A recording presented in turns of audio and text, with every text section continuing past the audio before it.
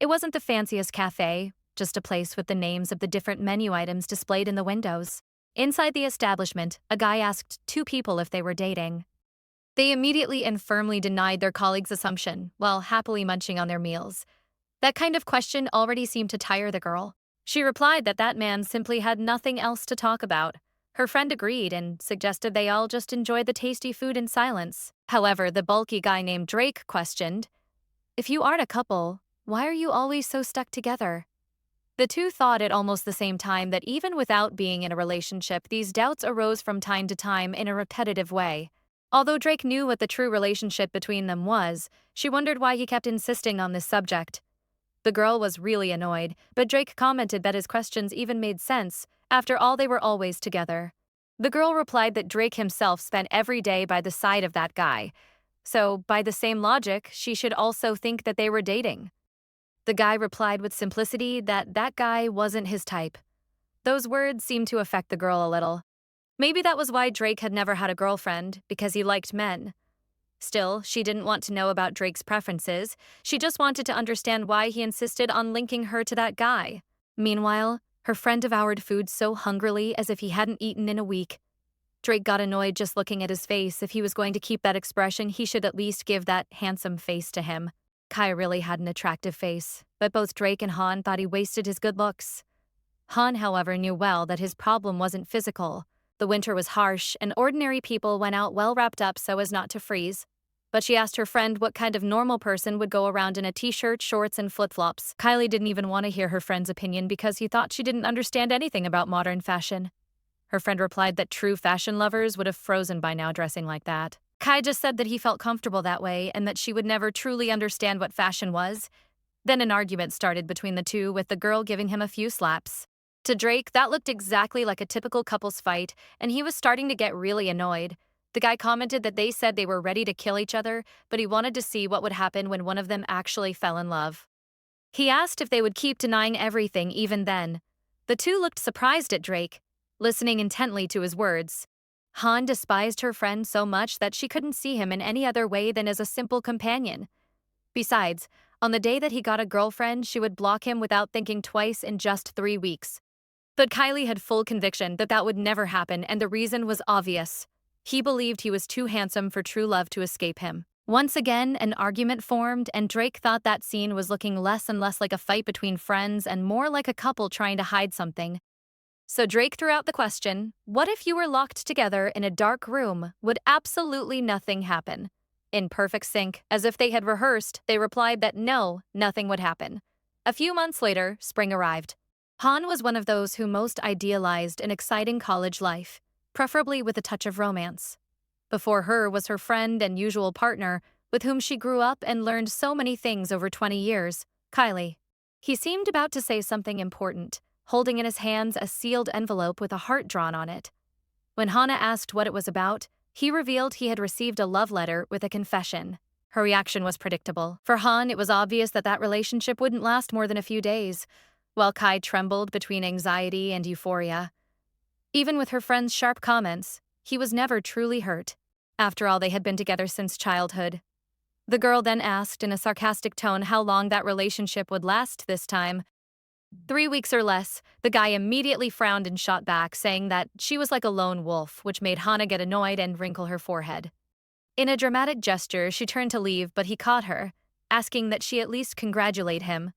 She continued mocking, questioning what kind of people still wrote letters by hand these days, but Kyle was so lost in his romantic daydreams that he didn't even pay attention to what she said. Han, smiling, bet that the romance wouldn't last even a month. She was completely sure of it. Time passed, and one night, while Hana was sleeping deeply, the phone rang. It was a call from her friend in the middle of the night, and even sleepy. As soon as she saw the name Kylie on the screen, she woke up completely. The reason for the call was sad, though for her not at all surprising. Kylie had ended the relationship. While he thought they were the ideal match, to the point of even buying matching rings, everything had crumbled in less than a month. He said that this time he really wanted to make an effort, but now he could only feel miserable, and ended up crying. The girl asked him to try and calm down, but he seemed buried too deep in his own feelings. If her friend was suffering, she believed she should share that burden with him. However, for some reason, all she felt like doing was laughing at that sad situation. at least from his point of view. She tried to comfort him somehow, but ended up letting out a laugh, which Kylie noticed immediately. The guy asked her to go to the bar to console him, and even without feeling the same pain, Hana walked there with a light smile, as if nothing had happened. When she arrived, she found Kylie slumped over the table, already quite intoxicated. The attendant soon wanted to know if she was his girlfriend. As always, she immediately denied it, saying she would never date an idiot like that. It was already close to closing time, so the employee ordered her to take him away as soon as possible. By instinct, Hana began to apologize, but soon realized she wasn't to blame for anything. Still, the attendant called the manager, saying that the guy's girlfriend had arrived while she kept insisting that wasn't the case. The girl tried to stay calm, observing her heartbroken friend, not knowing exactly how to take him home. A trace of melancholy appeared on her face. Gradually, she began to realize that he was truly devastated. Maybe she shouldn't have laughed at that earlier. She tried to wake him, but something caught her eye at the bill for the items he had consumed at the bar. To her surprise, it only listed 1 bottle of soju and 1 of soda. She couldn't believe he hadn't managed to finish even 1 bottle. She asked how it was possible to have gotten drunk on just 4 shots and commented that maybe there was no one else in the world who got so messed up on so little. Soon he started mumbling that typical drunken nonsense, but Han didn't want to hear it. She informed him firmly that the bar was closing and it was time to leave. Kylie's slurred words began to change gradually to a single name.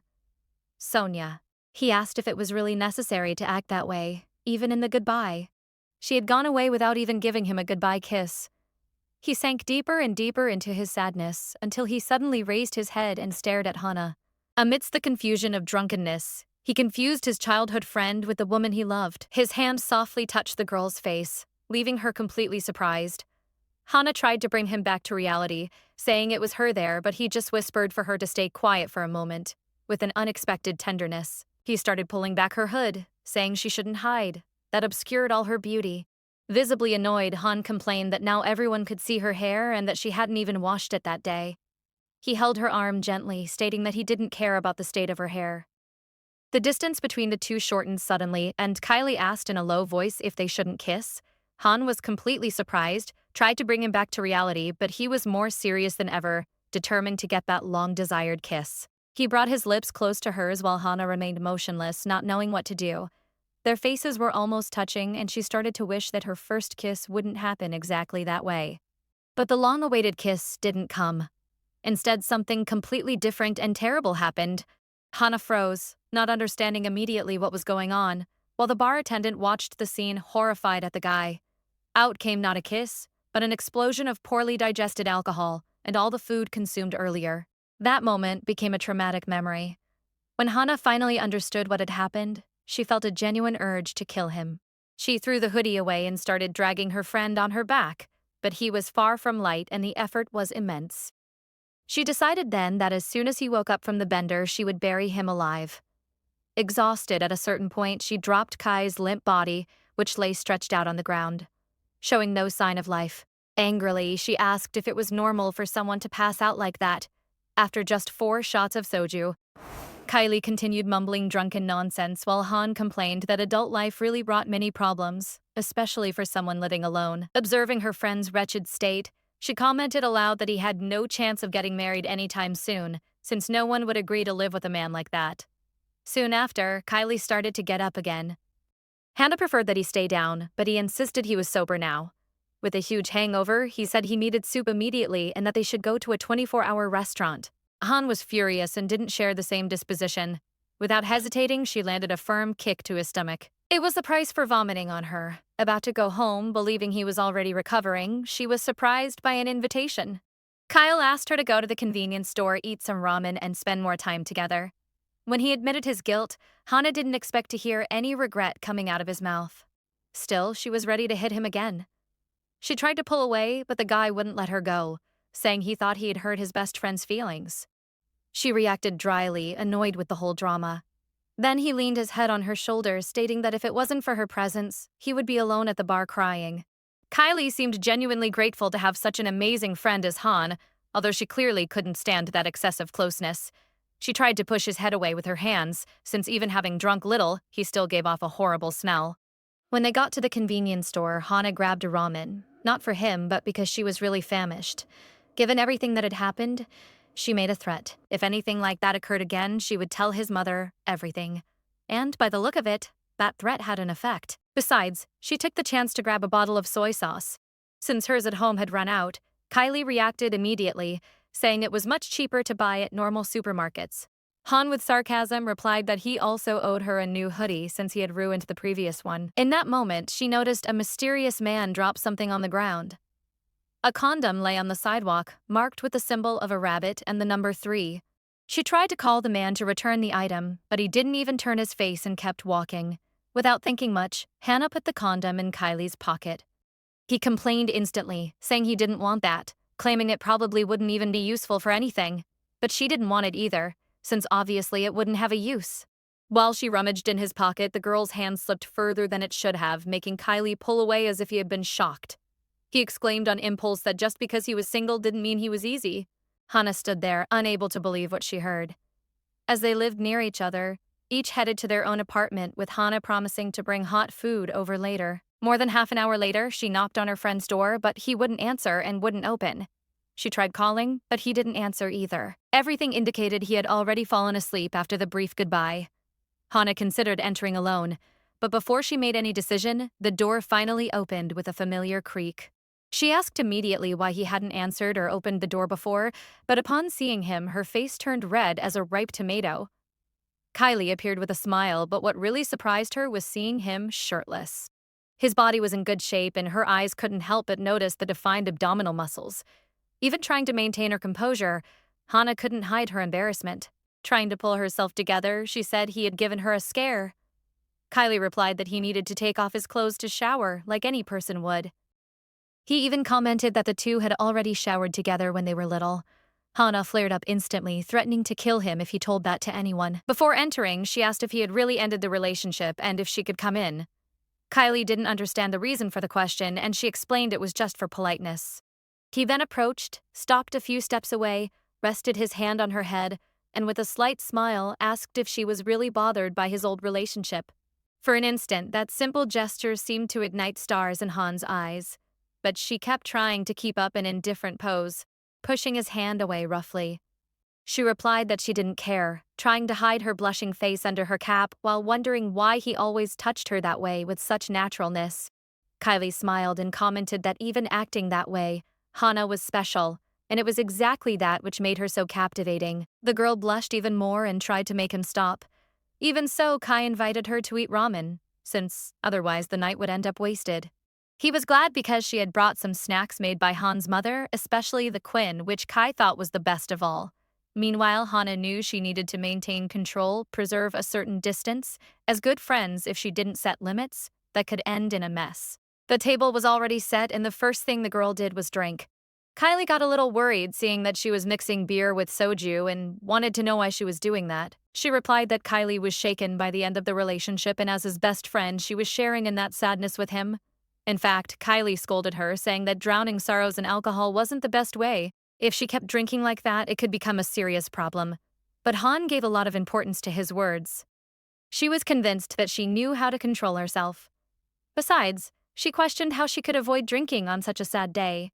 Despite her relaxed tone, a mischievous, almost naughty smile appeared on her face. The first rays of sun came through the window. Hannah seemed to have really overdone the drinking. She was slumped on the floor without her shirt. Still, she managed to get up with an effort, grumbling that she shouldn't have drunk so much, for her head throbbed as if it were going to explode. She was amazed by the strength of the pain and didn't even know how she had managed to sleep. She only remembered eating quin ramen, and after that, her mind was a blank. Looking around, she saw several empty bottles of soju and was stunned noticing how much she had drunk. She thought it wasn't possible to have drunk it all alone. It must have been just one bottle, according to herself. Resting her hand on the floor, she noticed something strange. She touched something slippery and sticky. Han found that odd, turned her face toward what she had touched, and, upon realizing what it was, got a shock and pulled her hand away quickly. She remembered that the night before she had given Kai the condom that a stranger had lost. Now the doubt consumed her why it was there on the floor, with the packaging open, as if it had been used. Han was visibly scared. She was partially undressed and knew there was no way Kylie had used that alone. Gradually, disturbing thoughts began to arise. She looked for Kylie and soon found him also slumped on the floor, shirtless, near the table. Upon realizing that he was also partially undressed, a new wave of thoughts invaded her mind. Hana couldn't accept that. Because of the drink, something could have happened between them that night. Images of the two together, touching and so close, suddenly appeared, and she hoped desperately that it wasn't real. A tense smile appeared on her face. If it were a common romance, that incident would mark the start of the love story between them. She imagined they must have drunk so much that they ended up exchanging smiles, and thus their love story would have begun. But deep down, even Hana knew that wasn't how their story would start. The truth had already been there for a long time. It didn't matter what that meant. Han always had feelings for Kylie. However, she also understood she wasn't the kind of girl he looked for. All that was nothing more than an embarrassing situation. When they were 16, Han asked if the class president had already confessed to him and Kylie confirmed it, but said he rejected her without hesitating. At that time, she couldn't understand his decision. The president was very beautiful, but he stated she simply wasn't his type. Hana commented, "It was rare to find someone as pretty as that girl." Still, the guy seemed indifferent, saying he only gave importance to what he liked and not appearance. Curious, Hana asked what kind of girl he really liked. The question seemed to leave him thoughtful, as if even he didn't know for sure. She waited for the answer while savoring an ice cream, imagining if he would say his ideal type was actually her. Because if it wasn't her, then who would it be? If she wasn't his ideal type, why did he spend his whole life by her side? Kylie approached, asking that she also come closer. A light blush colored Han's face, and she questioned herself. What if he said his ideal was her? How should she react? Then Kylie reached out, holding her wrist delicately. She still held the ice cream, but instead of answering with words, he simply took a bite of the ice cream she was eating, leaving her paralyzed with surprise while staring her in the eyes. She got annoyed and wanted to know why he was taking her food. Still, Hana didn't give up on wanting to hear directly from him what his ideal type was. She wondered why she kept fueling hopes. They had always been just great friends since childhood, but what if in the end she really was the kind of girl he looked for? Kylie replied that his ideal was a tall and crazy girl. Han was surprised by those words. Clearly it wasn't her, since she barely reached 5'1". Besides that, he added that he also cared about the person's soul. He wanted someone with a beautiful soul. Han sighed and asked where he intended to find someone. At that, Kylie stated that he had already found her. It was her because she was also crazy. Indignant, Hana asked if he meant to say she was his ideal type, but he denied it, remembering that he had said he liked tall girls and that she couldn't be proud of that. Laughing, he asked if she was disappointed. Han replied she didn't care about that. She had only asked out of curiosity. Trying to console her, he patted her head gently, saying not to be upset, that maybe she would still grow a little more and, who knows, end up becoming his ideal. A gentle smile appeared on Kylie's face. Han was surprised by his words and the sincerity that shone in his gaze, but as much as she tried, she never managed to grow, despite the stretching, the attempts, and the efforts. In the end, Kylie ended up falling in love with another girl. Maybe that was just a sign that he only wanted to keep the friendship between them, and, although that broke her heart, she decided to change nothing. Whenever he started dating, she simply stopped talking to him and only came back after the relationship ended. Han believed that the line between them was still well-defined, but then that happened, and now she didn't know what to do. Now dressed, the first thing she desired was to leave the apartment as fast as possible, trying to act as if nothing had happened. But when she tried to leave the scene discreetly, a hand grabbed her leg. She knew very well whose hand that was. Her escape plan had failed completely. Kylie had woken up and didn't seem disposed to let her go so easily. The girl even shuddered with nerves. The guy wanted to know where she was going without even saying goodbye, and Hana found no words to answer. He then looked at her and asked in an enigmatic tone if they shouldn't finish what they started, leaving Hana completely confused. She wanted to know what he meant by that. She was surprised, even a little scared of his behavior, but Kylie wasn't referring to anything intimate. What he meant was something else, hangover soup for breakfast. Han was still dazed. She could barely swallow a single spoonful while Kylie seemed to be always in a good mood. They never touched on the subject of that night of drinking. Kylie acted as if nothing had happened.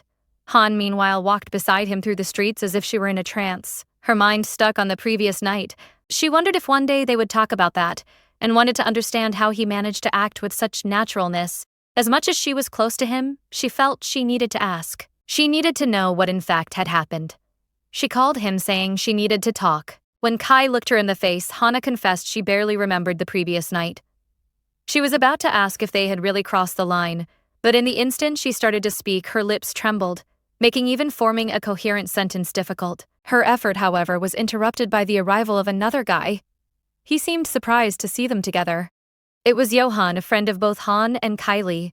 He gave them a good morning and asked how they were, but the girl was startled by his sudden appearance. By the look of it, he had heard part of the conversation, especially the mention of a possible mistake caused by the drink, and didn't hesitate to ask what exactly she meant by that. Han tried to change the subject, but she was terrible at that. The attentive and inquisitive eyes of Ohan remained fixed on her, saying that he had surely heard something about the mistake from last night. Then, she managed to get out of the situation, saying she just needed some advice from Kylie. Yan seemed to believe it, but he had already drawn his own conclusions. He was convinced that the two, at last, had gotten together while they were drunk. Upon hearing that, Han interrupted quickly, changing the direction of the conversation with urgency, and said she had something to do and needed to go. She tried to pull away from the two guys. Kylie tried to stop her, reminding her that she wanted to tell him something, but Yan held him back, giving her the chance to escape.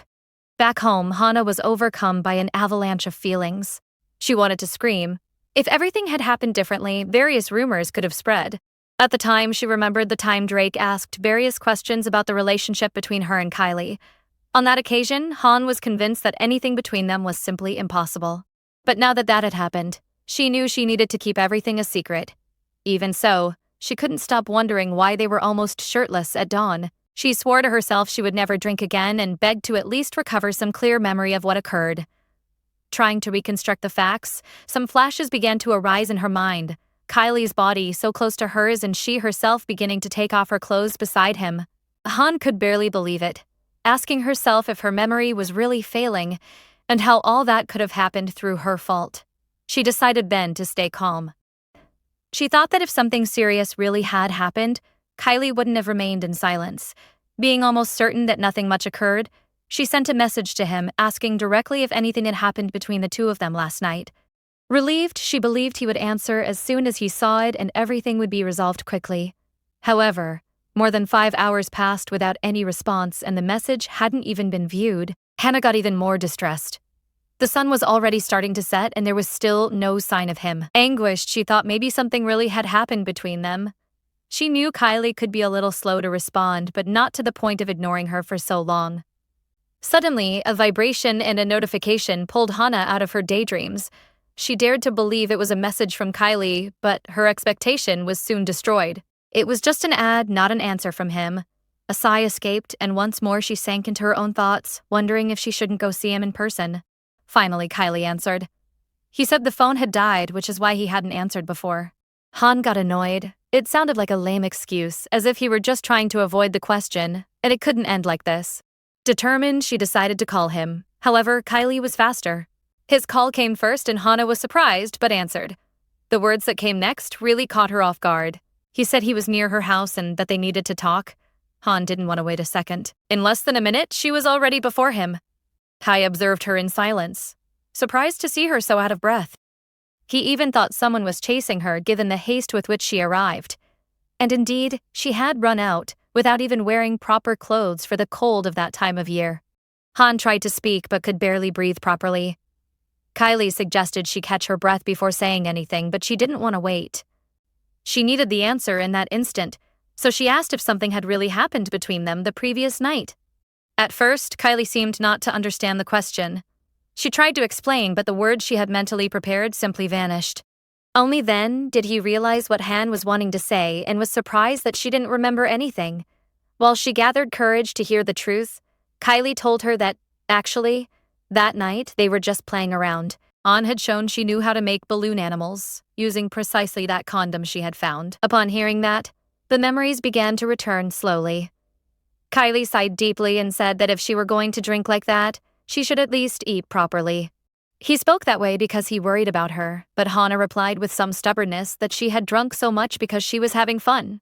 A huge relief invaded her mind upon discovering that indeed, nothing had happened, but her thoughts were interrupted by Kai's next words. He guaranteed that she didn't need to worry about him. After all, she knew him better than anyone, since they were friends since childhood.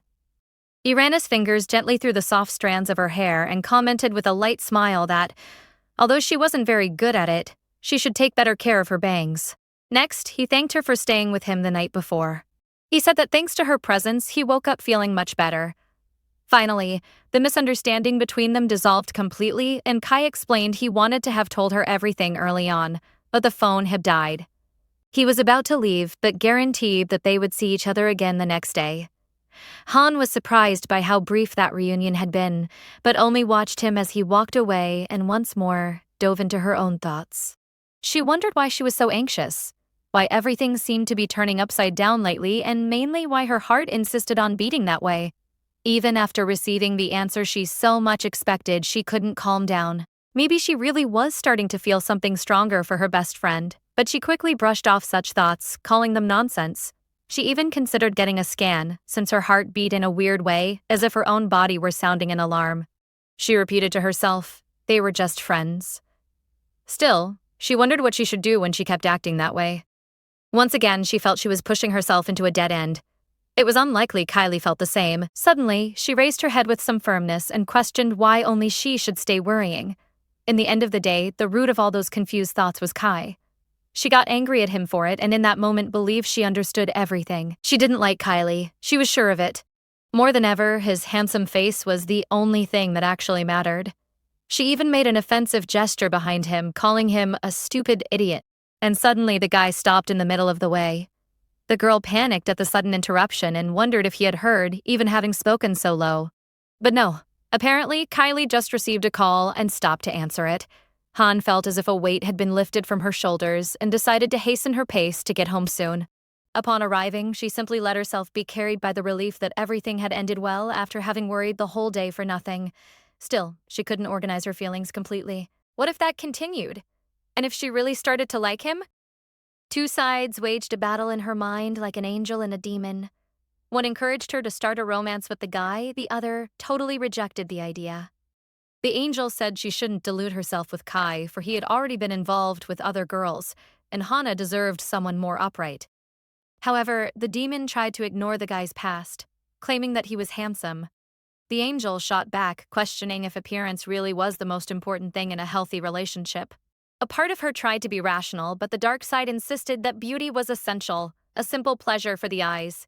Wanting to vent, Hana started punching her pillow, wishing all those voices in her head would disappear. Once more she tried to convince herself that he was just a friend, nothing beyond that, and that she didn't harbor feelings for him. It was then she came to a curious conclusion. In the past, and now the only guy who was always at her side was Kylie, therefore, all of it was just a misunderstanding. She started to think about something she once heard, the spark, that sudden feeling that arose even from holding someone's hand, like a storm of emotions. But reflecting well, she had never felt that before, and maybe it was worth trying. She thought that a relationship could pull her out of that crisis, and if it were true, the spark would eventually appear. Motivated and proud of her brilliant idea, she got up from bed in a jump. She needed to test her theory. On the next morning, she was already on her way to classes at the university. Still inflamed by the idea of feeling that spark, she entered the room where some students were waiting for the professor. Among them were familiar faces like Johan, Drake, and her childhood friend Kylie, all entertained with something on their phones without even noticing her arrival. It was Ohan who noticed her first, and soon the other two also noticed her presence. He was surprised to see her there. After all, she almost never appeared in that elective subject, but he didn't have time to comment on anything. He interrupted the thought abruptly upon seeing Han in search of the spark hold Kai's hand with delicacy. For an instant, a heavy silence took over the four of them. No one knew how to react. The three guys stared at the scene with confused and surprised expressions, while the girl maintained a shared seriousness. However, upon touching Kylie's hand, Han at least didn't feel that sensation she so much expected. Kylie looked at his friend, visibly surprised, not understanding what she was trying to do. Still determined to find some trace of that emotion, Han slid her hand and intertwined her fingers gently with his. This new gesture provoked an even greater wave of shock among the guys. It wasn't just confusion anymore. It was pure shock. Kylie first looked at his own hand trapped by hers and then raised his eyes not knowing what to think, and asked what she was doing. Han, however, didn't answer, reflecting to herself that she couldn't be wrong in her theory, although the spark simply didn't appear. Suddenly, she exploded into a hysterical laugh and stated aloud that she was really right. Then, she left the classroom, convinced that between her and Kylie, no spark could exist. Walking through the hallways with firm and noisy steps, Han felt happy for finally having certainty she didn't harbor feelings for her best friend. She decided it was enough just to avoid the situations that made her heart race, maintaining distance from Kylie, and soon she would go back to being the same as before. Meanwhile, among the three guys, the conversation followed without pause. Kylie seemed indifferent to what just happened, but Johan and Drake didn't stop commenting on what they had witnessed. Once more, the same annoying question arose. Drake wanted to know if there was something between Kyle and Han, but the guy denied it again.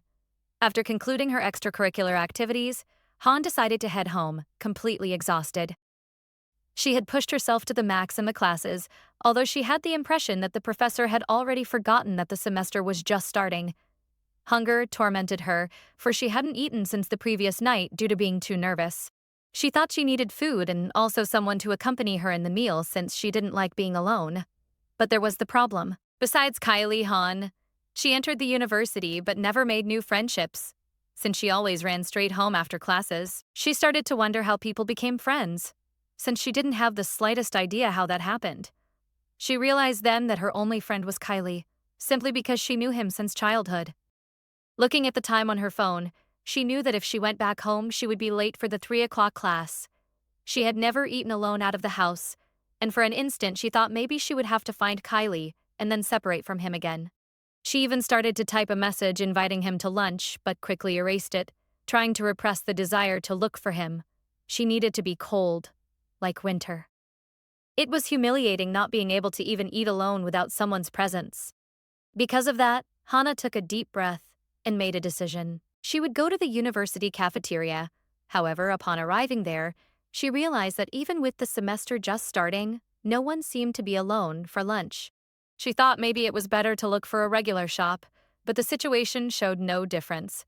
Everyone was sitting in groups. This made her reflect that maybe she would have to stay with headphones or would have to be late for the next class and go eat at home. Behind her, however, a familiar silhouette appeared. It was Kylie. He seemed surprised to find his friend there, especially in that situation, just standing there watching the others eat together. He called for Hana and asked why she was alone. She turned slowly toward the voice and he, smiling, greeted her and invited her to eat with him, commenting that he was also hungry. However, suddenly, Hana vanished like dew under soft morning rays. Even Kylie was surprised by the speed with which she vanished.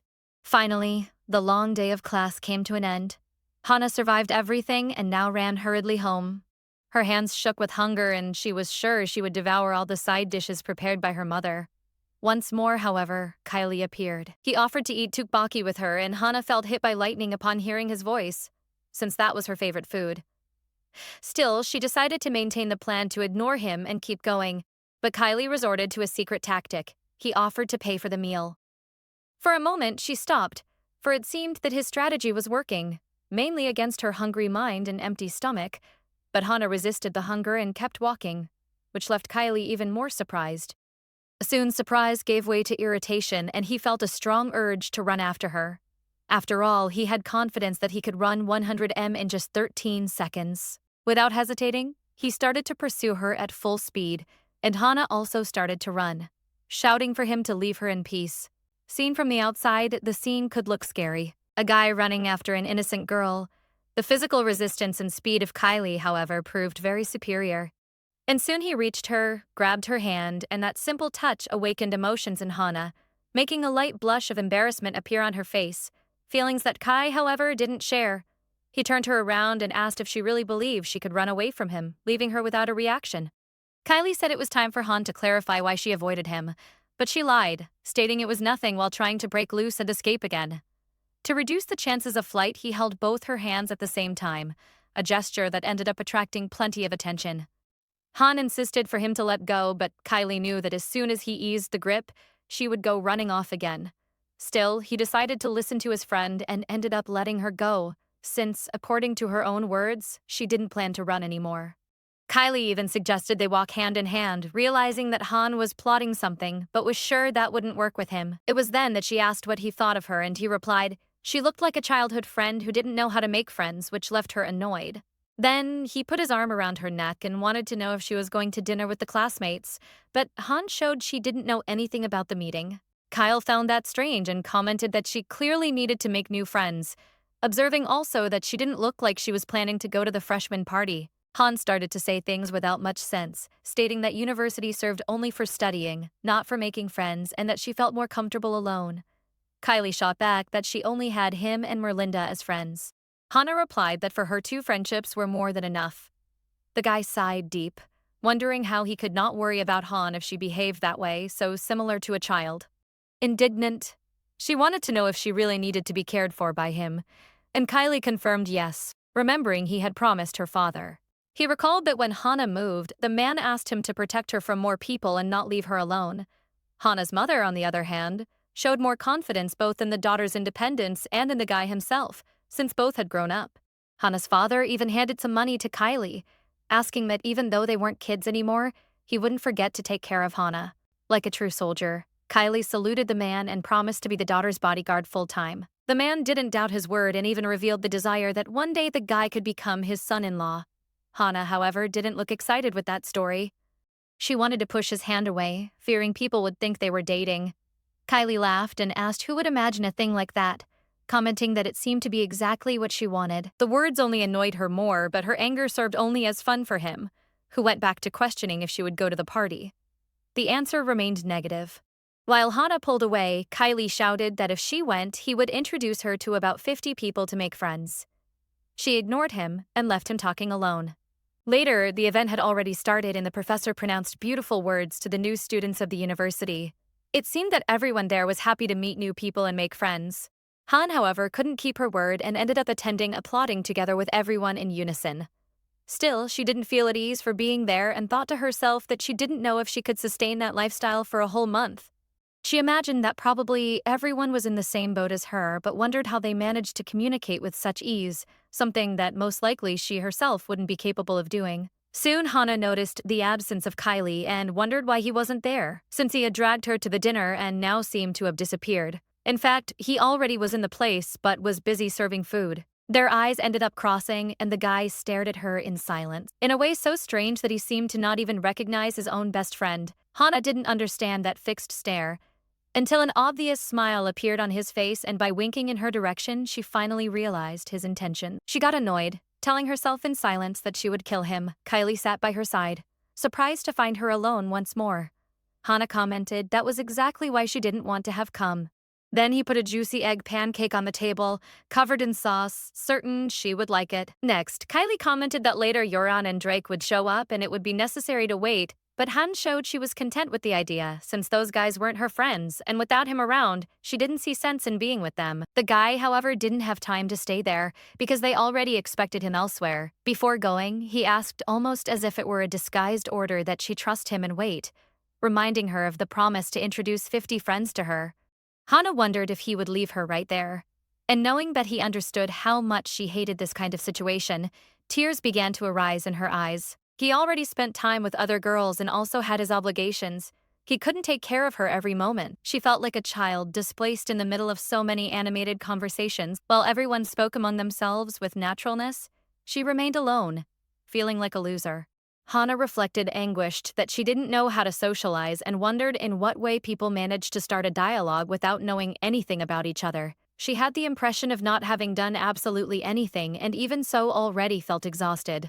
She even thought if it wouldn't be better to leave hiding as soon as she had an opportunity. In that moment, a guy noticed her and commented in an obvious way that she looked nervous. Han looked around and he understood immediately she was, without doubt, a freshman. The girl even thought about leaving discreetly so no one would notice, planning to go to a cyber cafe, but the plan failed when the same guy sat by her side saying he was surprised to see her alone. Han stared with surprise and a portion of silent questions. He tried to introduce himself while she only wondered if he would also be a freshman like her. She replied in an educated way, greeting in return, but thought it would have been better to flee before, at least she told herself. She managed to give a hi before leaving, but the guy seemed a little weird, greeting her in an insinuating tone which she considered evidently odd. Han wondered why he reacted that way and if the students of that place had some special greeting instead of a simple hi. He noticed immediately that she was about to flee and wanted to know why. Han smiled awkwardly upon noticing she had been caught, and tried to invent some excuse to make him go away soon, since she had the feeling that there was something wrong with that person. Meanwhile, Kylie watched his friend from afar, surprised, wondering if she really had made a friend. That scene was impressive and made him reflect if everything was okay with her, for he found it strange seeing her talking alone with a stranger. In less than a year, it seemed that Han was changing, becoming more sociable and mature. Kylie, almost as if he were the girl's father himself, felt proud of her progress. Hana herself, however, didn't seem to enjoy that conversation with a stranger, even feeling a shiver run through her body. Since childhood, Han always had difficulty in interacting with others. Once, she had dug up a potato in the playground and offered it to the other children who ran off terrified. Only Kylie remained at her side. He was the only one who laughed at her peculiarities, finding humor in that curious way of hers. Another time, when they were seated in a cyber cafe, Kylie asked for a little of Hana's soup, but she refused, saying she didn't want to share, and telling him to order his own. He, interpreting her reaction wrong, simply pulled the bowl and started to drink the broth. The girl got furious and reacted, hitting his back. It was then that Kylie wanted to know why she never went out with other girls and spent the days only in the cyber cafe. The answer from Hannah came cold, as usual. She said it was easier to stay alone, since that way no one bothered her. Besides that she continued seeing the classmates at school, she added also that the interests of them didn't match because they didn't like video games and didn't watch anime. He shot back, insinuating that maybe it was the personality itself of her that got in the way when it was time to make friends, and those words annoyed her even more. Unable to contain the rage, Han started to beat on Kylie with all the force she could. For reasons like those, Han always had difficulty in communicating with other people, and although Kyle didn't understand totally, he perceived that in a way there was some sense in all that. Now witnessing his friend talking to someone for the first time, he was glad at the scene. Even without imagining that, in fact, she just wanted to flee from there. Hana had no idea what to say or how to act. Her hands tightened nervously, not knowing how to answer that guy she barely knew. Still, he made the obvious question, wanting to know her name. She answered awkwardly that her name was Hannah. The guy commented that the name was pretty and then introduced himself as Nid. He seemed to have already started to talk in a more informal way, but she didn't share in the same enthusiasm, asking herself how she should call him. Knight then pointed to the number 20 on his sleeve, explaining that that indicated his year of entry. Only in that moment, Hana realized she wasn't before a freshman. He added that rookies would always be rookies, but stated he thought she was very cute, which awakened an immediate reaction in her. Nade offered to drink with her as a way to apologize, but the glass was empty, which left her confused. Next, he shot her a suggestive look in the direction of her shoulder, increasing even more her confusion. Only then Han understood what he meant. There was a bottle of soju on the table and he expected her to serve him. She remembered that before she used to do small performances when serving or drinking, but now she didn't have courage to repeat that in front of a stranger. Nade then observed she was serving the wrong way, which annoyed her to the point of almost wanting to hit him with the bottle. He explained that when serving drink to the older ones, it was necessary to cover the label of the soju bottle in a certain way and pour slowly, without touching the glass. Besides that, he added that when drinking one must turn the torso and the head to the side, exactly as he demonstrated.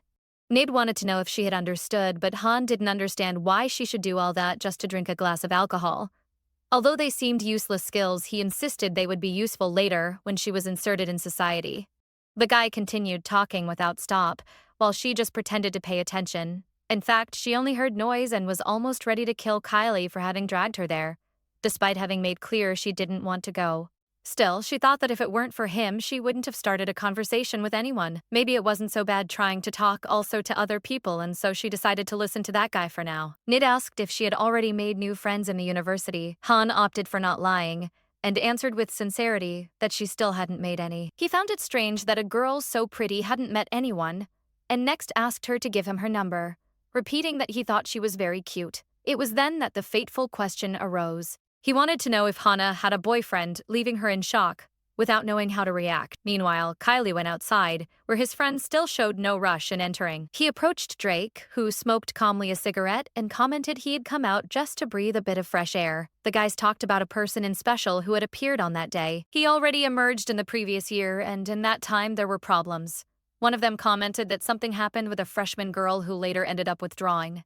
In that occasion, the subject had stained the reputation of the veterans and now seemed to have found a new victim. When Kylie wanted to know who it was about, one of the guys pointed in the direction of the current problem, explaining that he spoke that because he cared about him. He added that they really believed that Naid wouldn't appear anymore after the fiasco of last year, but they were mistaken. And the new victim was exactly Hana, who already seemed to have overcome initial embarrassment and talked normally. The subject continued talking, but Kylie had already stopped paying attention, for he understood the gravity of the situation. And there was Hana smiling and listening to that despicable individual, completely unaware of who in fact she had before her. One of the friends of Kylie suggested he not get involved, and that he treat Nid only as a senior, but Kylie thought in a way much more radical. Without hesitating, he decided to enter again in the building. When the friend wanted to know where he was going, Kylie answered he would go rescue that freshman, because it was about Hana, his best friend since childhood. He still murmured to himself that no one would believe in the unbelievable talent that Hana always had for being so unlucky, no matter what happened. He recalled a special day when he was talking with Merlinda about someone having asked Han to date, but the girl didn't give importance and said she didn't care. She preferred to go eat. Just as Han was about to open a door, the knob simply fell into her hands. It was normal when they entered, but for some reason it broke just in that moment. They ended up leaving the classroom that way and went to eat titakbaki near the school, arranging to meet again the next day. Hana seemed happy since the weekend was coming, but soon came one more misfortune. A bird dropped dirt on her hair. First the doorknob, then that. None of that seemed to be a good omen. The friends even commented that it would be better she lock herself at home. Kylie always joked that one day he would be a millionaire just to pay for an exorcism for her, since Hannah always was unlucky since little. Returning to the present, Nade made a joke, saying he needed her number for other purposes. After all, if there were any doubt, she could contact him. He believed that those words could have made her heart beat faster, but Han replied, no. The situation had changed completely. A few minutes before, she didn't even know how people managed to start a conversation, and now she was there saving Nide's number. The guy still bragged of having excellent grades in all subjects and stated she could trust him, saying he could help her to choose the right classes, to study and to get good grades with the professors. But Han started to get tired of hearing him speak only of himself. Deep down, she wished only that he stop. Her attempt to socialize wasn't going well at all she wanted was to leave there, for home or for a PC cafe. Any place would be better than that. Hana got up from the chair, decided finally to leave, but the guy showed surprise and didn't let her go. He grabbed her bag, trying to prevent her from abandoning the freshman party. He became increasingly intimidating, saying he was arriving at the climax of his story and that she would regret it if she didn't hear until the end. It was then that, in the exact moment, Kylie put his arm around the neck of his friend and asked sorry for the delay. Han looked with tears of genuine relief, recognizing that he arrived at the right time. She even acted in an exaggerated way, calling Kylie incredible, something that sounded strange even to her. Surprised, Nid wanted to know if they were dating. Kylie then grabbed the guy and pulled him out of the party, stating that that place was reserved only for freshmen, and that Nide wasn't one of them. He dragged him by force while the others struggled like a fish out of water, but his strength showed itself superior. Taking advantage of the opening, Han tried to act like an astute cat, ready to escape from there without being noticed. However, once more she lost the chance to leave in silence. Now it was Kylie himself who stopped her. Putting his hand on her head, he wanted to know where exactly she intended to go in the middle of the freshman party. It didn't take long to conclude that his friend only tried to sneak out while no one was paying attention. Annoyed, Hana wanted to know what he wanted. Kylie commented that she didn't even perceive she was just saved by him and asked what she would do with her life without his help. She answered she would live perfectly well without him, and then said she needed to go away immediately. However, Kylie stated that leaving in the middle of the party like that wasn't acceptable. Before, Han needed to make some new friends. At first, she made a face at the simple mention of new friendships, but shortly after her face lit up with a smile. Kai then introduced her to two girls, the sweet Suane, with silver hair and 20 years old, and Romania, with dark hair, also 20 years old. Shortly after came two more young women, Lauren with light strands and Liana with dark hair, both equally 20 years old. He believed that group would be a good combination for Hana and that it would be great if they all managed to become friends. Kylie, with a smile, commented that he still had some pending items and left, asking that the girls enjoy the night. Han even seemed more comfortable than she had been beside the insistent Nid, but knew her smile was just a fake mask. The worst was the feeling that was starting to take hold of her. The weight of the awkward silence. With Nid, at least she could answer with monosyllables, which made everything easier as if it were a difficulty level of 2 stars in a game. But with those girls, the level of conversation seemed way beyond what she could sustain, something that maybe exceeded 5 stars of difficulty. It couldn't continue like this. That discomfort would suffocate her. So she got up and said she needed to go to the bathroom. She took refuge in the bathroom, sitting on the toilet, while looking on the phone for an answer for her great doubt how one makes friends. Even she herself was surprised at resorting to something like that, since it seemed impossible to imagine until yesterday that she would live a situation like this. Then came the discovery. According to what she read in a video comment on YouTube, it was necessary to talk about trends. Excited, Hana went back to the table and asked the girls if they already had tried the famous spicy broth. At first it seemed to her the perfect question, but soon she realized how much that was an idiocy. It was obvious that they hadn't tried it. After all, that was an old meme. Next, she started to torment herself, convinced that it was exactly because of silly questions like that she didn't have friends. To make it worse, silence hung in the air. Accompanied by the fixed stares of the girls, Han was on the verge of going crazy, until Suane and Romania broke the silence. They said that yes, they already had tasted it. Those words brought her an enormous relief. It looked like a victory. Romania commented she hadn't liked the dish much, while Suane revealed she had enjoyed it.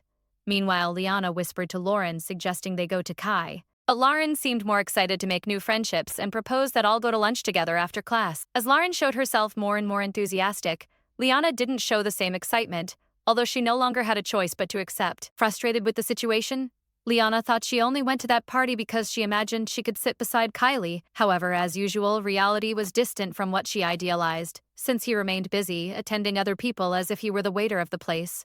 The party finished, and the new students now were standing in the dark street of the city, illuminated only by the posts. There was the desire that that newly formed friendship last at least a little, and that later they didn't pretend simply to not know each other. As a test, Yan asked the new friend Swan if she remembered his name. She murmured without managing to pronounce it right, and he needed to repeat. Han observed everything with a smile. In the beginning, she didn't like at all the idea, but now she was happy for having gone. After all, no one would think erroneously that she was dating her childhood friend. She even came to reflect that it wouldn't be bad to spend less time at his side and more with the new friends. When they started to say goodbye, Hana commented she would go in that direction and wanted to know if anyone else would follow the same path. But only Kyle was at her side. All looked at them and whispered. And Drake wanted to know if they were going away together again, increasing even more the rumor that they would be dating. Han looked at Kai. It seemed that all her efforts to distance herself from him crumbled. Her look of irritation surprised the guy who stared back at her, intrigued. In her thoughts, Hannah came to blame him as if he were the reason of not having friends. So she said for him to go home first because she would stay another half hour there before returning alone. But Kylie started to joke, stating he had fear of being followed by someone suspicious. Johan and Drake once more interpreted that the couple only tried to hide a secret romance, and Han even suggested that the two accompany Kylie. But Drake refused immediately, saying he needed to go to the gym since it was day of leg training for him, and that he would have to carry her later. Hearing that, Han had no idea what they were talking about. Soon, Swain was moved with the friendship between Kylie and Han, commenting that such sincere bonds cultivated since childhood were wonderful, and she even said they formed a perfect couple. The words made both Kylie and Hana shudder and freeze inside. The simple idea of dating each other caused them revulsion, almost nausea. Kyle hurried to state that he could never date Han because his standards were quite high. Swain replied in a literal tone that Hana didn't seem to be tall, smiling nervous. Hana even apologized to Swain for having been born that way, saying that the fault was only of the parents. Suan replied that wasn't what she wanted to say and asked sorry in an exaggerated way. Han found that sincerity fun and didn't resist provoking her, asking if she should pass because now she was her new friend. When Kylie started to say that Hana didn't want to make friends, she gave him an elbow in the stomach and told him to shut his mouth. Shortly after came the moment of the goodbye, and each followed their path. Han, however, wasn't satisfied with the way things ended, because she didn't want the others to go and leave her alone with Kai. In the last instant, Drake still turned around, signaling he would observe them closely. Han felt bothered with that attitude, thinking he looked like a crazy person.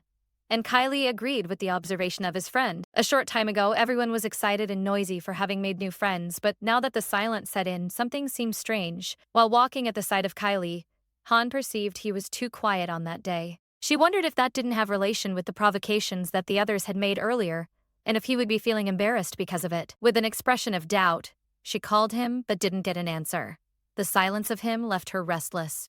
Looking at the friend, Han questioned herself why she couldn't tear from him any reaction and if she had said something wrong before. The idea that he hated being target of provocations worried her even more, mainly because maybe he had to deal with her the whole time. Han reflected that if he really didn't like being at her side, he could simply say it. The silence of him left her anxious, almost driving her crazy. And she even thought that maybe it was she who should propose the distancing first. Gathering courage, Hana called Kylie, hesitant, commented about the two, wanting to know if it wouldn't be better to spend less time together. She tried to justify herself, saying that people could be interpreting wrong the fact they were always side by side. She answered she didn't care.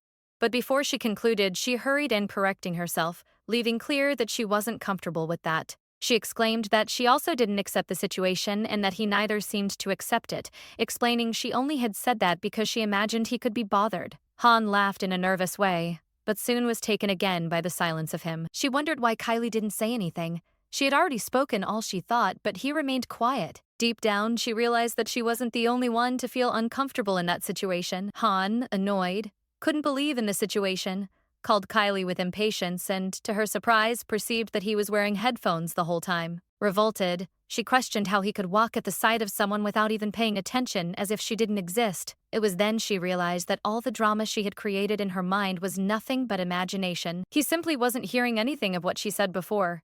She felt shame for having thought too much and recognized that it always was like that. She ended up carrying alone. Indignant, she went back to complaining, calling the attention of him in a loud voice. She grabbed the device and reinforced it was rude to walk accompanied and still use headphones, stating she would stay with them for a while as a form of punishment. Kylie complained, saying he didn't have even freedom, remembering that he had helped Han to make friends on that day, and even so was being treated that way. Suddenly, he surprised her by noticing her blushing face, approaching his hand slowly. Kylie touched her forehead and asked if she was with fever, leaving her confused with that attitude. He stated it was exactly for that reason, that she shouldn't drink so much, since she couldn't handle it, and asked that next time she didn't overdo it, for that left him worried. After examining her, he concluded she didn't seem to have a fever, which left her even more without words before his unexpected concern. Hana woke up from that trance-like state nearly burning with shame, and soon became irritated with Kylie's insistence on touching her. She exploded in anger and imposed ultimatums. 3 meters distance, no touching, no calls or messages, stating that this was why people ended up misunderstanding the situation. Then she walked away ahead of him. Kylie, surprised, wondered why she was in such a hurry and reflected that she really had a strange personality. He promised himself that next time he wouldn't bother her even if she were drunk. Still, he considered it a pity. By showing just a little care, it seemed like he would already be eaten alive. Back at home, Hana seemed truly bored by the whole situation with Kai. Now she was certain she would keep her distance from him. She decided that no one else would think they were in a relationship, and she wouldn't even have that kind of thought anymore. Observing Kylie's profile picture, she remained in silence for a while before deciding it was time to sleep. All of that irritated her so much that she concluded that from the next day on, they would need to avoid each other at all costs. The next morning, after a long night's sleep, Hana was awakened not by the singing of birds, but by the irritating ringtone of her cell phone. Upon answering, she heard her mother greeting her amidst the rush of cooking and working, questioning why her daughter was still in bed. Hana grumbled that it was the weekend and asked if her mother was really working, to which she replied it was just another ordinary day. Immediately after, she mentioned she had prepared food for her daughter, including marinated crab, her favorite dish. Hana's mouth even watered just thinking about it, but the enthusiasm was cut short when her mother said she had also made some for Kai. Hana became infuriated, complaining that she would have preferred the food to be separated into different containers and stating she didn't want to take anything to him. The mother, however, insisted the young man had to eat anyway, since he loved her marinated crab, and she even decreed that it was an order. Frustrated, Hana sighed, hearing her mother demand that she take a photo of the food already in Kylie's fridge to prove she had fulfilled the task. A few minutes later, the food arrived packed in jars. Hana stared at it, thinking if she shouldn't just eat it all herself, but her conscience weighed on her and she ended up deciding to follow her mother's order. She walked to Kylie's apartment, convincing herself she was doing it only out of obligation, not out of will. Upon arriving, she noticed the windows were closed and thought he was probably still sleeping. She then decided to act like a spy. She would enter quickly, put the food in the fridge, take a photo, and avoid meeting him as much as possible. Certain that he was sleeping, she typed the door code, which she knew very well, and entered without difficulty. The interior was surprisingly dark despite the sunny day. Moving stealthily, she opened the fridge and began putting away the side dishes prepared by her mother. But at that moment, Kylie woke up and noticed a strange figure in his house. Without seeing clearly, he saw only a shadow moving near the fridge and thought, alarmed, that it might be a thief. He found it strange that someone would rob specifically his fridge, which barely had water, but he still armed himself with a dumbbell, ready to react While Hana finished arranging the food, Kylie burst into the kitchen demanding to know who was there. Hana nearly fainted from the fright and, upon turning around, revealed her face, leaving Kylie completely confused as he realized the supposed thief was, in fact, his childhood friend. He asked what she was doing there, but Hannah didn't answer immediately. Her gaze had stopped on his lower half. Only when he insisted a second time did she stutter and order him to get dressed, reminding him they were friends, but not that close. Kylie, surprised, realized he was only in his underwear, quickly put on pants, and grumbled that he was in his own house and therefore could dress however he wanted. In the middle of the chaos, he still wanted to know why she looked so intently, but Hana looked away embarrassed and replied defensively that he was crazy, since she hadn't looked at anything. Then Kylie turned on the lights in the apartment and, remembering the promise from the night before, commented that she had said she wouldn't write or call and asked what it meant to show up there suddenly. Hannah replied that she hadn't come for him but only to deliver her mother's marinated crab, grumbling that she had no choice. Then she said that since her mission was accomplished, she had no more reason to stay. Even so, Kylie soon suggested that since she was there, they could eat together. Irritated, the girl asked if he really thought she would be willing to have a meal with him at that moment, reminding him she had already said the day before that it would be the last time. Kylie commented that she was very insistent and questioned if she believed that would keep them apart. Facing the provocation, she growled in anger, saying he really knew how to make her furious. He smiled in a relaxed way, and she wondered if he did that on purpose or if he was just naive. Hana asked him to stop playing around, stating she had already made new friends and that anything between them was over. Kylie, laughing, recalled the time she said she wanted to go to the same college as him and asked when she had said that. Surprised, she retorted, asking if he was insinuating she chose the college because of him. Kylie responded evasively, saying that back then she herself had said she heard he was good at making friends and that they should work hard together. The girl, startled upon remembering what she had said before, wondered if she had completely lost her mind. Later, while walking down the street, she complained out loud, remembering that the last time they bought the hoodie, everyone started to suspect them. He tried to justify that if they acted that way, they wouldn't raise any suspicion, but he believed it was precisely her behavior, imposing the 3-meter distance rule, that ended up making everything even more suspicious. She guaranteed she had no intention of staying close and stated she was only accompanying him because he had promised to buy a hoodie to replace the one she threw away. He commented that the way they were acting made it look like an older brother taking his grumpy sister shopping. Losing patience, she replied that it didn't matter as long as they kept the agreed distance. Kai insisted she come closer, but she continued refusing, protesting out loud that she didn't want to. In the middle of the argument, he ended up pulling her by the arm while she shouted for him not to get close or touch her. The scene caught the attention of people around them, and some curious gazes turned toward them, finding the commotion strange. At that moment, an acquaintance from a distance recognized the two and commented in surprise that it was Kylie and Hana. For him, there was no doubt. The two walked side by side, holding hands as if they were a couple. Shocked, he concluded that it was incredible, barely able to contain his excitement. Tired of the teasing, Hana stated she didn't need help and that she knew how to take care of herself.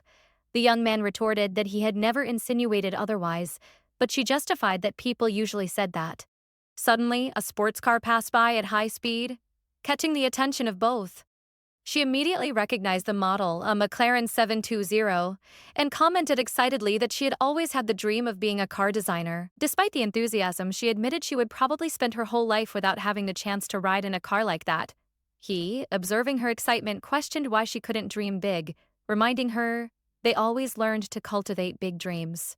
She reflected that by dreaming big, one also ran the risk of facing big disappointments. Still, she admitted she might still have a chance to ride in a McLaren someday. The young man, in a practical tone, replied that before that, she should first get her driver's license. Finally, Hana questioned who would have the courage to drive a car like that in the middle of the city. Kylie concluded in an obvious way that it could only be a human being. The two watched as the vehicle approached. Hana imagined only an older man would step out of such an extravagant car, but she was surprised to see that the driver was a young man with a striking and elegant appearance. "He looks like an elf," she commented excitedly, admiring the unusual beauty. Kylie, on the other hand, showed disdain, considering him just someone with a troublemaker vibe. While Hana let herself be carried away by admiration, Kylie tried to regain focus, reminding her they had other matters to attend to. But at that instant, the stranger began walking toward them, attracting even more of the girl's attention. The atmosphere became heavy when the gazes of the two young men met. The gray-haired man asked coldly if Kylie wasn't going to get out of the way, and both stood face to face, measuring strength in silence. Hana froze in fear, fearing he had heard their conversation, and wished only to disappear from there without drawing attention. Suddenly, an elderly woman interrupted the scene, scolding the two for blocking the way. The old lady, with an air of superiority, simply ordered them to move, claiming she was too busy to waste time. Confused, Hana didn't quite understand what had happened, but decided to leave the matter behind. Kylie was still complaining, insisting it wasn't him who started the confrontation, but the man who refused to move. Hana, tired, preferred to remain silent to avoid more trouble. Still, she couldn't get the stranger out of her head and wondered what kind of person he really was, though she concluded she would probably never see him again. Kylie hurried for them to move on, reminding her they needed to buy clothes. Upon entering the store, they were greeted by a smiling attendant who immediately complimented them as a lovely couple and asked if they were there to buy matching clothes. Embarrassed, Hana vehemently denied it, stating they were just friends and were there only for ordinary clothes. The attendant, however, didn't seem convinced and, full of enthusiasm, commented that all young couples said the same thing, including herself, who had started that way with her husband and now had 3 children. Not knowing how to react, Hana and Kylie left the store as quickly as possible after buying the hoodie, promising never to return. Kylie, indignant, stated that anyone with eyes could see clearly they were just friends. Hana, out of patience, punched him in the stomach and told him to shut his mouth. Finally, she got the hoodie she wanted. For a moment, she almost felt sorry for Kylie spending so much, but soon concluded she had come out on top. She wondered if that wasn't unexpected luck and decided to rest that day, prepare for school, and sleep early. Shortly after, she received a notification from her bank confirming the payment. She still had a decent balance, despite it being 2 weeks until her next allowance, and concluded her spending was within acceptable limits. As she walked and sipped her iced coffee, she thought about having lunch with her friends after class. The start of that day seemed perfect. She felt refreshed and enthusiastic, decided to hurry so she would arrive at the classroom soon.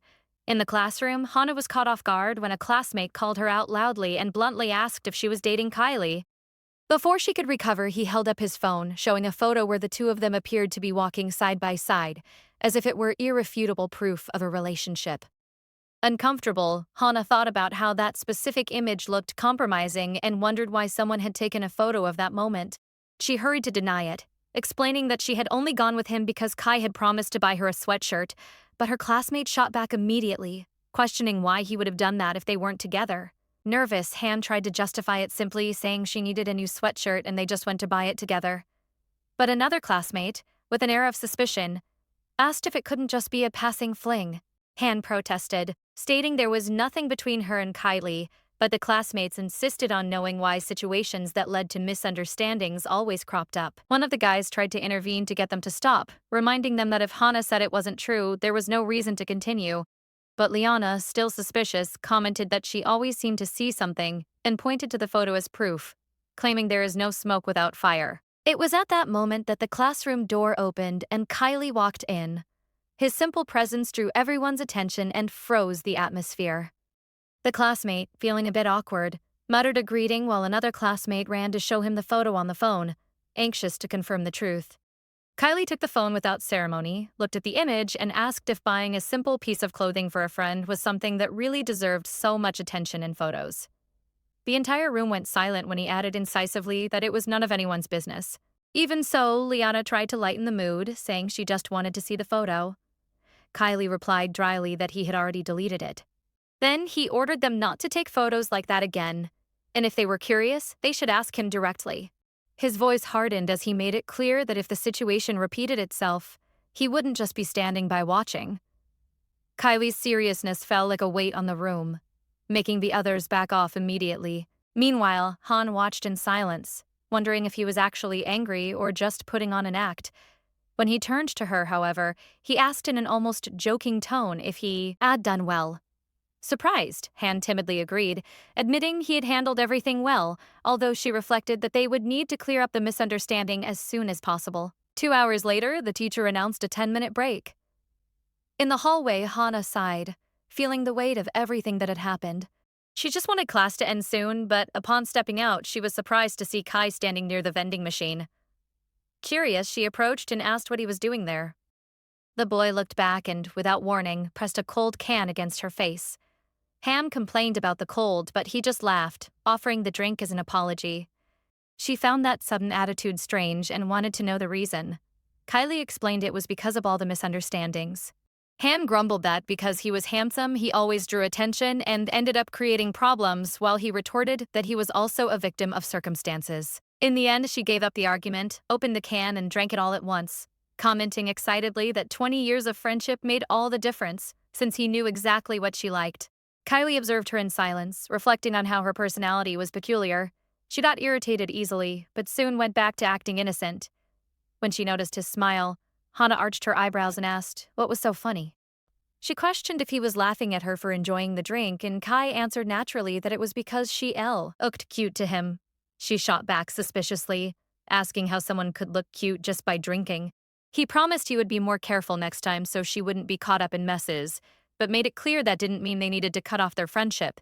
He invited her to enter the room with him, but Han complained, reminding him that he himself had said he would be more careful. While she got irritated, Kylie thought to himself that her kindness and unpredictability were exactly what made her charming. It was a shame others didn't see that. With a discreet smile, he admitted he liked that side of her. Han, embarrassed, replied that he was talking nonsense again. From afar, Liana watched the two of them, wondering why they stayed together, since both claimed they weren't dating. With a suspicious look, she concluded that Hana was truly funny, and thought silently that she wanted to see how far this would go. Later, at the end of class, the girls gathered around a table full of colorful sweets.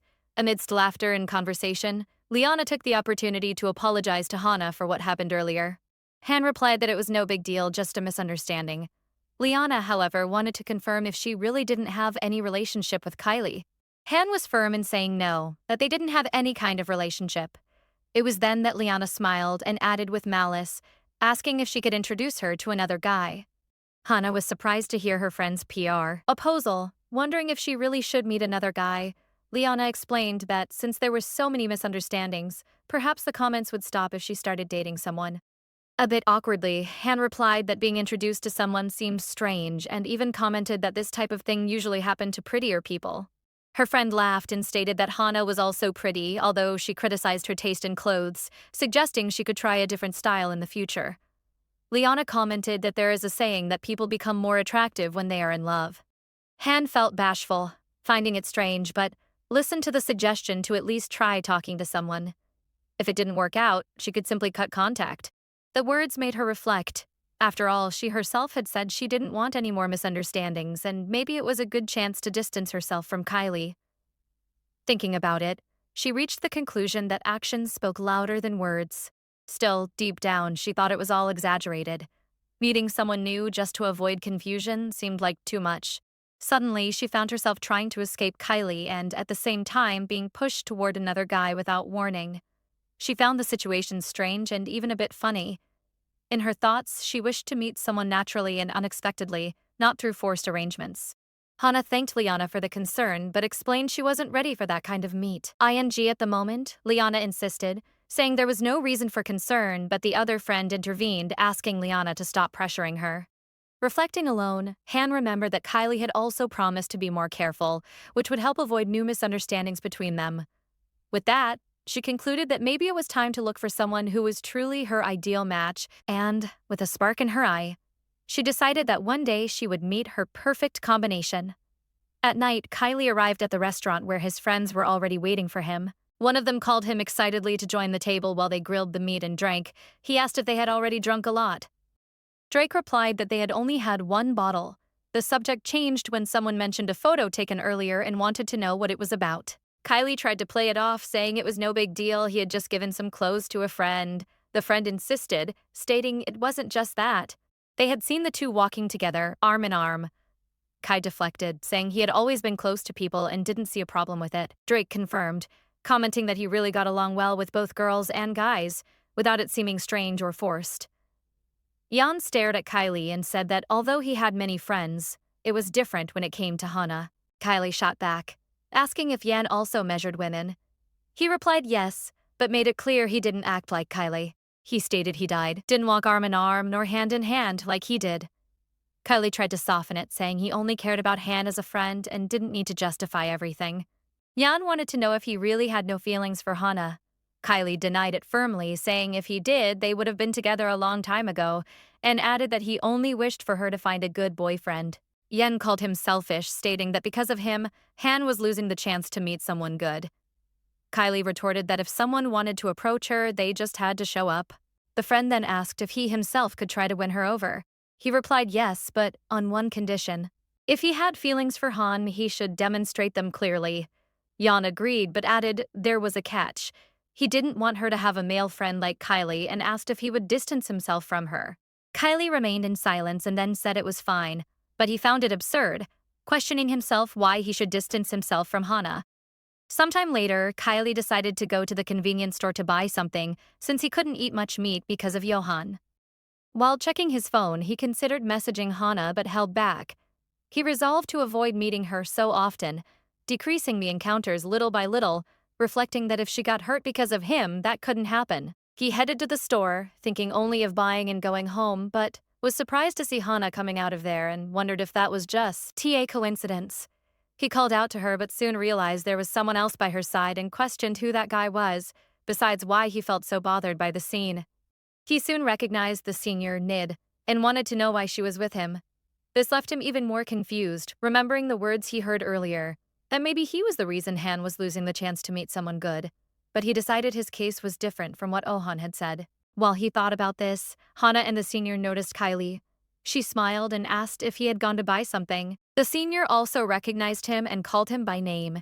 Irritated and awkward, Kylie responded dryly, clearly showing his discomfort with the situation. The senior commented that they had already met at the cafe during campus orientation, and that because of him, he spent 3 straight hours being scolded by the professor.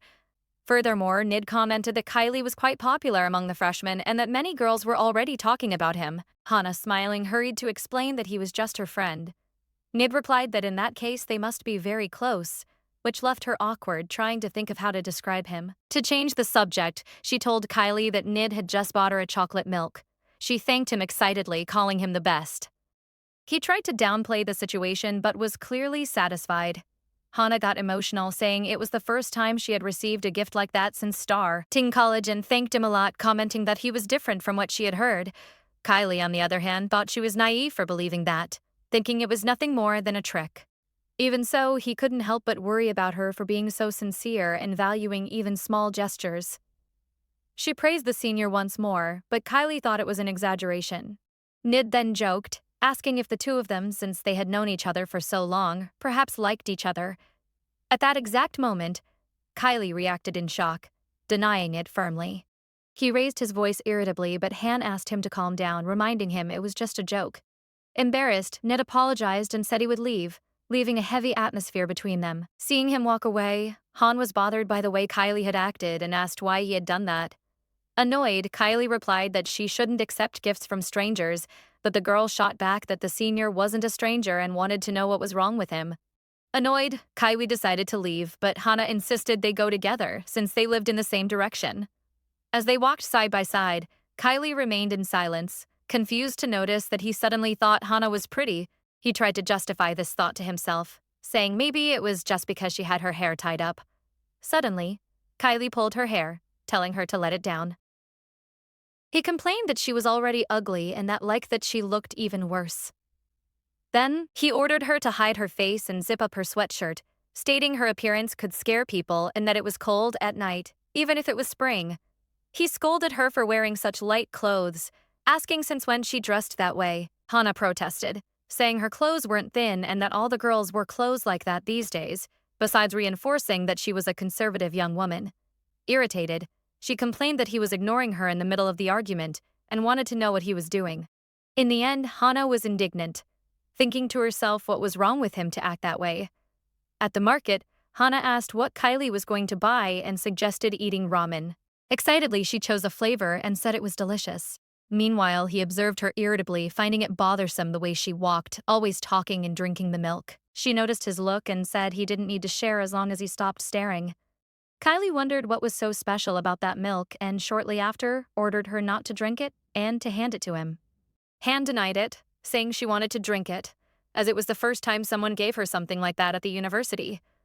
Surprised by the word gift, Kylie ended up saying he would buy her as many as she wanted.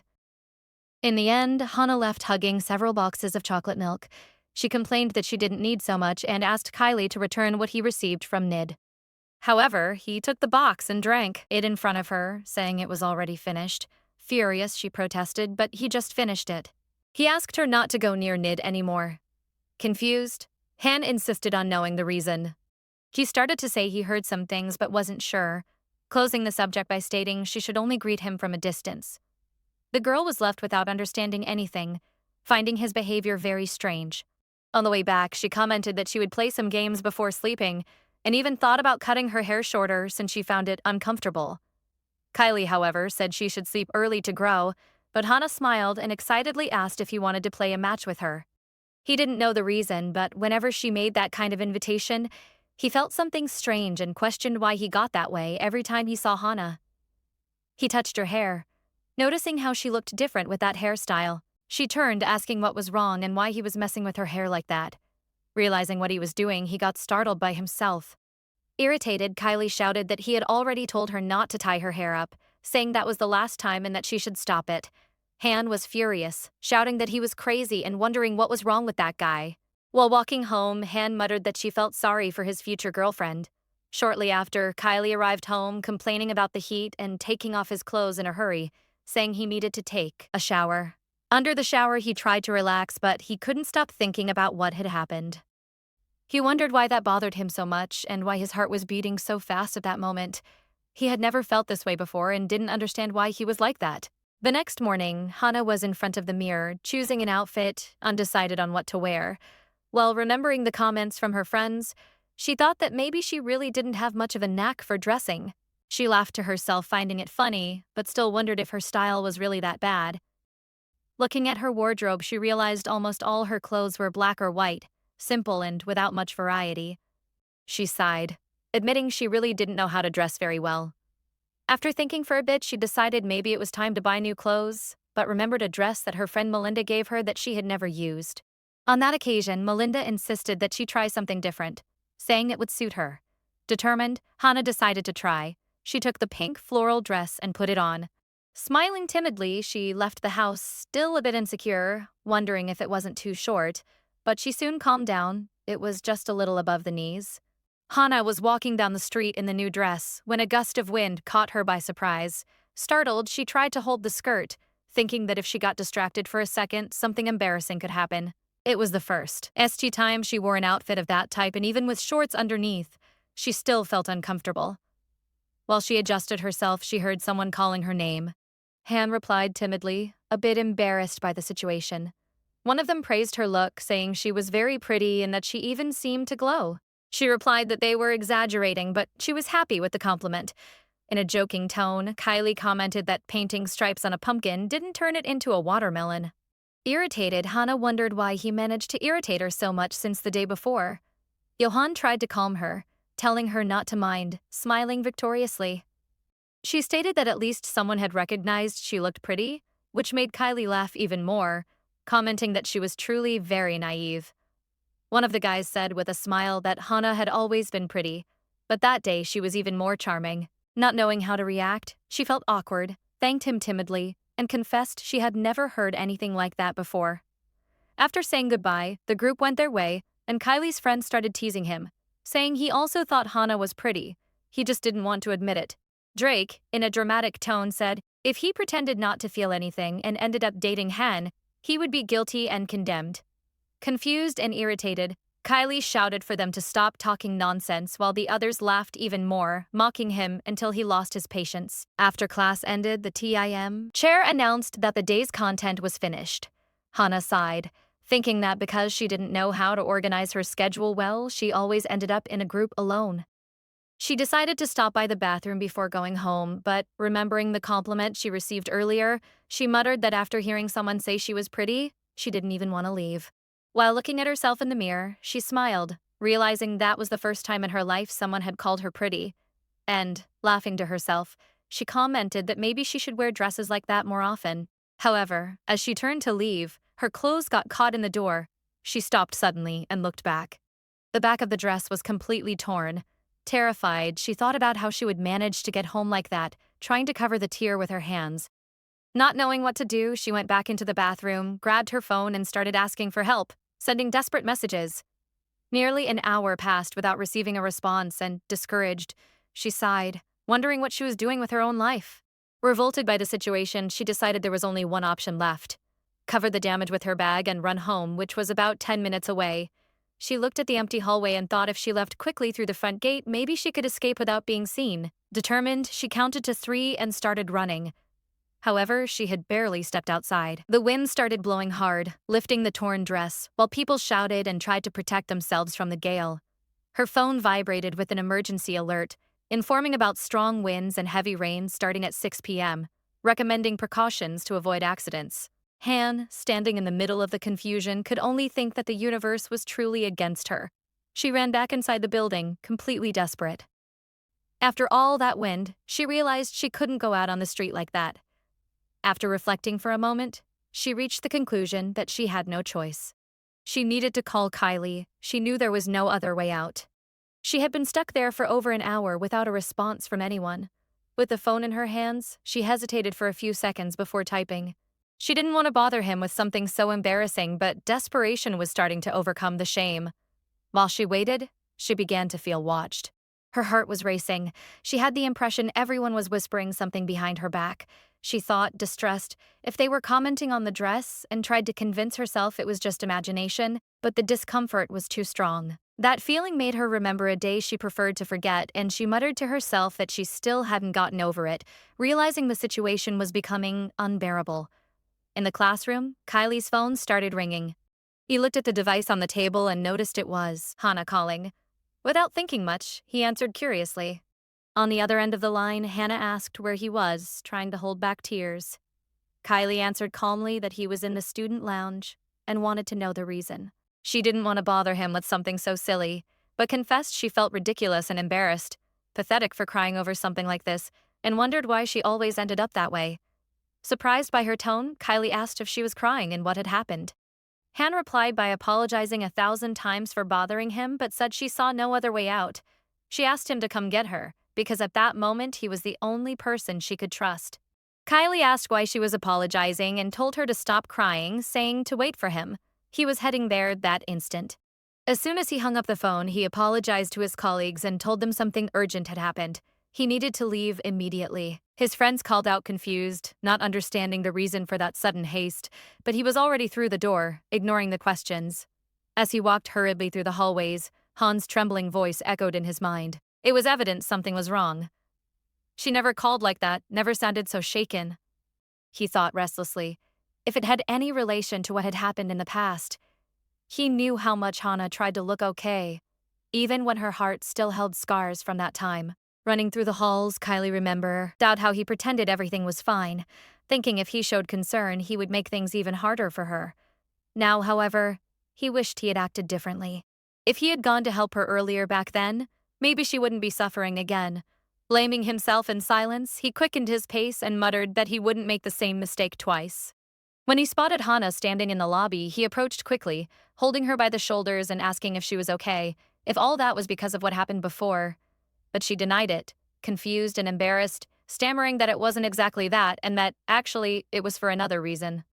When she told him exactly what had happened, Kylie burst out laughing, saying that even if he tried, he couldn't do something like that. Hannah asked him to stop laughing and tried to hide her embarrassment, mentioning that her life had already gone wrong so many times that this was nothing new. Kylie smiled relieved upon realizing it wasn't anything serious. She retorted that he spoke as if it were something simple, when it actually wasn't. Kylie approached, tied the sweatshirt carefully, and joked, saying he didn't know what she would do without him. She smiled and replied that she really didn't know what she would do without him, and admitted that lately she had tried to keep her distance because people used to look at them strangely, but confessed she didn't care about that anymore. She said from now on she just wanted to act like they always did, and commented that repressing her feelings like that wasn't her style, that only caused her a headache. She pointed to her own forehead and added that if they were friends, then they were friends and didn't need to change who they were just to please others. While she smiled like that, Kylie wondered in silence why he had never noticed this side of her before. Gradually, a smile appeared on his face and Hannah looked curious, asking why he was laughing. He muttered for her not to smile like that as it made him want to hug her. She moved away quickly, trying to hide her embarrassment. Shortly after, the two left together, but as soon as they reached the door, a sudden rain started to fall. Kylie sighed, saying that was the worst-case scenario, and Hana asked what they should do, since they didn't have an umbrella, suggesting they wait a bit. But Kylie held her hand and said there was no reason to wait, that they could simply run home. She tried to respond, but he was already pulling her by the hand, commenting that, in a way, it even seemed romantic. The two ran through the wet street, and when they finally arrived, exhausted and drenched, Han looked at the sky and complained that the rain had stopped exactly when they arrived. The weather could only be mocking them. Turning to Kylie indignant, she realized he was even wetter than she was. That way, it looked like he was the one who needed the sweatshirt, not her. Kylie asked what she meant by that, while Hana hurried to take off the sweatshirt. He remained silent while she explained that, since they were already in front of her house, she could simply run inside and dry off. But suddenly, Kylie asked her to wait. Han stopped taking off the sweatshirt and looked at him, confused by his expression. Kylie thought to himself that she was the one in danger, all wet and distracted like that, the fabric of the dress clinging to her body, highlighting her forms in a way she didn't even seem to notice. Still worried, he insisted she keep the sweatshirt, saying he would be fine and she could return it later when it dried. Hana smiled, giving a thumbs up and joking that he was a true gentleman and that she would accept the gesture with gratitude, putting on his sweatshirt without hesitation. While she smiled satisfied, he observed her in silence, thinking she seemed not to worry about anything, and that was exactly what made him most restless. Suddenly, she looked curious and asked why his face was so red. Kylie tried to play it off, stammering that it was nothing, but ended up looking away and letting out a sneeze, appearing to have caught a cold.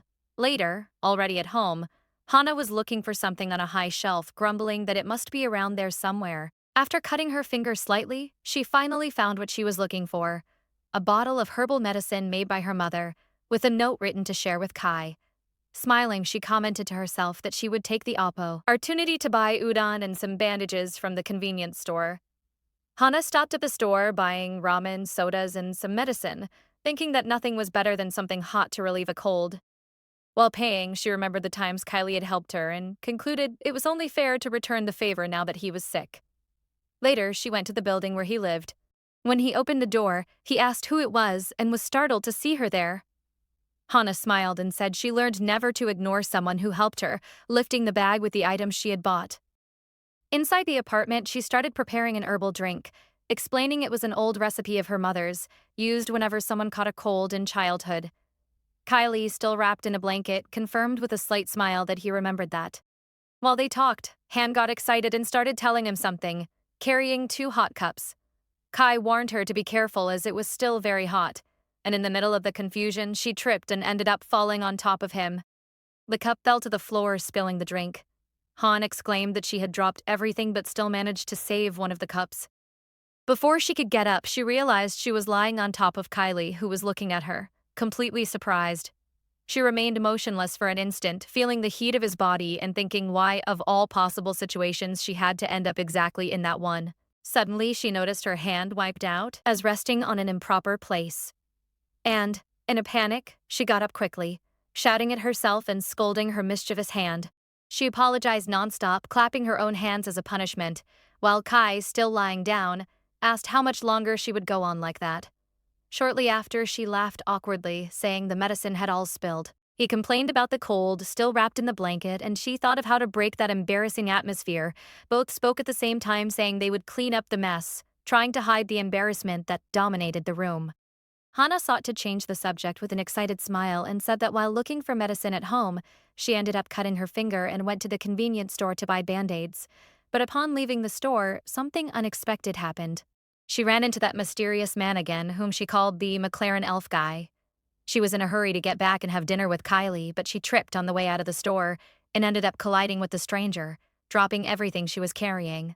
Startled, she apologized and started gathering things from the floor until she noticed he was bleeding. Worried, she asked if he was okay, pointing to the wound on his hand. The man, with a calm expression and a cold voice, replied that everything was fine. Only then, when she looked closer, was Han shocked to recognize him. It really was the McLaren elf guy. Han noticed the man also had small cuts on his face and, worried, offered a bandage she had bought. She insisted he see a doctor, saying that was only a temporary solution. The man just thanked her with a light smile before she moved away, leaving her confused and curious about who he really was.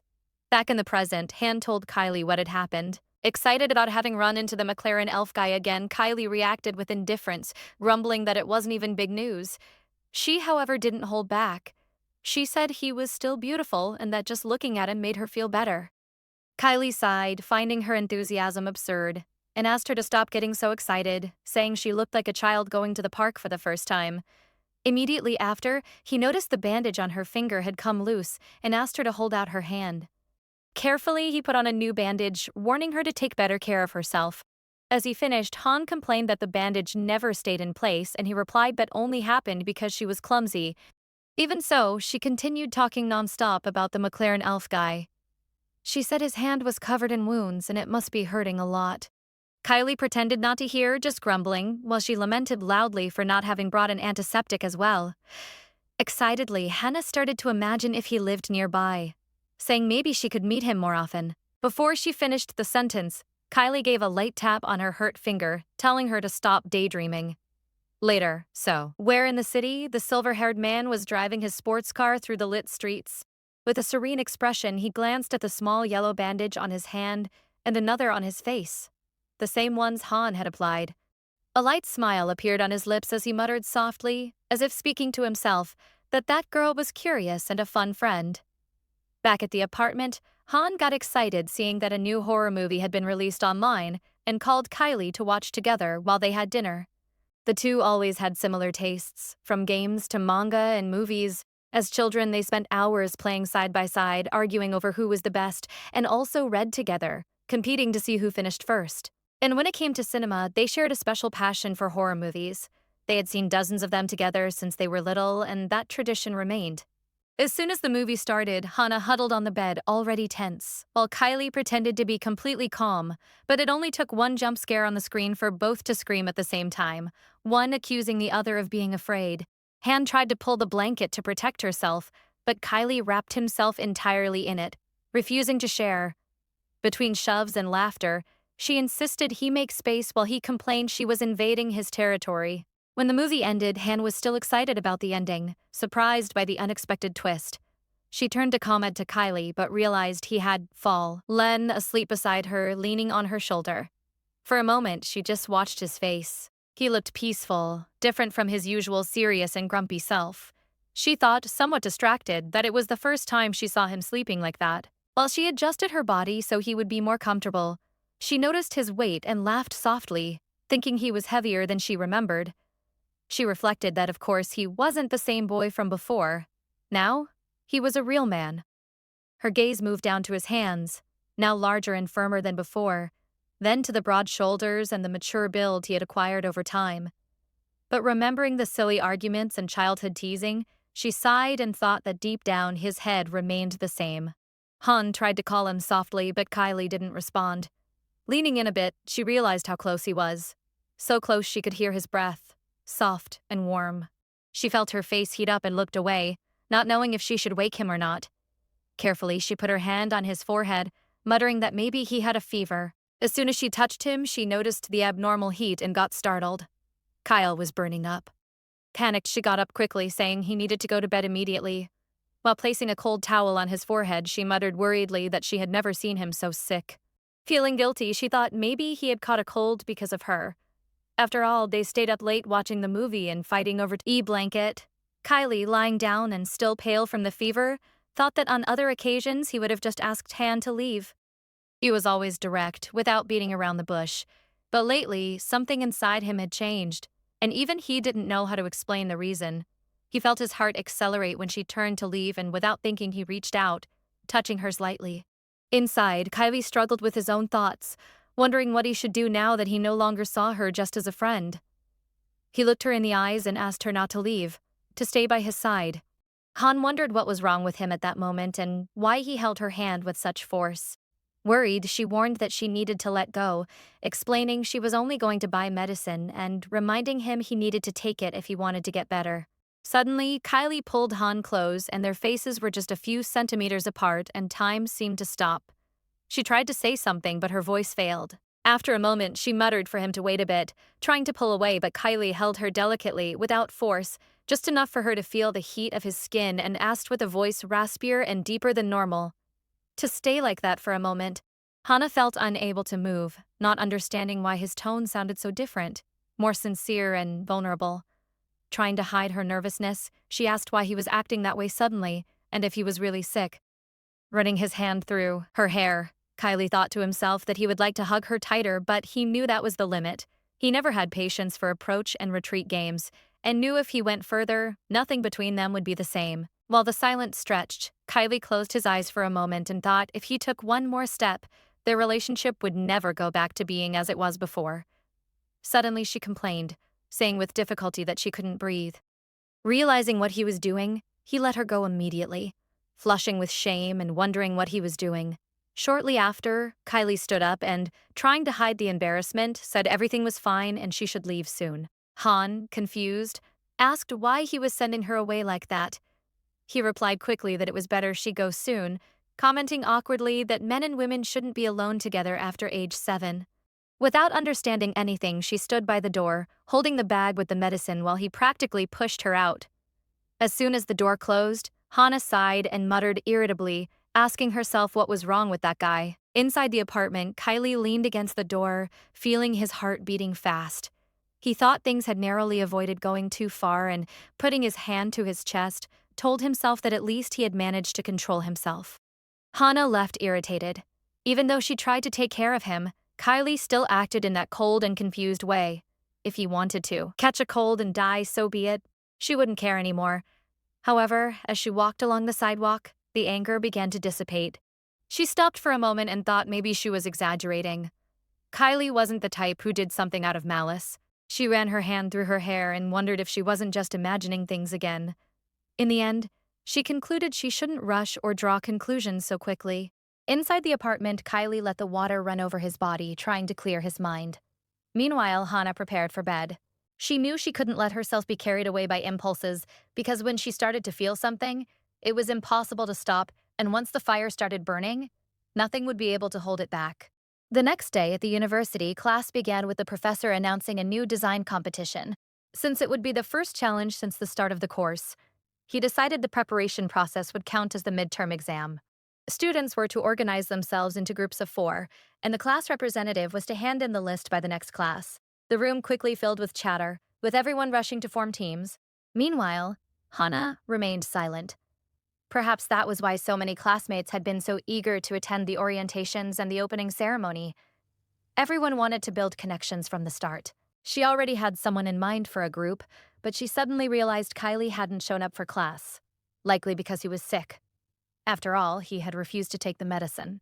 While she thought about what to do, a classmate approached asking if she already had a group for the competition. He invited her to join his team, and Hana looked up to recognize Yan, who was smiling calmly. He asked if she would mind partnering with him. Hana agreed, excited by the idea of doing her first group project. She said she would give it her best and wanted to know who the other 2 members would be. However, upon meeting them outside, her excitement vanished. It was her childhood friend who had appeared at the university after class ended, and the other was Drake. Sitting with the group, Hana felt a bit out of place, as if she were just an extra piece. She watched her colleagues discuss schedules and plans, but the conversation soon turned into teasing. One of them claimed to be always available except during gym workouts, while Kylie mocked him, saying he practically lived there and would never have time. The tension between the two increased until someone tried to soften the mood, reminding them that if they kept arguing, they would end up ruining the project. He turned to Hana with a gentle smile and commented that he was more excited about working alongside her than the competition itself, confessing that his heart was even beating faster because of it. She blushed and laughed, trying to take the comment as a joke. However, he insisted he was serious, that she was beautiful and therefore sweet words came naturally. Visibly uncomfortable, Kylie thought that Yan couldn't be serious. After all, he had promised to dedicate himself to the project. Now, seeing him act that way, he could only feel irritation. Kai told himself that when he had encouraged her to work hard, he had been sincere. At that moment, there was no emotion involved, but now everything seemed different. He could no longer watch with indifference. He thought that maybe he was a fool for having believed in those intentions, and wondered what he should do from then on. In the end, he reached a bitter conclusion. He had no choice. He decided he would sabotage the work, but subtly, as naturally as possible, so no one would suspect. While tracing this plan, he saw Hana laughing carefree beside Ohan, and wondered if she had ever been that happy talking to someone she barely knew. It was the first time he had seen her laughing and interacting that way with another guy. Until then, he had been her only male friend. He thought it was natural to congratulate her on making new friends. But no matter how hard he tried, that feeling wasn't one of joy. While she laughed beside Johan, the young man commented that her number was still just a contact on Kakao Talk and asked her to save it. Hana laughed, a bit embarrassed, and he praised her profile picture, saying she looked pretty. Kylie frowned and grumbled that it was all Photoshop. Hana reacted by saying she had only used a simple filter. On the other hand, Yan smiled and commented that even so, she was much more beautiful in person, so charming that even an enemy would fall in love with her if they spent some time by her side. Yan continued praising Hana enthusiastically, saying she was truly gorgeous and that he wasn't just being polite. The words seemed exaggerated, and Kylie, with a tense face and his glass trembling in his hand, thought he was being way too cheesy. Soon, the group decided to start the project activities, and the meeting ended at a restaurant where everyone gathered to eat together. As the slices of meat grilled on the plate, Hana watched the scene a bit confused, wondering if this was the true spirit of group work. And Orhan said that nothing brought people closer than sharing a meal like this. And Drake joked that it was time to boost his protein intake. Hana couldn't relax completely. She felt out of place, wondering if she was the only one not truly enjoying the moment. When Johan offered a drink and asked if she could have soju, she just smiled and replied that she preferred something with low alcohol, maybe a carbonated drink. Kylie immediately shot back, saying she should stop pretending she didn't know how to drink, since she could handle 3 bottles of soju. She turned to him, firmly denying it and asking if he was crazy for making something like that up. Yan intervened, suggesting she choose whatever she wanted, saying that light drink was popular among girls and that she didn't need to listen to Kylie. She laughed in thanks and commented that he was the best, while Kylie watched her in silence, trying to contain his irritation. Soon, everyone raised their glasses for a toast. Hana prepared to drink when she remembered something. Kylie was sick, and she knew he couldn't handle more than a few glasses before feeling unwell. Worried, she reached out her hand and asked him not to drink, taking the glass from his hands. Kylie stared at her confused, not understanding why she had done that. Without much explanation, Hana just said it was dangerous for him and that she would return the glass at the right time. And Ohan commented, surprised, that she seemed quite worried about Kylie. Hana smiled slightly, trying to hide her embarrassment, and replied that of course she was worried. After all, they were longtime friends for 20 years. Yan laughed and joked, saying she seemed more at ease lately, and Hana confirmed she had decided not to avoid anything anymore, since they were just friends. Shortly after, Yan prepared a piece of grilled meat and handed it to her, saying he had cooked it to perfection. But Kylie interrupted, commenting that she didn't like meat that was too lean, preferring pieces with a bit of fat. Hana confirmed that Kylie was right, and he laughed, admitting he really knew her well. After all, after 20 years of friendship, it was natural to know these little preferences. When he asked what she wanted to eat, suggesting the restaurant's cold noodle dish, Kylie quickly commented that in all these years he had never seen her order that dish, only the spicy one. However, Hana surprised him by saying that because of Johan's recommendation, this time she would try the cold noodles. His friend praised the choice, and Kylie looked away, visibly bothered. To change the subject, Hana asked Drake why he had started exercising. He said he used to be chubby and only started training after someone he liked mocked him. At first, it was out of pride, but he ended up discovering he liked it. Hana listened intently, surprised by his sincerity. She hadn't expected such an honest answer. After the conversation about Drake's past, she decided to get up, saying she needed to go to the bathroom and asked her friends not to fight while she was away. Kai and Ohan smiled, trying to keep it natural, but as soon as she left, the atmosphere grew heavy, and Orhan leaned toward him and said in a provocative tone that Kylie was being way too obvious. Kylie pretended not to understand, claiming he was just acting as a friend, trying to protect Hana. And Ohan hit back, saying he was overdoing it and that if he wasn't going to help, he should at least get out of the way. Kylie replied firmly, stating he just wanted to ensure Johan was actually a good person. Soon the two began to truly argue, exchanging provocations and shoves, until Drake, watching from afar, just sighed and thought to himself how far people are capable of going for love. Meanwhile, in the bathroom, Hana received a call from a classmate who had forgotten about the group work. She replied that it was no problem, as she was already taking care of it with other people. Hana ended the call with a smile, saying that just the fact that her friend remembered her made her happy. She said goodbye, promising to see her in the next class.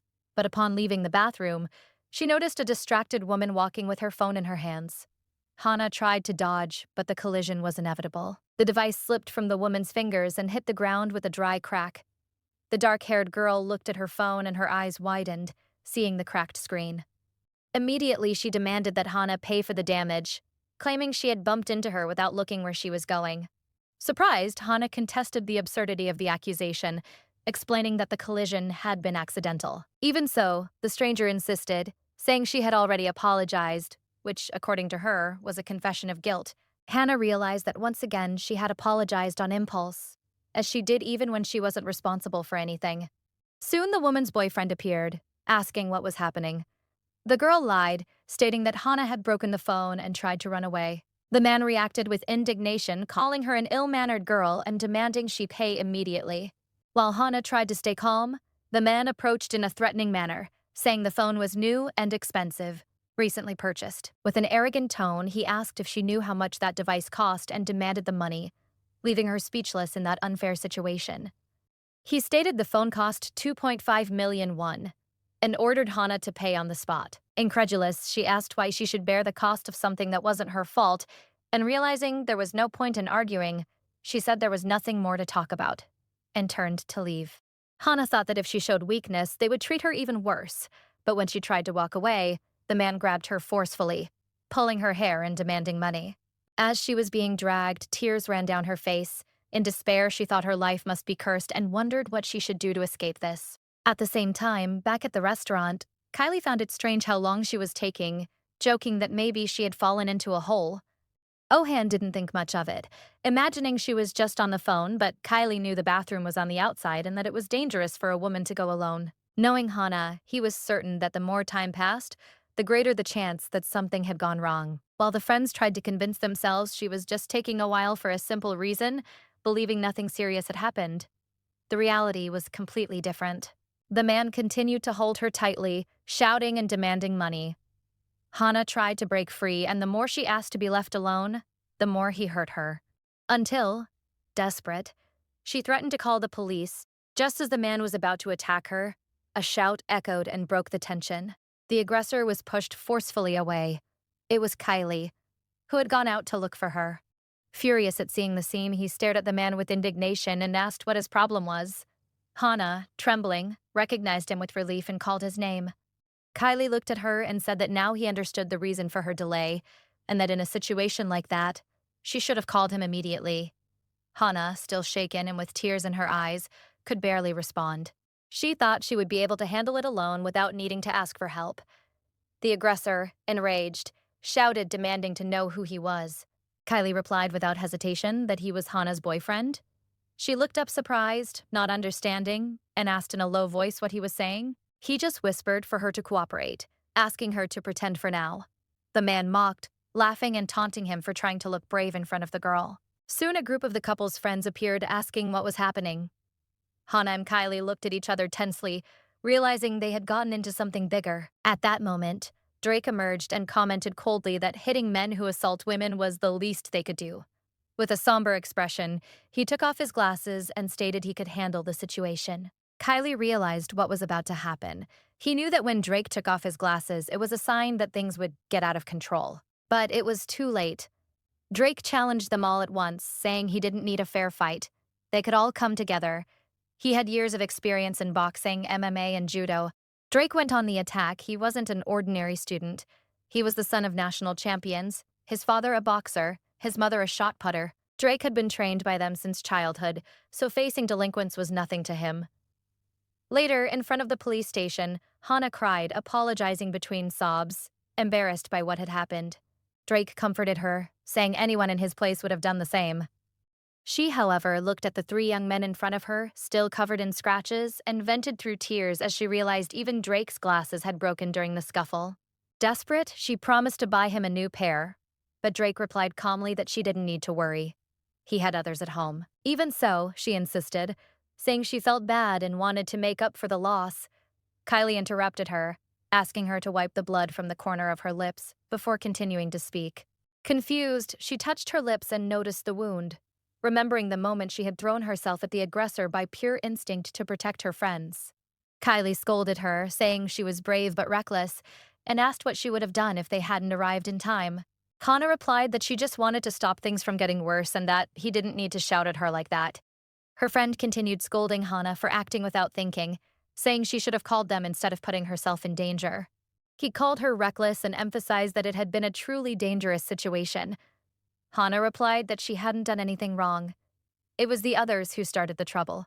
She added that he himself always told her not to stand still in the face of injustice, and that in that moment, she just tried to act according to what she learned from him. Kylie shot back that that only applied when the situation allowed, asking her to think better before acting.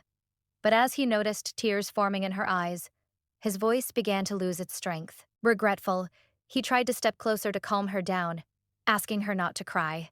The other friends soon intervened, defending Hana and saying she hadn't done anything wrong, reminding him that he was the one who shouted first. Kylie sighed, feeling like the villain of the situation, while another colleague, with a slight smile, approached Hana to comfort her, saying she didn't need to feel bad because he liked her exactly the way she was. With a gentle smile, he added that he found her impulsive and sometimes clumsy way charming. He also praised her courage, but asked that next time she call her friends instead of facing danger alone. Hana thanked him and replied that he was much better than a certain person she knew, a clear dig at Kylie, and complained that despite knowing each other for 20 years, all he did was shout at her. Kylie, irritated and embarrassed, thought to himself that he was also just trying to show concern, and ended up wondering why she had gotten so angry. When everyone decided to end the night, Hana insisted on passing by the convenience store to buy some emergency supplies, saying she would feel bad leaving without doing anything. Drake, in his quiet way, raised his hand and replied that her concern was already enough, announcing he was going straight to the gym to train. As their friend walked away toward the gym, Hana watched with admiration, surprised he still had energy after everything that had happened. Drake was a mystery to the group. No one understood why someone so talented had chosen to study design. That remained an enigma, but they decided to ask when they were more intimate. It was already late, so they decided to go home, but before they could leave, Hana suddenly called out, asking them to wait. A bit out of breath, she asked them to sit on a nearby bench, saying she had something to give them. Soon after, the two young men began to argue comically over who should leave the bench, nudging each other slightly until Hana returned. Irritated, they continued exchanging provocations but ended up obeying her request and stayed seated. Still grumbling, when Hana returned, she carried a small bag in her hands and asked if they had waited long. With a timid smile, she placed some bandages and ointments she had bought at the convenience store on the bench. Kylie watched her curiously as she leaned in to tend to his wound, asking him to be more careful next time. She grumbled that he could apply the medicine himself, and he apologized, saying she was scary when she got angry. Then, Hana asked if Yan also wanted some ointment, approaching to take care of him. Kylie followed the scene with a look loaded with jealousy, thinking that even though he was the one who had known Hana longest, he was being treated like a total stranger. While Johan received all her attention, Kylie huddled on the bench, irritated and confused, feeling that something wasn't right. After all, he was the one who always protected her. So why did he seem like the one left out now? While Hana was applying ointment to Oham's wounds, Kylie raised his hand, interrupting her, and complaining that he was also hurt. Irritated, she replied that he had another hand and could do it himself, saying she was busy taking care of Yan, but Kylie still insisted, stating he didn't care and that he wanted her to take care of him too. He started pointing to various places, saying he was injured, and Hana, even while trying to stay calm, eventually lost her patience, telling him to stop bothering her and look after himself. In the end, Kylie fell silent with a dejected expression while Hana walked away huffing. His friend, with a mischievous smile, commented that it served him right. That was what he got for shouting so much at her earlier. And he added that Kylie understood nothing about a woman's heart. Kylie knew he had overreacted with Hana, but it was hard to control his own temper. Every time he worried about someone, he ended up showing it through irritation, and he called himself an idiot.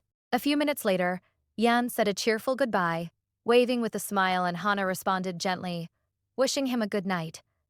Kylie watched her expression and was intrigued by that calm and distant look. As they walked together down the street, Hana thanked him for what he had done that day, but soon asked him to leave. Kylie tried to strike up a conversation, saying he wanted to apologize for what happened earlier. She looked briefly and replied dryly, asking what he wanted. And Kylie just murmured that it was nothing. Hana ended the conversation, decided to let the incident pass just for that day, and turned her face away, still irritated. But upon noticing something on Kylie's hand, her eyes widened. He was bleeding. Startled, she called his name out loud and warned him there was blood on his hand. Kylie looked at the wound and responded naturally, saying he hadn't even noticed. Hana got even more irritated, telling him to roll up his sleeve before he stained his clothes, and complaining that he was like a child, unable to even put on a bandage properly. While she scolded him and tended to the wound, Kylie watched her in silence, feeling his heart race. Even when she said she hated him, she still worried about him. Hana grumbled, telling him to stop by her house to redo the bandage before leaving. He replied that the wound was only that way because she hadn't stuck it on right. Irritated, she shouted for him to stop talking nonsense, but he insisted, saying he'd rather die of blood loss, since he was an idiot who only knew how to shout. Hana lost her patience, grabbed his arm and pulled him by force, ordering him to stop the nonsense and follow her at once. Before entering the house, Hana asked Kylie to wait a few minutes, saying she needed to tidy up the place. He barely had time to react before she disappeared running inside. When she returned, he thought she had been even too fast. Sitting at the table, she began to treat his wound, still grumbling. Kylie tried to lighten the mood, saying she hated him and it would be easier to let him die of blood loss. Hana hit back with impatience, replying that the cut was insignificant and telling him to stay quiet while she tended to the wound. As he watched her, Kylie thought about how, even while complaining, she always found a way to look after him. But soon he commented that she only did it to save herself work later and because she seemed to have worried more about Johan than him. Hana tried to justify herself, saying that Johan at least knew how to show concern with a smile, unlike him who only knew how to shout. Irritated, she threatened not to help him anymore if he acted like that again. Kylie replied ironically that next time he would speak calmly, like Johan. As the two stared at each other, Kylie leaned in a bit more and, with a slight smile, asked if, instead of worrying so much about Johan, she could care only about him. Hana was surprised, not knowing what to answer, and wondered why he seemed so different lately, if it was just imagination, or if the atmosphere between them had really changed. Meanwhile, in the middle of a workout at the gym, Drake seemed tired and discouraged, thinking he wasn't performing well that day. While he rested, a woman approached with a confident smile, saying it had been a while since she exercised and asking if he could help her during the workout. She stated he seemed very good at it. Drake responded dryly, suggesting she ask the instructors for help, but she insisted, saying everyone was busy. After hesitating a bit, Drake sighed and agreed to help her. Just this once, the woman celebrated internally, certain her charm would work as always. She thought no one could resist her, and that she just needed to pretend to be training to win his attention. However, during the workout, the situation turned out differently than she expected. Drake took the role of instructor seriously, maintaining a respectful distance and only correcting her posture with minimal contact. Drake stayed firm on the instructions, asking the woman to breathe deeply and push hard with every repetition. She, on the other hand, could barely keep up the pace, realizing the situation was very different from what she had imagined. While he counted sets and encouraged her, she was despairing internally. That wasn't the kind of proximity she had planned, and she began to cry out for her mother.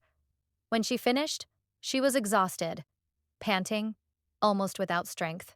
She thought he had overdone it and that he seemed like a professional trainer. Even so, she tried to keep her composure and asked with a hesitant smile if he could help her again next time. He refused immediately, saying she should ask the instructors and, naturally, praised her effort before hurrying off, mentioning he needed to drink his protein shake. As she watched him walk away, she murmured irritably, calling him an idiot. But soon her gaze changed. His serious and dedicated way left her intrigued, and without realizing it, she started to find him incredibly attractive. Enchanted, the woman thought that if he continued to be like that, she would have even more reason to work hard next time. Back at Hana's apartment, she asked Kylie why he had been so bold lately, explaining that before he was indifferent to anything she did. He replied calmly that he didn't think that was true, which left her even more confused. As she watched him, she asked hesitantly if by any chance he had some kind of feeling, but stopped in the middle of the sentence, realizing she had almost said something she shouldn't have. She thought fearfully that if she finished that, there would be no going back. He, not understanding, asked what feelings those were, and moved even closer, leaning his face toward hers. The mood grew more intense until she suddenly backed away, wanting to know why he was getting so close. He questioned why she had stopped in the middle of the sentence, and she replied it was nothing, but she kept getting cornered as he insisted and moved closer and closer. Finally, she shouted for him to move his face away, completely blushing, asking why he kept leaning in like that. He put his hand to his own face, complaining quietly, but soon murmured that, actually, it was even pleasant. She asked if he had gone crazy to think that was good, and he commented that he never imagined being provoked like that could feel so comfortable. Then he said he thought it was incredible and that he simply liked being with her. Hana was completely speechless, thinking how he could say something so direct without changing his expression. Shortly after, she kicked him out of the room, pushing him out and slamming the door hard. He complained, asking why he was being thrown out so suddenly, but she replied that the treatment was over, and he needed to leave. Kylie grumbled about her temper while picking up the bag she had thrown on the floor. He wondered why she was acting that way, but in the end gave a short laugh, admitting to himself that she was strangely cute. As soon as she closed the door, Hana thought she had almost let slip something she shouldn't have said. She called herself an idiot and fell onto the bed, convinced there was no chance he liked her. Still, the more she thought, the more she wondered why he had been acting so strangely. She remembered that days before he had hugged her out of nowhere, saying he was feeling bad and wouldn't even let go, and after that he kept teasing and insisting on treating her like a child. Even that day, he kept saying things that left her completely embarrassed. He always talked nonsense, but now it seemed different, more serious, more direct. Confused, she tucked herself under the covers, saying she didn't know what to think anymore, and decided she would just sleep. While settling into bed, she thought she imagined that if by any chance he really had some feelings for her, then he would be the one to take the next step. Her head had already done enough, so repeating to herself that she wouldn't think about it anymore, she tried to fall asleep. While walking back home, Kylie wondered if he should simply act without overthinking. He even considered the idea for a few seconds, but soon imagined that maybe he was going crazy. Inside his room, he reflected that he had made a big deal out of the situation for other people and that maybe it was time to admit the truth. Even so, he felt that his own pride wouldn't let him. He recognized that denying his feelings for so long had already become a joke. He concluded that the right moment would eventually come, that obvious instant when anyone would realize it was time to act. Until then, he decided he would hide what he felt and, in the end, laughed at himself, thinking he was overreacting. The next morning, messages arrived in the group, telling everyone to meet on the way. Hana replied excitedly, saying that was great. At least that day she would go to school accompanied by friends, without worrying about anything other than that. Suddenly, she received a message from Kylie saying they should go to school together, and warning her that he was already leaving. Seeing his name, she felt torn, thinking if she should simply ignore it. However, when another message arrived, she realized he was standing right in front of her building, which left her surprised.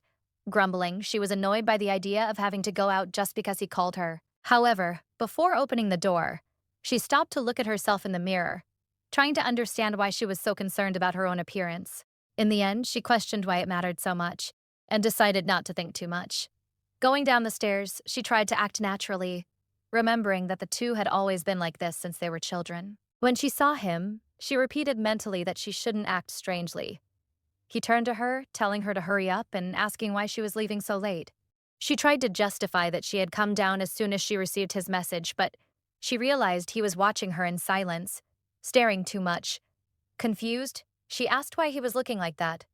At the same time, in his head, everything seemed to fall apart. He wondered since when she had been so beautiful, and why this had been increasing since she started university. He even began to doubt if that was the same Hana he had known since childhood. Feeling completely dazed, he tried to control his expression, but he realized he could no longer hide what he felt. He thought it was getting hard to hold everything in, and questioned if it was right to feel that for her.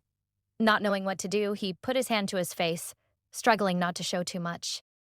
Hana, noticing the strange reaction, asked what was happening, not understanding why he had become like that. Suddenly, his thoughts were in conflict. One part wanted him to kiss her right then. Another said he couldn't act on impulse. The fear of someone stealing her away also worried him. He took a deep breath and decided it still wasn't the moment. So he pulled her sleeve lightly and said they should go to school. Hana noticed that her shirt had slipped down without her realizing, and Kylie warned her to be careful with her clothes. reminding her of the day she had called him crying. She got confused by the comment and asked what he was talking about. Then she noticed something strange and teased him, asking if he was embarrassed. Kylie tried to deny it, but his face turned clearly red, and Hana laughed, finding it funny to see the tough guy get shy like that. He tried to hide it, saying that was nothing inside. He thought that he preferred it when she joked like that, since she had no idea what he really felt. They continued walking while she laughed and commented that time it had been just an accident. But now it was different, because she didn't need to call him again since she had new friends. She went on excitedly, complaining that the weather already felt like summer and celebrating alone, while he watched her from a distance, not quite understanding what she was saying. But inside, he wondered why he always got so restless when he saw her.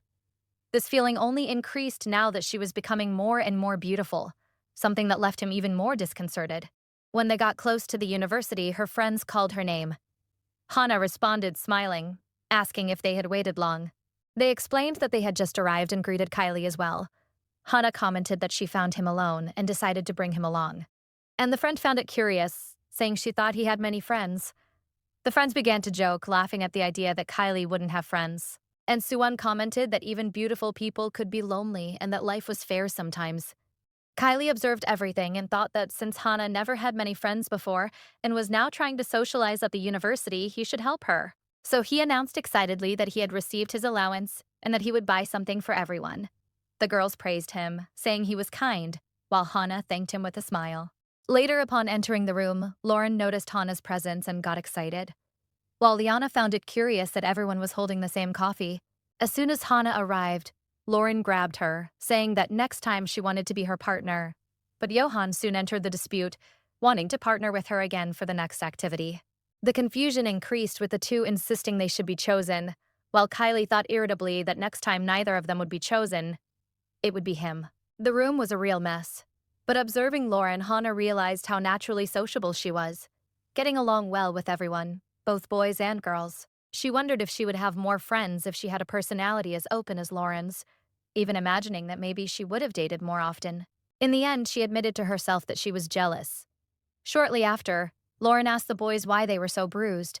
The friend replied that it was a long story, and Hana apologized, saying it had been because of her. When Liana questioned why they were talking about something only they knew, Hana explained that the previous day, during a group get-together, she had ended up involving herself in a fight and the others were injured trying to help her. The friends were completely shocked to hear this. Lauren asked indignantly who had the nerve to hit their Hana, while Suwon rushed to hug her and check if she was okay. Liana observed Hana in silence, realizing she was lucky to have so many boys around protecting her. Shortly after, class was interrupted for a short break and the girls went together to the drink machine. At that moment, Hana heard the question about how she had ended up in a group with those boys. She replied, a bit embarrassed that she was too nervous to call anyone. But Johan had spoken to her first. Liana commented that she could have asked them before deciding, implying that Hana perhaps preferred to stay with Kai. Even uncomfortable, Hana just smiled and agreed to do a project together next time. While walking down the hall, the girl asked if it wouldn't be difficult to work with the boys, since they were very good at design. Hana timidly admitted it could be a bit complicated, but tried to ensure she would do her part in the project. Leanne insisted it would be tiring and suggested Hana ask the professor to switch groups. At that moment, Romania looked at her colleague and asked directly if she didn't think she was crossing the line with Hana. The other tried to act as if she didn't understand, but Romania insisted, saying Hana was just being polite while she kept crossing the line out of jealousy. The girl denied it irritably, saying she never said she was jealous, while Hana watched everything in silence and began to realize they were fighting because of her. Liana tried to soften it, asking if her comment had upset Hana. She denied it, a bit uncomfortable, but before she could finish the sentence, the boys arrived asking what was happening. Liane immediately faked naturalness and said it was nothing, inventing that she had just bumped into Hana earlier in the hall. Hana agreed, thinking it was better not to turn it into a big problem because of her, and that everyone should simply let it go. She felt the whole situation seemed to be her fault, and since she still didn't know how to handle these conflicts, she was frustrated to realize she always ended up depending on Kylie at times like these. Kylie noticed her expression and asked what was going on. Hana replied quickly, assuring him it was nothing and asking him not to worry. She decided she needed to learn to handle situations without depending so much on him. She didn't want to drag him into problems like that again. When class ended, everyone began to leave the room quickly. It was then that Hana called Romania, saying she hadn't been able to thank her before because she got nervous. The girl replied that no thanks were needed but asked why Hana hadn't said anything when Liana was rude to her, commenting that, at the very least, Hana could have asked her to stop if she was uncomfortable. Hannah admitted she was so used to enduring this type of thing that she didn't even realize it was bad, and apologized if that had bothered Romania. The friend appeared surprised and questioned why Hana was apologizing again. Shortly after, she herself apologized, saying she might have meddled unnecessarily.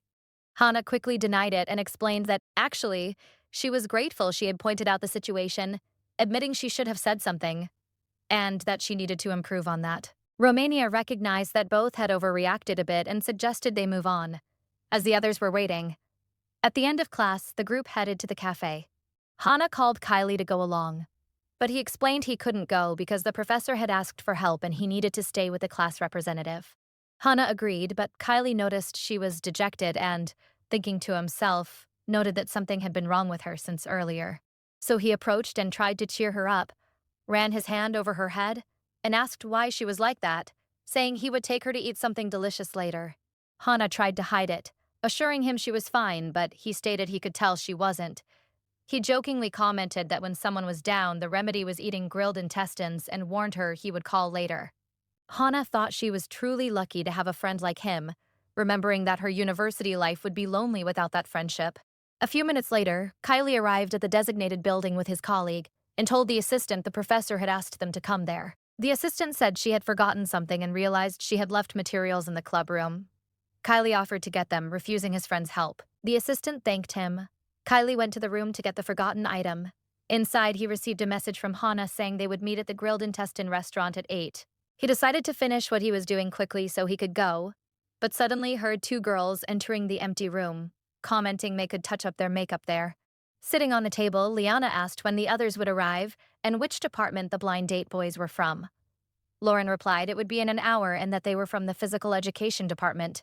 Meanwhile, Kylie thought he should say goodbye to Liana and Lauren before leaving. However, as he approached the room, he began to hear the two talking. One of them commented that it might sound bad, but asked if Hana wasn't kind of pathetic, and Lauren questioned what she was saying. Liana explained she only acted friendly because Hana was close to Kylie and that earlier she had even argued with Romania because of Hana. Lauren asked what had happened, and Liana replied it was nothing serious, just that Romania seemed not to like her, and said that if she was going to act that way with Hana, then she should join the boys' group. She insisted she wasn't the type of girl who tried to call their attention, but her friend shot back, asking if she was sure about that. Liana stated that, sincerely, she thought Hana was very pathetic and that if it weren't for Kylie, she wouldn't even hang out with her, calling Hana a loser. Kylie was shocked to hear everything, while Liana concluded that without Kylie, Hana probably wouldn't have any friends. Kylie remembered how much Hana had always suffered because of him. He wondered why people kept picking on her since she had never done anything wrong. So he approached, calling the girl by name. She was startled to see him there and tried to hide it, asking if he had heard anything. With a serious expression, he asked if Hana had done something against her. Liana tried to deny it, saying it wasn't that. But Kylie continued. If Hana hadn't done anything, why was she talking about her behind her back? That had been bothering him for a while. He warned her clearly that if he heard her talking about Hana like that again, he wouldn't let it slide. Before leaving the room and slamming the door, Kylie made it clear that if she wanted to talk bad about Hana, she should say it directly to her. Outside, he ran his hand through his hair, trying to calm down, and decided he would deliver what was needed and then eat something delicious with Hana to relieve the stress. Later, already on the street, he tried to call her, but she didn't answer. He found it strange, but thought that since they had agreed to meet at 8 o'clock, she would show up anyway. So Kylie sent a message saying he would arrive first and place the order. She replied she would be there at 8. With a smile, he decided to stop by home first to drop off his backpack. When he arrived at the restaurant, he noticed the place was full. He went in and sat down to wait, remembering that Hana really wanted to go there, so he believed she would be happy. The waiter served him and asked how many people the table would be for. Kylie replied it was just 2, but the other person would arrive soon, so he would wait to place the order. The waiter said to let him know when he was ready. Kylie knew the intestines took time to cook and that maybe it was better to order beforehand. And since he was also hungry, He called the waiter again and decided to order 3 portions of grilled intestines.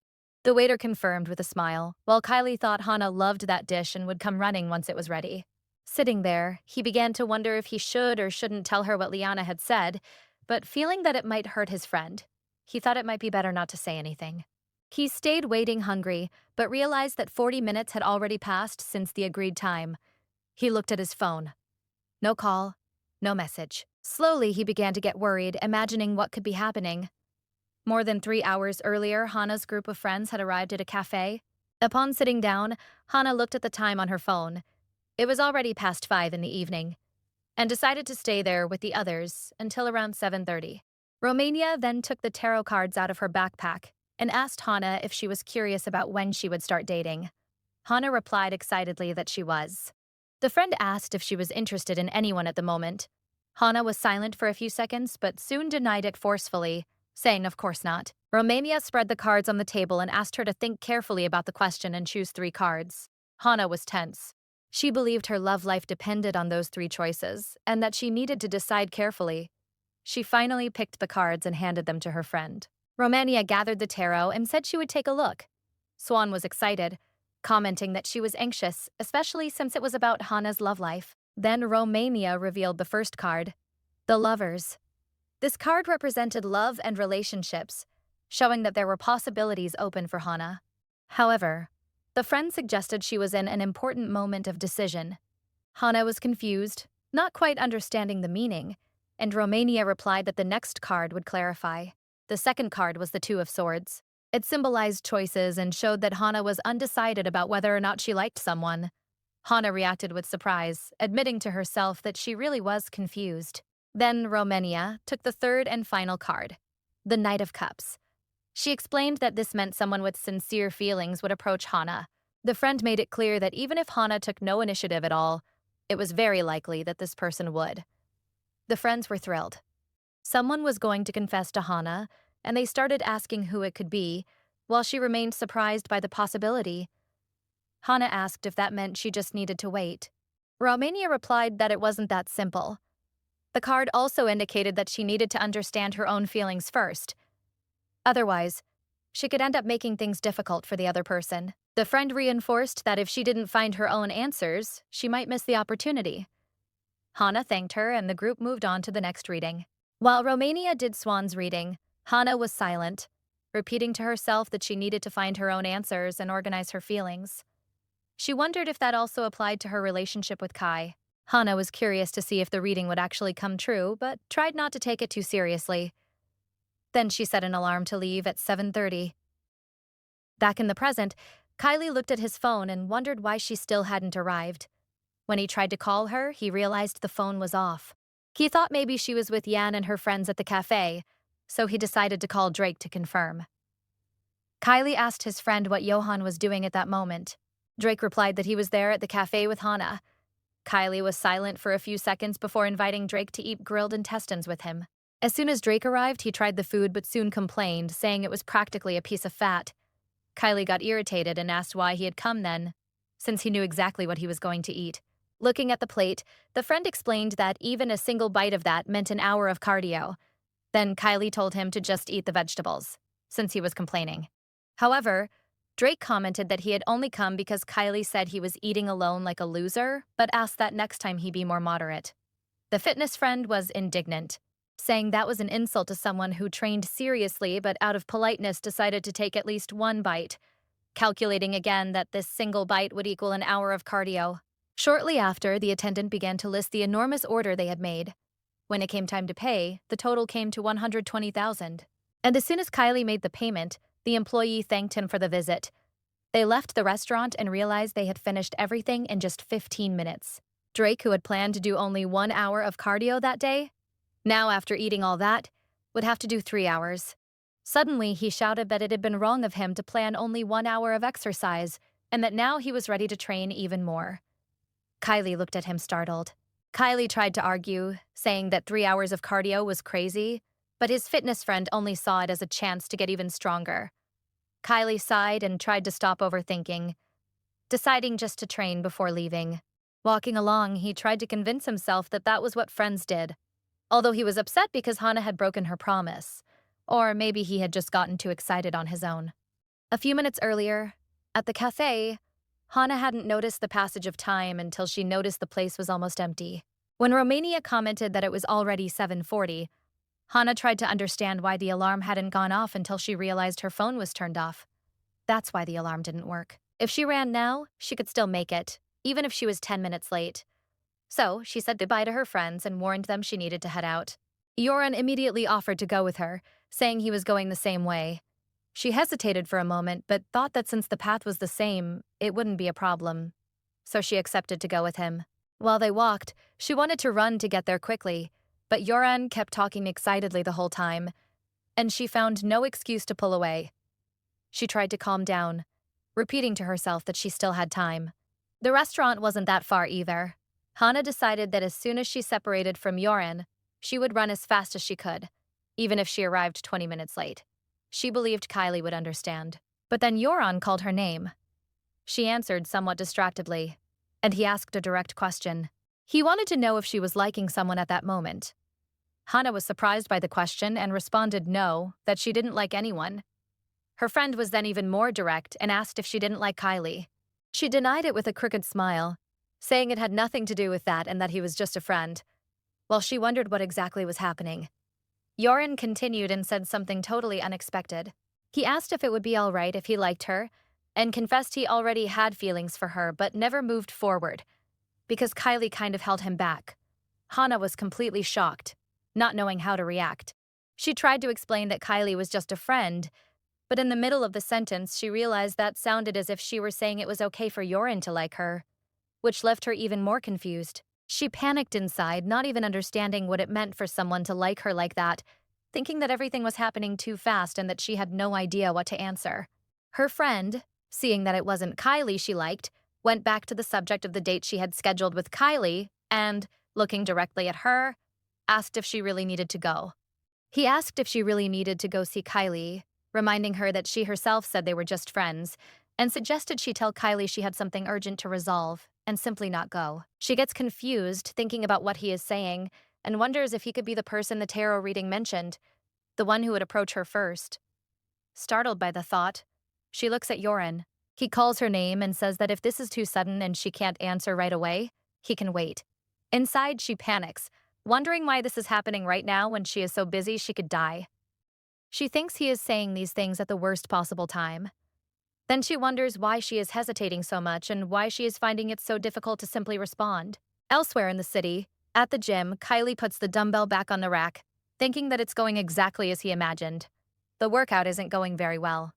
Shortly after, he approaches Drake and says he wants to talk about a friend, but Drake immediately realizes he is talking about himself. Kai explains that this friend likes someone but feels he can't confess too quickly. He is afraid that if he confesses and the answer isn't good, the relationship between them will become distant. Drake thinks that anyone would realize he is talking about himself. Then Kylie asks how he should advise this friend. Drake responds that they might end up becoming distant, but the opposite could also happen. It could work out. Kylie, reflecting, comments that this might be true, but he also wonders how a person could expect only good things to happen, since there are days like today where nothing seems to go right. Even so, Drake continues talking, advising that it is more valuable to face challenges and deal with regret later than to regret never having tried. Kylie is surprised and offers a compliment, saying that sounds very cool. The scene returns to Yoran and Hana, who, still nervous, hides part of her face with her cap and says she really appreciates what he is saying. But everything happens so suddenly that she doesn't even know how to respond. She admits she never imagined he could like her. He tries to reassure her, saying that if she can't answer now, he can wait, even if it takes time. But she says she made plans with Kylie before all of that, so she needs to go. She justifies it, saying a promise is a promise. Annoyed, he pushes back, commenting that she said herself she didn't like Kylie, so canceling shouldn't matter. She moves away from him, responding that this isn't right, and that she is going to pretend she didn't hear him ask her not to go. And about everything else? She suggests they talk another time. Soon after, she hurries to leave, saying she is already late. Frustrated, he complains that either way, there seems to be no room for him to enter her life. He concludes that if that counts as a rejection, then he has been rejected. As she walks hurriedly down the street, She panics, wondering what she should do. She was later than she thought. Regretful, she thinks she should have checked her phone one more time or at least charged the battery before leaving. She wonders why going out with Yoren was so important that it distracted her and made her completely forget her plans. Plans she had made herself to try to cheer up. She acknowledges she was too careless and, in her rush, she trips. She falls to the ground and immediately worries about her phone. When she looks to the side, she sees the device on the ground with the screen completely shattered. She looks at the broken phone in despair and wonders why, when things start to go wrong, everything seems to fall apart at once, complaining mentally that nothing is going right today. She arrives at the restaurant and asks the waiter if there was a man waiting alone. He says he doesn't know for sure, which leads her to conclude that Kylie has probably already left. She then asks to charge her phone for a moment, but realizes it won't even turn on anymore because of the destroyed screen. With no other option, she decides to go to Kylie's house. Maybe he is there. When she reaches the building, she starts knocking on the door and calling for him several times, but no one answers. Only silence behind the door. Exhausted, she realized that Kylie wasn't home either and wondered where he could have gone. She thought he was probably angry, as that was a situation where anyone would be upset. Not knowing what to do, she imagined that perhaps all she could do was wait right there, even without being sure if he would return. Sitting on the hallway floor, she began to blame herself, thinking she had been an idiot for tripping, breaking her phone, and letting everything go wrong like that. When she looked at her own hand, she noticed it was injured, and wondered when that had happened, as she hadn't even noticed. Feeling embarrassed and lost, she questioned what she was doing there. But she knew that if she stayed in front of his apartment, he would probably eventually show up. So she decided to wait, although she wondered deep down if it was already too late. She continued sitting outside, not knowing how much time had passed, until she noticed a shadow approaching. When she looked up, she saw someone arriving and immediately recognized who it was. Her heart raced when she realized it was Kylie. As soon as he approached, she called out to him, relieved to finally find him, and asked where he had been all this time and why he had disappeared. He responded by wanting to know why she was asking him that, implying she should be with Yoren. She denied it and insisted again on knowing where he had been. Irritated, he commented that she had missed their date and questioned why she was raising her voice when she was the one who should have apologized as soon as she saw him. He started to say that because of her, his day had been a disaster, but he gave up on continuing and only said they would talk about it later. She finally apologized, saying she hadn't done any of it on purpose. She explained that she had lost track of time while she was with Yoren, and that, to make matters worse, her phone had broken, which made everything even harder. As she spoke, she thought about how much the situation made her regretful, annoyed with herself for causing it. She took the blame, saying that maybe she had become too comfortable and started taking everything for granted. Hana stated that he always put her first, while she didn't even know how to explain her own behavior. Hearing her, Kylie began to soften. He thought that by acting so sincerely, she wasn't even giving him a chance to stay angry. When she confessed that she didn't even know what to think anymore, in the midst of that mix of feelings, Kylie suddenly approached and kissed her. She felt the initial shock of the kiss, her eyes wide, as if her body couldn't keep up with the speed of the situation. Even so, she realized that as much as she might regret it later, maybe it was better to face the moment than to keep running away from it. She felt the kiss deepen slowly, becoming firmer. A part of her wanted to protest, but her mind was too confused to react. She no longer had the strength to hide anything, either from him or from herself. She wondered what exactly was happening there. Her feet barely seemed to touch the ground. Everything was happening too fast for her to think. When she finally managed to pull her face away a little, she called his name in incredulity, not understanding why he had acted that way so suddenly. He stated that if she really didn't like it, all she had to do was push him away. But if that wasn't the case, he asked her not to stop him. His proximity left her completely confused. She repeated the question, wanting to know exactly what he was saying. But before she could formulate any response, he leaned in again and stole another kiss, leaving her even more bewildered. In the middle of the kiss, she tried to protest, asking him to wait, calling his name, reminding him that they were just friends, and asking what he thought he was doing.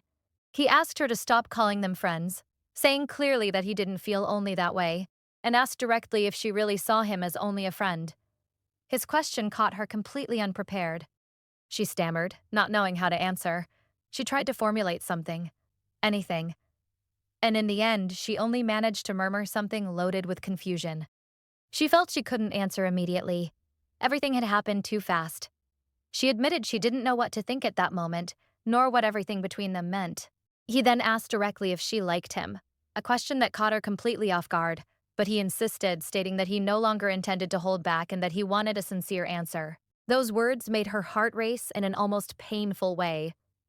She never imagined hearing something like that from Kylie's mouth. But despite the emotions, she acknowledged that she simply didn't know what to feel in that instant and said she needed to go home first because she couldn't think clearly there. She apologized for the day and promised she would make up for everything later. He called her back, asking if she was really going to leave like that without giving him any answer. He muttered that he would continue treating her as he always had, but things wouldn't be exactly the same because he would no longer hide his feelings. When he held her hand, she felt her heart accelerate. She didn't know why he was acting so directly, so decisively, and asked herself what he expected her to do in the face of all that. She backed away, saying she didn't know anything, that she simply couldn't understand what was happening. Then she ran off, stating that she was leaving. He called her again, somewhat indignant, asking if she was really going to leave like that. When she finally arrived home, Hana threw herself onto the bed, unable to control the whirlwind inside her head. She asked herself if she had gone crazy, unable to believe what she had just done. She tried to organize her thoughts, but the memory of the kiss returned like a shock. She asked herself several times if she had really kissed Kylie. While touching her own lips, she still felt the heat of that moment, but that feeling soon turned into despair. She questioned if that was right, if it made any sense. She rolled around on the bed, completely unsure how to cope, feeling the situation slipping out of control. Amidst the confusion, she remembered their history together. They had grown up together practically like siblings, and now she wondered how that had been possible, how a fraternal relationship could give way to something that stirred her heart so much. She looked at her broken phone, wondering what was wrong with that night. After all, she was an adult and yet she had tripped and fallen while running. She thought about whether she should be upset or grateful, since the broken phone at least prevented her from having to deal with Kylie's messages immediately. But none of that calmed her. She rolled on the bed, mentally repeating the same question. What should she do now? The situation seemed like a complete disaster, and the more she thought, the more lost she became. His words echoed in her mind the moment he asked if she liked him and stated he didn't intend to hold back anymore. She wondered what he would do if he really stopped holding back his feelings, and that made her even more nervous. She realized that if she were the younger version of herself, she probably would have been excited by this situation, but that was when she was more naive and barely understood her own feelings. Now it was different. She recognized herself that she had matured, and for that very reason she knew that crossing the line of a friendship rarely ended well. She had worked so hard to maintain a clear line between the two of them, a barrier that told both they were just friends. So she asked herself why, despite all that care, things had taken this turn. As she sighed, lost in thought, the question that tormented her most came to mind. How should she face Kylie after all that? When Kylie returned home, he closed the door behind him, still stunned by what had happened. In silence, he admitted to himself that he had gone too far, and upon realizing this, he put his hands on his head in despair, mentally repeating that he had truly crossed the line. He called himself crazy, asking what had gotten into his head. He had caused a huge scene, but he also knew he couldn't go back now. He recognized that pretending nothing had happened was no longer possible, and admitted to himself that the time had come to be honest about what he felt. The next day, Hana tried to hide from Kai. Since her phone was broken, she couldn't get in touch with anyone, so she thought she could go out alone without any problems. She peeks from behind a wall carefully, thinking out loud that it's impossible to run into Kylie there, but when she looks, she is completely startled. She sees him on the street and panics. She decides she will wait for him to leave because if he notices her, everything will be lost. Desperate, she wonders what she should do. She even considers taking a leave of absence and disappearing for a while. Later, at the university, she complains mentally, saying that in that classroom, at that exact moment, there are two people sitting inside.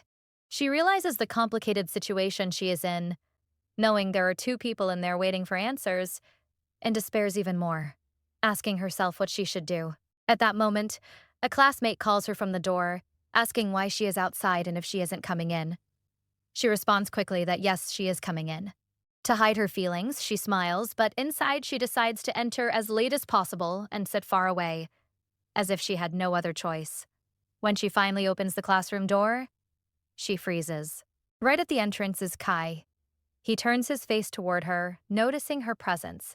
In shock, she thinks she made eye contact with him and tries to look away, but then wonders why she is avoiding his gaze. When she turns, Kylie asks where she is going. She stammers a greeting, completely uncomfortable, and tries to give a nervous smile, explaining that she was going to sit over there on the other side. While she tries to escape discreetly, Kylie watches her suspiciously. He moves his hand and taps his finger on the desk next to him, demanding that she sit beside him. The scene cuts to the three of them already sitting at the table. Kai on one side, her in the middle, and Yorin on the other side. She wonders if this is really happening. The atmosphere is absurdly tense, and she tries to keep a forced smile on her face. Soon, Yoran asks if she managed to get home okay the previous night. She is startled, responds hesitantly, and returns the question, trying to appear calm.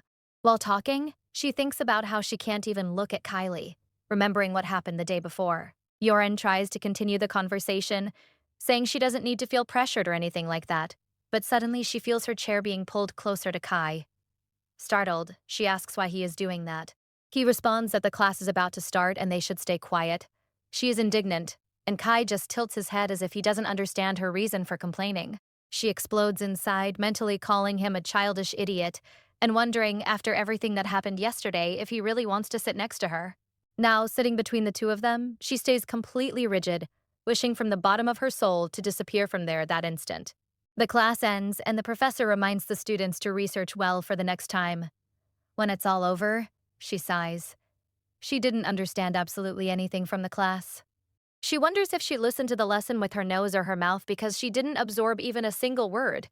She even considers dropping the subject and retaking it, but soon realizes something even more urgent. Now that the class is over, the two of them will probably want to talk to her. Desperate, she thinks about how she can escape alone without raising suspicion. In the middle of the panic, the professor asks for someone to take materials to the department's storage room. Before anyone else can react, she jumps up, shouting that she will take it. She holds the box she needs to carry. A classmate asks if she's sure she can carry that, but she insists she can, thinking she needs to put that away and get out of there as fast as possible. As she is heading out the door, someone offers to help, but she refuses immediately, saying it's fine and they can go on ahead. Kylie watches in silence and concludes she must be acting this way because of him. Liana approaches Swain and asks where Hana said she was going.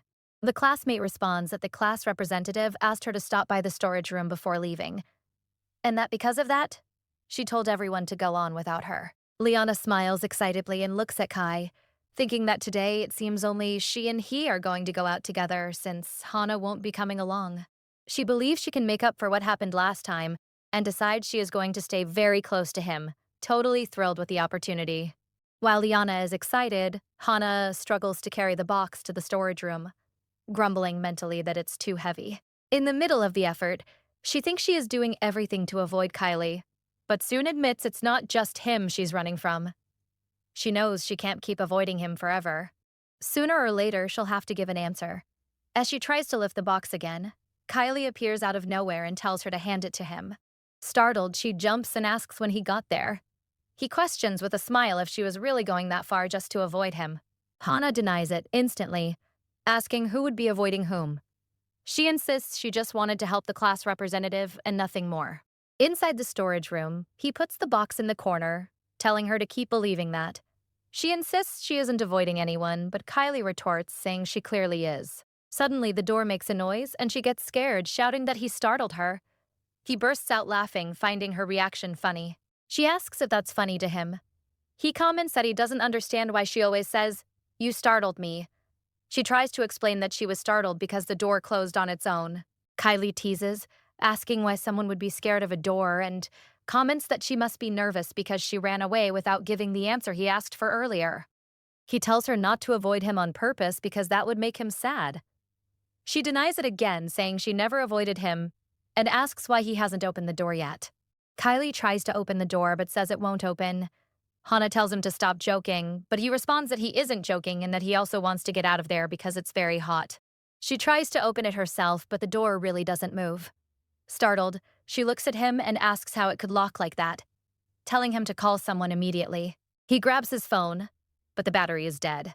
She asks indignantly why his phone is practically a decorative keychain and how he manages to always walk around with a dead battery. Then, she remembers her own phone is broken and shows him the cracked device, complaining to him, saying he broke her phone, leaving him confused as to how that could be his fault. Desperate, she tells him to break down the door, saying he is strong and should do something. He responds that won't work, but she insists. Hana panics upon realizing there won't be any more classes that day, so no one will pass by until tomorrow. Kylie sits down with all the calm in the world and says not to waste any more energy, that the best thing is just to wait for someone to appear. There is nothing they can do. She is indignant at his tranquility and asks how he can stay so relaxed in that situation. She gives up on starting an argument and decides they will wait for someone to come open the door, as surely another class will need the storage room, so someone will come. There is no way they'll be stuck there for long. 2 hours later, she is already sweating and trying to maintain her composure, but the heat is becoming unbearable. The weather today feels like summer, even though it's still late spring. The storage room is stuffy, cramped, and without ventilation. The heat starts to become unbearable for both of them. Suddenly, Kylie complains that it's too hot and starts taking off his clothes. Hana is startled and asks what he's doing. He responds desperately that he doesn't know, he just knows it's too hot. She panics and says he can't just take his shirt off there. Kylie argues that it's not a big deal. He even reminds her that they used to scrub each other's backs during high school summer vacations. She gets even more embarrassed, saying that has nothing to do with the current situation and that he should put his shirt back on. But he is so hot he can barely hear. He feels it's so hot he's going to end up breaking down the door. She kept shouting for him to put his shirt back on, saying it made her extremely nervous. He watched her calmly, not understanding the reason for so much agitation. He asks why she was reacting that way, implying she might be excited. Hana is indignant and asks irritably if he's lost his mind. After he dressed, Kylie commented that since they were at that point, he wanted to resume the subject from the previous day. She pretended not to know what he was talking about, but he wanted to know if she had thought of the answer yet. She responded that she hadn't had time to reflect and questioned how he expected her to decide something so quickly. He just said that if that was the case, she could start thinking right now, adding that he would wait patiently for her answer. Kylie commented that they wouldn't be leaving anytime soon and that, unlike yesterday, this time she had nowhere to run. Embarrassed, Hana retorted asking who said she ran away, while complaining about him getting too close again, even thinking if he was trying to kiss her again like the day before. At that moment, he called her softly, making her jump. He commented that her face was turning red again and that it ended up making him fall in love more. When he leaned in even further, she asked if he was mocking her. He laughed quietly and said it wasn't that. It was just that her reaction was very cute. Hana asked him to stop, saying that although it might seem fun to him, it wasn't to her. And she ended up confessing that had been her first kiss. She began to vent, saying he had probably already experienced situations like that countless times, but for her, everything had been completely different. That had been the first kiss of her life. The first real one. As she spoke, she asked indignantly how he intended to take responsibility for it being the first. He just watched her, thinking how all of it somehow seemed adorable. She continued to demand that he reimburse her for the first kiss, asking if he even knew how important that was to her. Before she could finish the complaint, he moved close to her face and kissed her again without warning.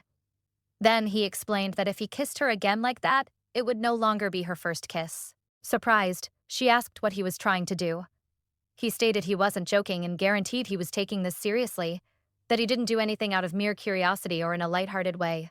He explained that despite seeming like someone who acts without thinking, when he really decides on something, he never hesitates. He just moves forward without looking back. Then, he admitted he was also afraid, but even so, he was willing to move forward, and therefore he wanted to hear what she really felt. Hana stays silent, not knowing what to say. She squeezes her hands nervously. She looks down, lost in thought, thinking about what she should say, if she should reveal her true feelings. Then Kylie says he always knew she liked him, and admits that even knowing this, he pretended not to notice. In fact, he didn't feel anything for Hana and thought that with time she would get over it. She responds that she is sorry, but she is already over it. She says that back then she was too young and believed his kindness was a form of affection. Hana says that thinking better of it now, if Kylie had really liked her, he would have gone out with her and wouldn't have gotten involved with other girls. She explains she always saw him as only a friend, and that over time her feelings disappeared, but soon confesses that after hearing all that, her heart is confused. Kylie commented that he wonders since when that reckless girl had matured so much, admitting that even he doesn't know the answer. He confesses he always thought of her as just a friend, but without noticing, she started to look more and more beautiful to him. Hana is surprised and without reaction for a moment. Irritated, Kylie says whatever and questions who needs a reason to like someone, wondering if feelings really work that way. He tries to simplify the situation and says that just the fact that she is hesitating already means she doesn't hate it, but she doesn't understand how that makes sense. Confident, Kylie states it makes perfect sense, saying he is a great catch and that he guarantees he will make it so she can't live without him. Soon after, he says they can take it slow even if he was the one who kissed her first. She gets annoyed and asks him to stop saying those things so casually. He responds that he is just trying to keep the mood light, otherwise she would end up running away again. She shouts that she isn't running away. He then asks in a provocative tone if that means a yes. She sighs and thinks if she should really trust Kylie. She admits to herself that it's not true, that she doesn't feel anything for him, and considers just following her own heart. Soon after, she asks Kylie how it got so hot. Suddenly, he responds that if she's hot, she should just take off her clothes, saying that she might even feel sick that way. Hana is startled and reacts, asking if he's joking by telling her to take off her clothes. He says immediately that he only said that because he knows she's wearing something underneath. Then, he turns his face and says he won't look, and only asks her to take off the top layer, stating he isn't that kind of guy. Suspicious, she asks him not to turn his head. He agrees quickly and guarantees he won't look. Hannah asks one more time for him not to look. Kylie guarantees he isn't looking and says he even has his eyes closed. Even so, she threatens him, saying if he turns his face, there will be trouble. He responds promptly, stating he understood. After a moment, he asks if she has finished taking off the shirt. Hana says yes and warns that he can turn around now. She sighs in relief, finally able to breathe better, and complains about the excessive heat in that storage room. He comments that he was right when he said she would feel better taking off those warm clothes. She agrees and says now she understands why he did it before. She admits that if she hadn't taken off the shirt, maybe she would have felt sick from the heat, and jokes saying that now you can really feel that summer has arrived for good. Suddenly, he stays silent for a moment upon noticing that the clothes Hana is wearing are soaked with sweat, making some parts visible. He turns his face quickly, which makes her ask what's going on. He tries to explain, somewhat nervously, pointing at her. Without understanding, she asks what he's talking about. He hurries to say he didn't see anything, that he really didn't look. Then, upon looking at herself, Hana goes into shock, realizing the shirt became completely transparent. Hana panics, apologizes, and says she will put the shirt back on immediately. Kai interrupts her, telling her not to do that, stating that if she covers up again, she might end up feeling sick because of the heat and guarantees he won't look. She thinks to herself that this is extremely embarrassing, but consoles herself by remembering that at least she is wearing proper underwear. Desperate, she starts shouting, asking for someone to open the storage room, begging for anyone to pass by and help. Hana begins to panic upon realizing she can see almost nothing in the dark and wonders if they won't end up dying in there.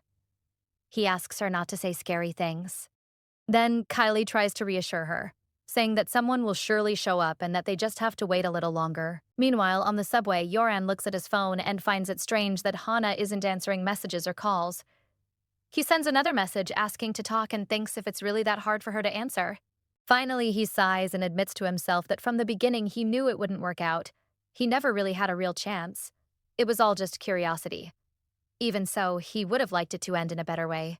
He knows Hana tends to avoid things and admits he hates embarrassing situations, but recognizes there's no reason to lose a friendship because of it, and that he should talk to her properly. Still, he wonders if something is wrong, but concludes that if he waits, she will probably look for him. Time passes and Hana and Kylie continue stuck in the storage room for hours. Hannah goes into despair, saying she doesn't want to die yet and complains that she never even got to date someone for real, nor accomplished almost anything she wanted. He gets irritated and tells her to stop saying unlucky things.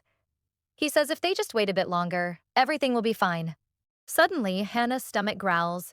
Kylie tries to cheer her up and says not to lose hope, stating that the only thing that will happen is they'll get even hungrier. She says she can't take it anymore, explaining that when she gets hungry, her hands start to shake.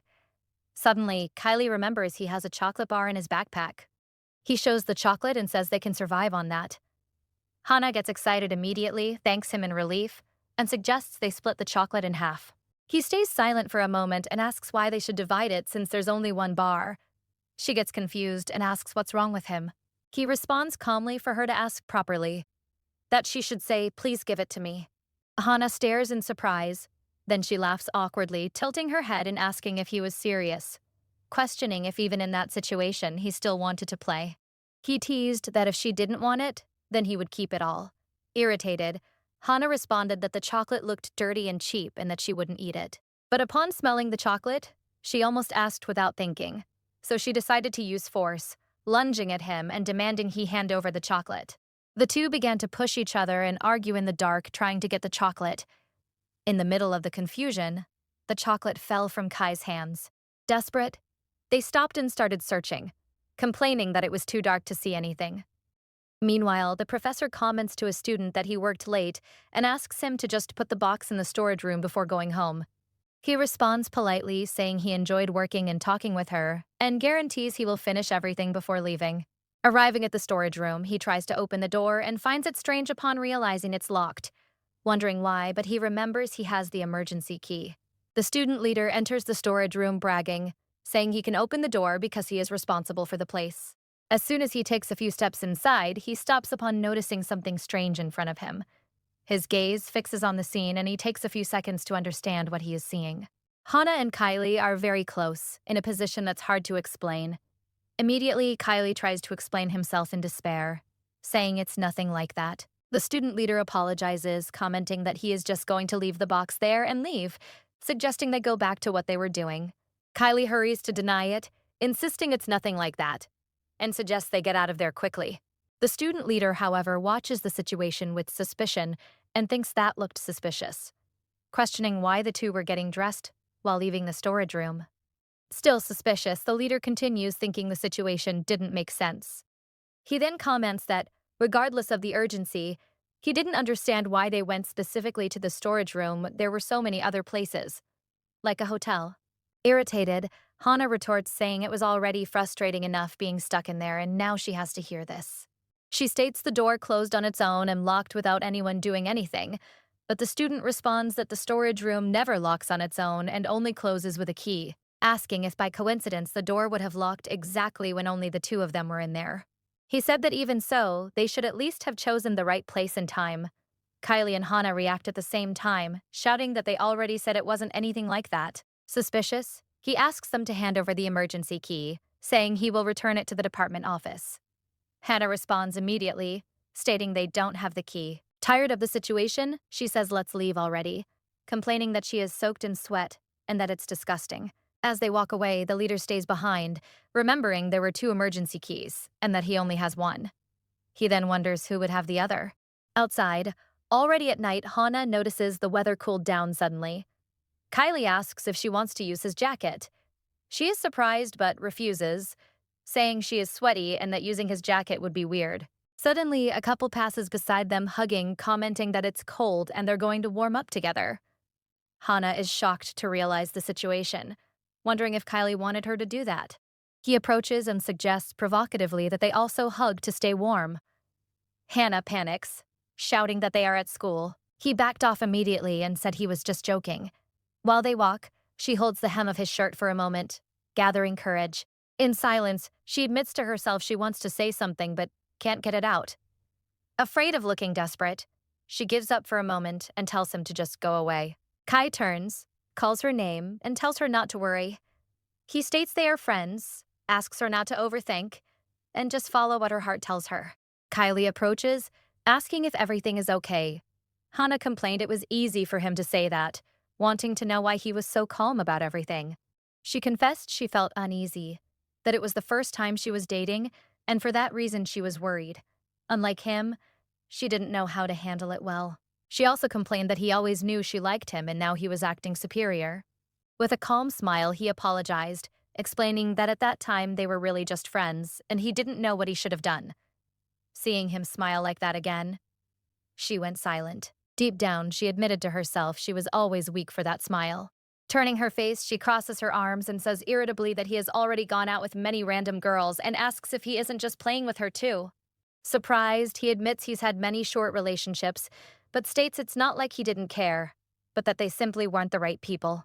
He leans in and says she is completely different, that she can't imagine how much he thought about all this, and admits it's the first time he's really suffering because he likes someone. Suddenly, she says that since it's come to this, she's going to take out all the stress she went through, and starts hitting him repeatedly. Finally, he looks at her closely and says she hasn't spoken, that she states with confidence that she should just watch him. He approaches and assures her, asking if she agrees. Irritated and embarrassed, she gives in and says fine, that she will watch him, but warns that if she doesn't like what she sees, she will kick him far away without mercy. He smiles provocatively and asks if she's really going to watch him then, stating that later she can't go back.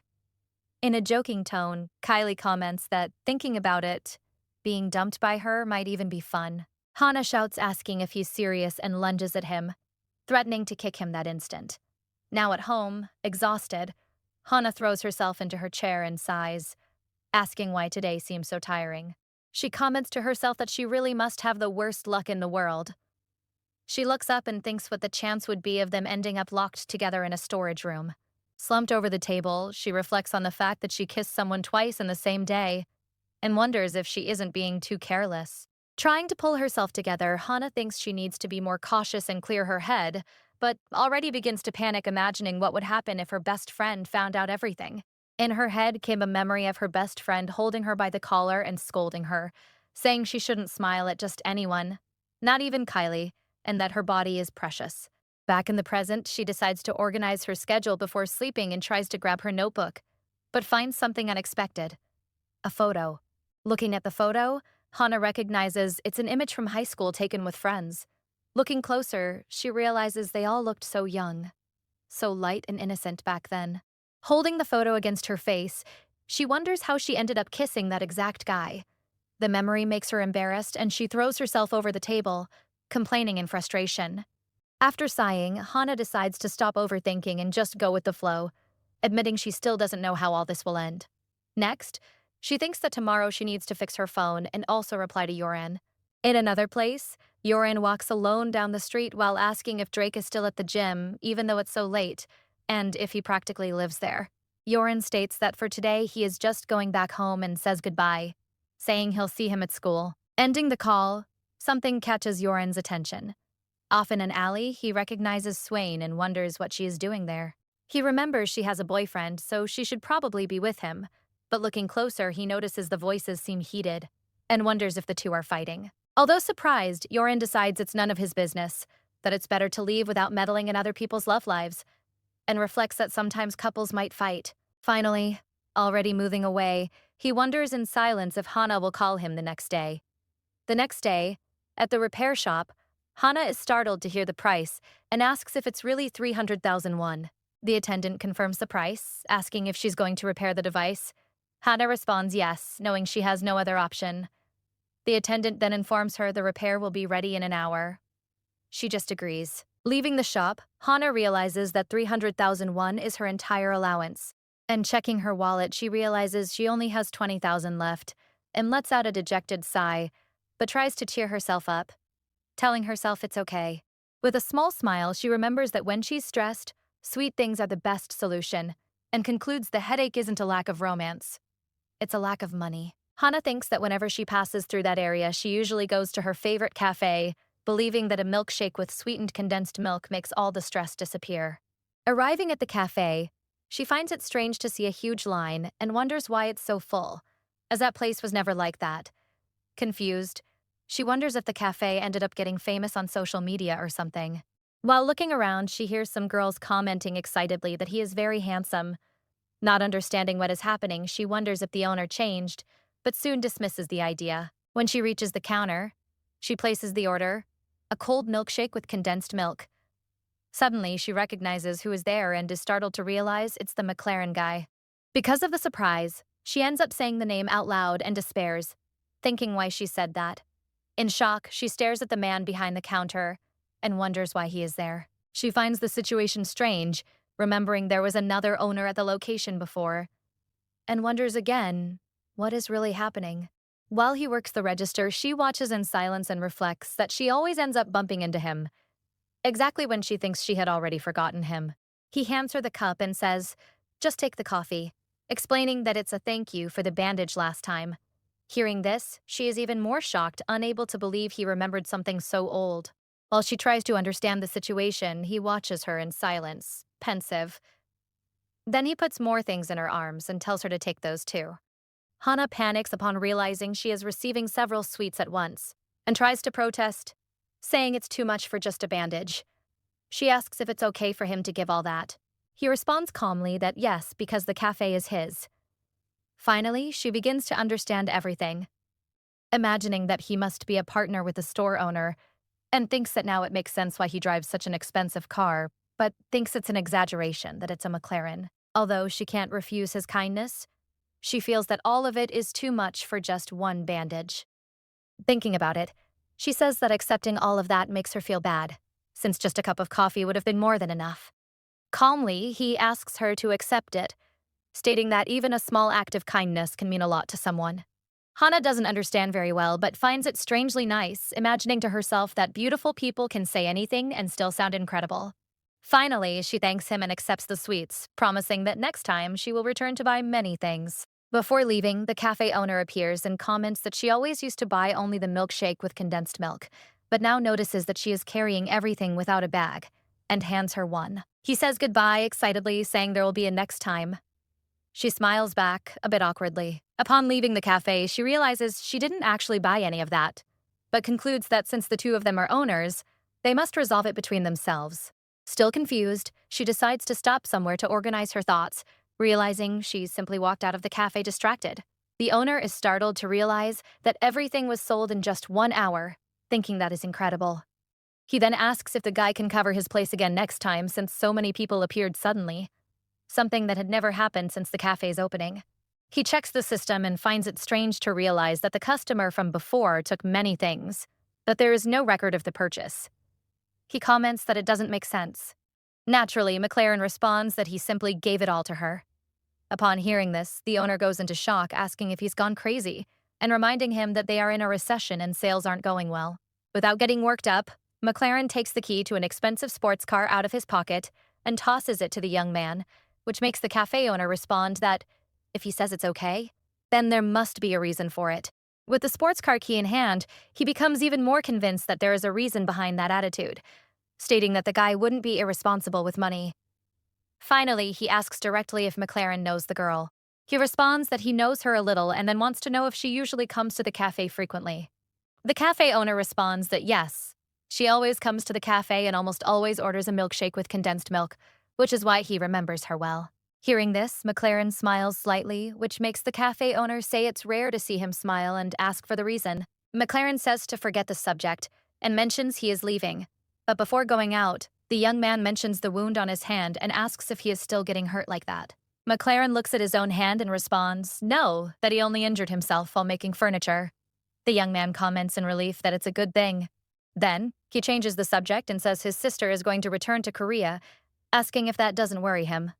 The young man asks McLaren to forget about her, stating that despite being his blood sister, he has already cut ties and that she is returning only to disturb him again, especially after what she did to him, questioning how she could act that way. McLaren calls him brother and says he knows he trusts him more than anyone else, warning that he is already leaving. Watching his friend leave, the cafe guy sighs, realizing he still hasn't gotten over what happened. Thinking out loud, he says that with that face and that money, if he were in his place, he would be going out with a different girl every day. But he is cold about everything, as if he doesn't bleed a drop. And when the subject is his sister, he ends up being completely passionate. Changing his mood entirely, he lifts the car key and says he's going to take it for a spin in high style.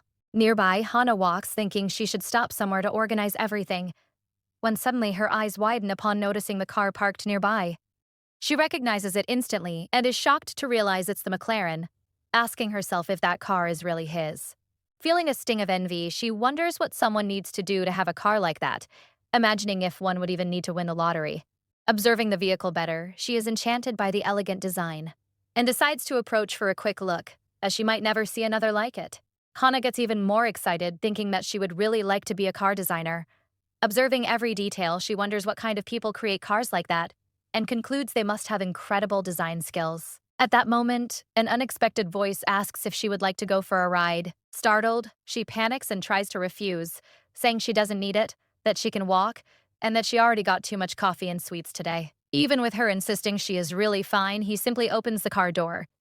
Faced with this, she is left without a reaction and realizes she can't say no since he had the kindness to open the door for her. Shortly after, they arrive at the destination.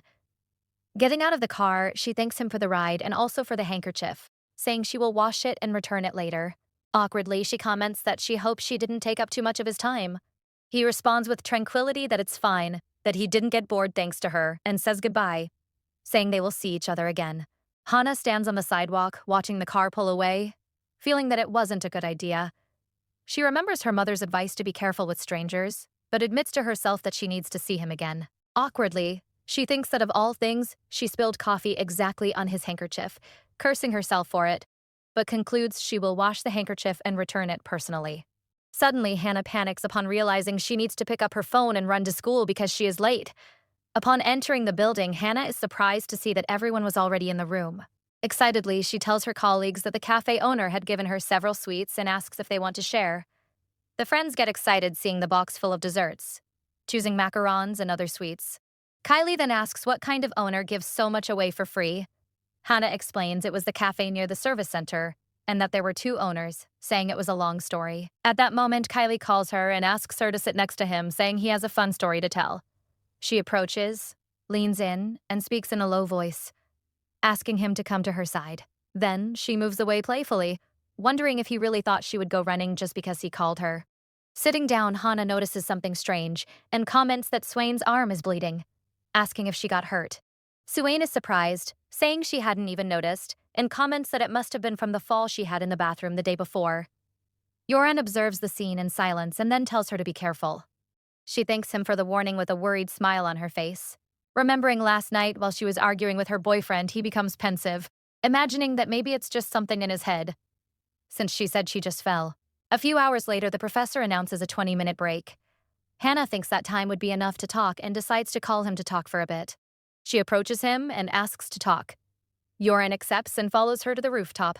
At that moment, Kylie asks where the two are going.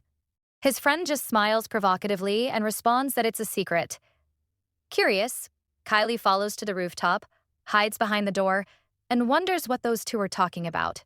Since he can't hear clearly, from the terrace, Hannah apologizes, explaining that her phone had broken and that's why she couldn't get in touch immediately. Yoren responds that it's fine, saying that if the phone broke, there wasn't much to do. Then, Hannah comments that she thought a lot about the answers she gave at that time while smiling a bit nervously. He smiles and says there is no problem, stating that he already understands how she feels and asks her not to worry about it. Next, he admits that on that day it was he who acted stubbornly, thinking only in his own way. He recognized that there was no room for him between her and Kai, and that because of that, he decided to simply leave things as they were. He reinforces that it hadn't been anything that serious, and asks her not to feel bad. The most important thing was that he wanted to continue being her friend and therefore asked her not to feel pressured. Hannah confessed she was worried, not knowing how to say it, since it was the first time someone said they liked her that way, which is why she was afraid of ending up hurting his feelings. He laughed and admitted he didn't know she thought so deeply about it, saying that now he felt even more regretful. Then, in a joking tone, he commented that she was even more oblivious than he imagined, adding that her innocence and her random way were exactly her charm. Hannah frowned and commented that sounded as if he were calling her an idiot. He denied it immediately and said it wasn't that, explaining what he had said as a compliment. Then, he advised her, saying that other guys could end up taking advantage of her personality in a bad way, and stated that, regardless of intentions, not everyone in the world was kind. Hearing this, she remembered that Kylie had already said something similar before. Perhaps what Yoren really meant was that she still needed to live and experience more things in life. Then, he placed his hand on her shoulder and said that maybe that was why Kylie also worried so much about her, asking her not to worry anymore about what happened between them. He explained that he didn't like when things got weird and reinforced that they continued to be friends. Hannah agreed with a slight smile and said he handled that kind of situation very well. Excitedly, Yoren said everything was great and stated that from now on, no matter who she ended up dating, he would root for her and encourage her. Then he suggested they go back to the room. At that moment, Kylie realized they were leaving and ran quickly, even feeling frustrated for not having managed to hear anything. Shortly after, Yoran found him in the hallway and asked what Kylie was doing there, questioning if he was trying to eavesdrop. Kylie denied it immediately and said he had only gone out to get some fresh air and a can of soda. Yoran asked if he couldn't perceive the situation and firmly told Kylie to stop, saying that was already getting pathetic. Kylie defended himself on the spot, stating it wasn't anything like that, while Yoran admitted that at first he was irritated with his attitude and wanted to interfere just to see if the two were really just friends. But Yoran made it clear that there was no room at all there. This left Kylie confused, and he asked what Yoran was talking about. His friend reacted with mockery, saying that sometimes Kylie was even cute, pretending he didn't understand things. Then he explained that it wasn't Kylie's fault. The problem was that Hana really had no more intentions. Therefore, he advised that Kylie needed to make his position very clear, because saying they were just friends could sound like an excuse. In the end, even if Kylie didn't care, the one who would end up being criticized would be Hana herself. Finally, Yoran said he would step away, took the soda can, and ended the conversation. Kylie observed in silence while Yoran drank the soda and admitted to himself that he was also reflecting on that, even without needing to hear it out loud. He sighed and recognized it wasn't easy, confessing to himself that it was the first time he felt emotions of that type. Remembering his past relationships, Kylie realized they had all been just fleeting connections that he never really took seriously, and that was something he had never stopped to think about for real. Now he understood that if he had seen Hana the same way as the others, he wouldn't be so confused or suffering at that moment. Gradually, Kylie began to accept that what he felt for Hana was different, and that running from it wasn't going to solve anything. He thought he needed to be sure of what he really felt, since that emotion was completely different from the friendship that existed before. That feeling grew inside him, getting stronger and stronger. Suddenly, Hana appeared and asked what he was doing there. Kylie was startled and said he had only come to get some fresh air. She joked, asking if he had committed some crime to be so nervous. Hana stared curiously and asked why he was looking at her that way. That made Kylie's heart race even more. He felt his chest tighten, his breathing become heavy, and realized his heart was beating like that. It could only be one thing. Touching his own chest, he finally understood that what he felt for Hana was love. Hana found his expression strange and asked why his face was so red, commenting that Kylie really seemed to need fresh air, and suggesting that he stay there a while longer. Kylie grabbed Hana by the arm and directly asked what she had talked about with Yoran. She responded that she didn't need to tell every detail. Even so, he insisted, and Hana asked why it mattered so much what she had talked about with Yoran.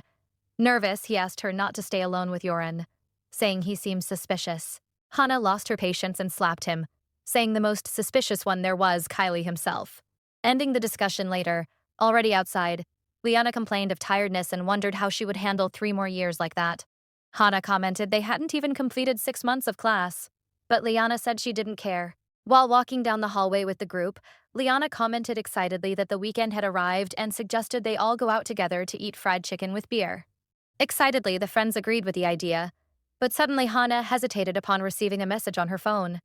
She apologized and said she wouldn't be able to go. Kylie also looked at his own phone and shortly after apologized, saying he also couldn't go. Embarrassed, Hana explained that a friend from high school had notified her at the last minute that she was coming to meet her. Kylie said he would definitely go next time and asked them to go out without him, apologizing before saying goodbye.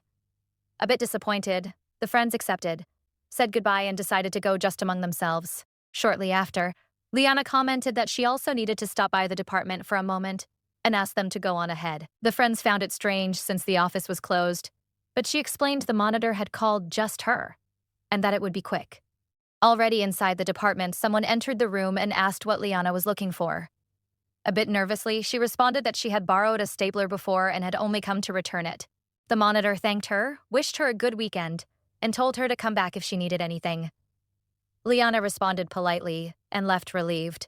Upon leaving the department, Liana ended up meeting the class representative. He found it strange to see her there and asked what she was doing in that place, since the group had gone to eat fried chicken near the main gate. She responded a bit awkwardly that the monitor had called for a moment, and that she was already leaving. Suspicious, he remembered the department office had already been closed for some time, which didn't make much sense. Alone, he began to reflect, thinking that maybe the monitor hadn't left yet. Excited by the idea, he ended up getting distracted and thought about asking for fried rice with kimchi in exchange for the help he had given last time, following down the hallway with a satisfied smile. Meanwhile, running through the streets, Hana commented that she had heard say that Melinda had broken up with the person she was going out with. Kylie asked if she had really said she was going to drink a lot tonight. Hana confirmed and reminded him not to forget to bring something to cure the hangover the next day. He agreed, and shortly after they arranged to meet in 30 minutes. The night promised to be busy. Perhaps it was just the streetlights, but for Kylie, that night Hana looked especially beautiful, to the point of looking almost like a completely different person. He realized he had never seen her dressed up like that before, and even wondered if she had also put on makeup around her eyes. The street was full. Hana observed the people and commented that there were many people there. That was the first time she was going out to drink on a Friday night like that. Smiling, she said that thanks to Melinda, she had finally managed to go out and enjoy the night. She admitted she thought she wouldn't like it because of the crowd, but somehow it ended up being exciting. Then she asked if Kylie didn't think the same. He stayed silent for a few seconds, just staring at her. Hana noticed Kylie was standing still, looking at her without reacting, and called his attention, asking why he was freezing up like that. Suddenly, Hana got startled and asked if he was trying to get close to kiss her again. In a threatening tone, she said if he touched his lips to hers, he'd be dead. He complained, saying the place was packed with people, and asked if she'd gone crazy. Even so, she responded that one never knew what could happen since he never stopped being crazy. Pointing her finger at him, Hana made it very clear that the next time he wanted a kiss, it would only happen when she allowed it and asked if he understood. Noticing his completely strange reaction, Hana got confused and wondered what was wrong with that expression. Shortly after, he approached a bit and asked casually if she had put on perfume, saying he smelled something different. Embarrassed, she got startled again and asked why he was so curious to know if she had put on perfume or not, stating that it was her choice. A bit awkwardly, he responded that he knew that, but ended up admitting the smell was pleasant. At that moment, someone arrived calling for them, and Hana got nervous recognizing the voice, announcing that the drinking monster had arrived. Melinda appeared excitedly, raising her hand and calling the two with a smile on her face while approaching accompanied by another friend. She greeted the two with enthusiasm, saying it had been a long time since she saw them. In a provocative and excited tone, she questioned if it was fun studying at a different university than hers. Kylie wondered why she was so happy, saying that it made him nervous, while Hana already felt exhausted just thinking about what awaited them. Without giving time for answers, the girl hurried everyone, saying to go get drinks right away. Inside the place, Melinda already looked completely drunk, lying on the table, crying while saying she wanted to drink and forget everything, asking how someone could do that to her. Irritated, the guy told her to shut up, complaining that now everyone was looking at them and asking if she'd gone crazy. Then, he complained that, after so much time without seeing each other, she only knew how to cry and was still completely ruining the moment. Melinda approached him and said he should fight with the person responsible for leaving her that way, but soon changed the subject by touching his arm and commenting that his body seemed to have gotten bigger. Out of patience, he told her to go away, asking where she was touching and threatening to call the police. Explaining the situation, the four had been friends since childhood, going through elementary school and even high school. The girl was named Melinda. She was 20 years old and studied in a course known for being full of sarcasm. While Hana and Kylie studied together in an arts academy, Melinda ended up going to a different university. The guy was Mason. He was 20 years old and worked temporarily in construction. He was studying judo, but when the family's financial situation worsened, he gave up college and started working to earn money. Back to the story. Hana asked Melinda if she had come there after breaking up with that person. Melinda responded no, saying she had broken up with him a month ago. Hana got confused and asked then why she was still crying. In a low voice, Melinda murmured that that bastard had really been cruel. Between tears, she confessed he cheated, saying that he kept another person at the same time he was with her and that he still had the courage to leave her behind. Shocked, Hana reacted indignantly, asking how someone could be such a scoundrel and wanted to know who he had cheated with. Melinda said she didn't know, just called him a miserable traitor before breaking into tears again. After a moment, Mason commented that he had heard say that the other woman was a childhood friend, leaving Kylie visibly tense and Hana without a reaction. Melinda then vented, saying he insisted the two were just friends and that he still had the nerve to say that if she was so suspicious, the three should meet. To make it worse, he said he would introduce her to the girl, which only made her even more furious. Melinda insisted there was no such thing as man and woman being just friends and asked if the others agreed. Awkwardly, Kylie and Hana ended up agreeing, even if hesitantly. Then, Mason called her by name and, coldly, asked who would see her as a potential partner, telling her to look at her own drunken behavior. He commented that she was drunk in front of that friend and said it was no surprise she had been dumped. Melinda fired back immediately, stating she wasn't drunk. Suddenly, Melinda got worked up and shouted for them to forget that, saying everyone insisted they were just friends, but if someone developed feelings, she didn't want to know anymore and stated further that the four of them were like blood siblings. Kai hesitated, saying he didn't think it was quite like that, but Hana agreed quickly, pretending to be in agreement to avoid confusion while thinking about how the situation had reached that point. Hana despaired. If she told Melinda she had kissed Kylie, it would be the end of the world. She didn't like hiding that from her friend, but felt she couldn't tell at that moment. She decided the best thing would be to talk when Melinda was a bit calmer. Meanwhile, Mason commented that there was no absolute loyalty. No one could predict what could happen and stated it made no sense to say they were siblings if biologically they were from different parents. Melinda leaned over the table, covering her face with an irritated expression, and complained that Mason was really unbearable. She called his name in a low voice and, looking seriously at him, made it clear she wasn't the type of woman who could be treated lightly. He sighed as he faced her and agreed with what she said, stating she really seemed hard to handle. Shortly after, Mason got up from the chair and said he would go out to smoke while Melinda asked for more drinks, ignoring the warnings that she had already drunk too much. The soju bottles kept piling up and she insisted that night was a day to drink to the limit. Shocked, Hannah wondered if her friend's liver was made of alcohol. Shortly after, Hannah finally couldn't take it anymore, collapsed onto the table and admitted she had reached her limit. Even so, she was still teased by Melinda, who called her weak, while Kylie suggested it would be better to stop drinking for that night. Immediately, Melinda reacted dramatically, shouting that she didn't want to stop, but Mason said Hannah and Kylie should leave first, since they lived nearby. Melinda approached Mason and promised she would only drink until the last train. He accepted the situation with resignation, thinking he had ended up becoming responsible for her that night. Already outside, Kylie and Hannah were returning home. He asked if she was okay, wanting to know if she could walk alone. Staggering, she responded she was fine, but ended up tripping suddenly. By reflex, he caught her by the arm so she wouldn't fall and called her name worriedly. For an instant, he went silent, surprised by the contact, feeling his heart accelerate. Quickly, she smiled awkwardly and thanked him, saying she must have tripped because her shoelace had come undone and commented she would tie it before they continued. Awkwardly, he agreed, still trying to compose himself, while thinking he needed to keep his distance, reminding himself he had just touched her, and that caught him off guard. After finishing, she said she was already ready to go, but soon commented she was feeling dizzy, explaining she had gotten up too fast. Hearing she was dizzy, he said calmly that he would hold her. In the same instant, Hannah remembered when he had been drunk in the past. It was she who needed to carry him then. He only wanted to hold her hand, and it only irritated her further, finding all that unbelievable. Suddenly, she asked him to carry her too. He asked why, since she could walk alone. Irritated, she reminded him it was she who carried him while he cried, and that she could have simply left him on the street but still endured all his moaning. She started to complain, saying it was impossible to find a woman who carried a man on her back like that, and added that if it were anyone else, he would have been abandoned long ago.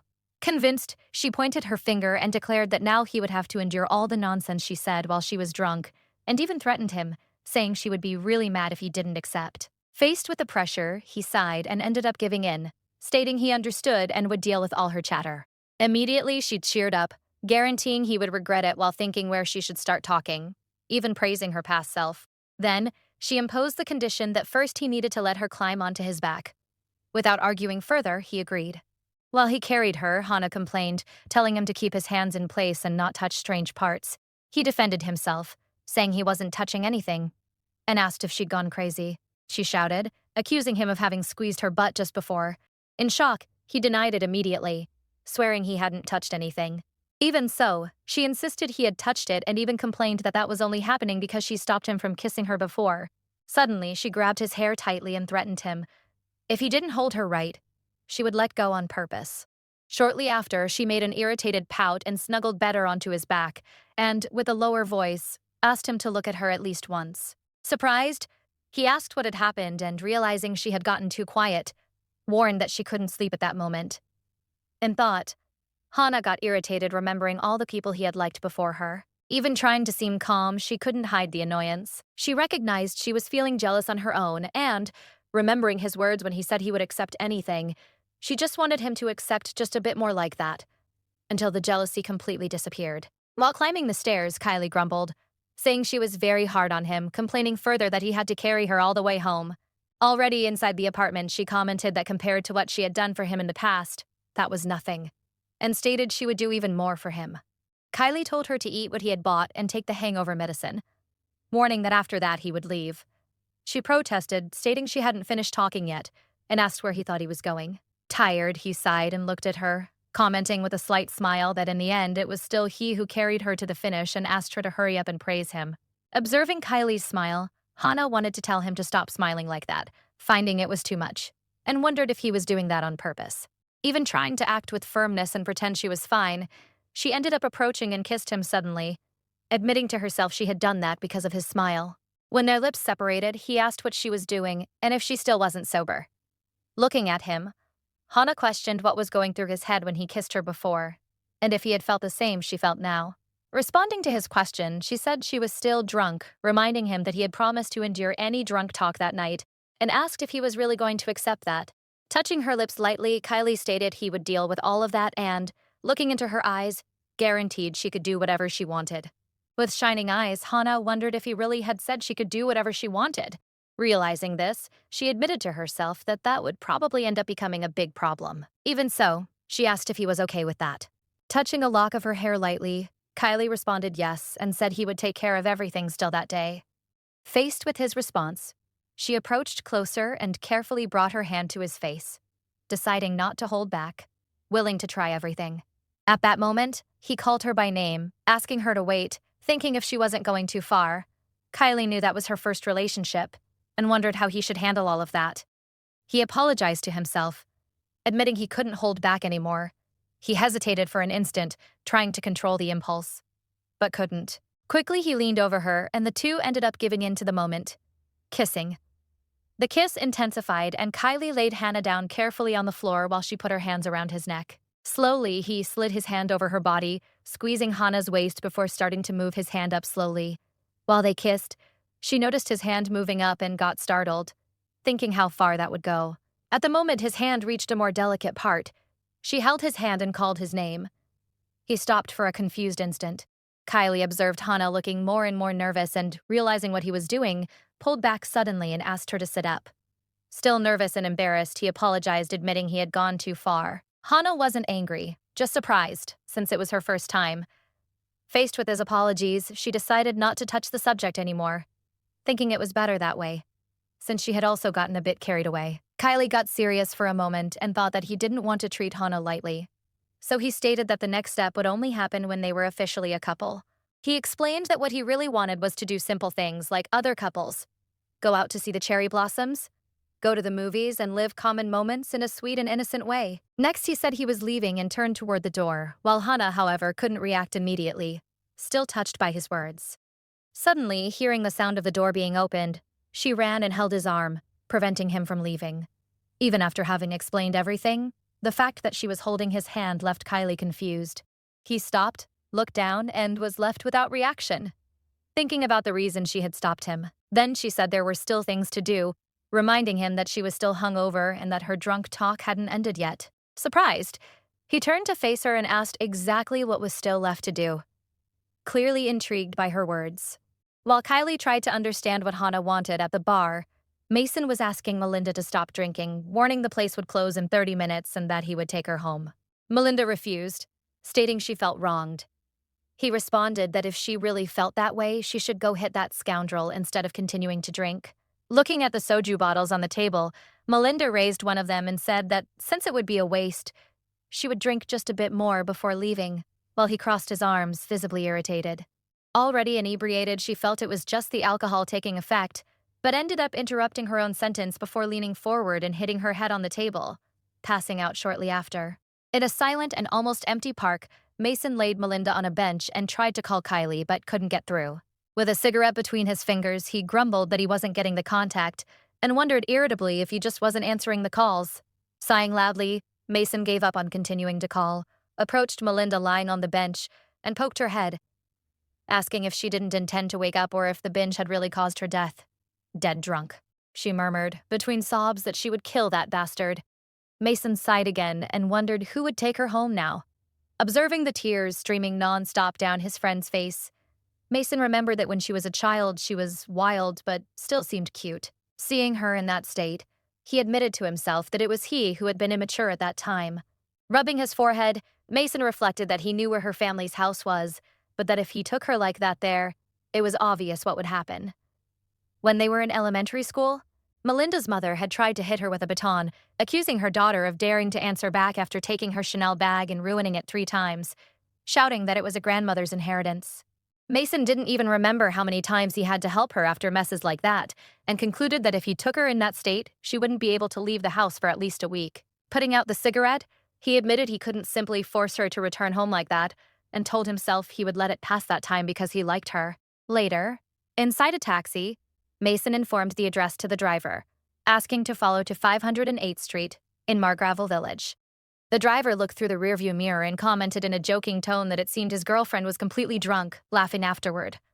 Mason responded dryly that she was not his girlfriend. The driver got embarrassed, laughed awkwardly, and said he understood. Already at the building, he carried Melinda in his arms, complaining she was much heavier now that she had grown so much, huffing with effort. Upon entering the apartment, he laid her on the bed carefully and continued complaining, commenting he didn't understand how that could be harder than carrying a brick. Sitting on the bed, Mason called Kylie again, thinking he should answer the phone by now, but without understanding the situation, ended up concluding that maybe it was better to give up. Frustrated, he decided that as soon as Melinda woke up, he would send her away immediately. Then he decided to lie down a bit, as he needed to work the next day. Lying on the sofa, sometime later, he woke up feeling a slight movement, a delicate hand lifting his shirt. Upon opening his eyes and turning his face, he saw Melinda leaning over him and asked what she was doing. She stared at him in silence, with a blank expression.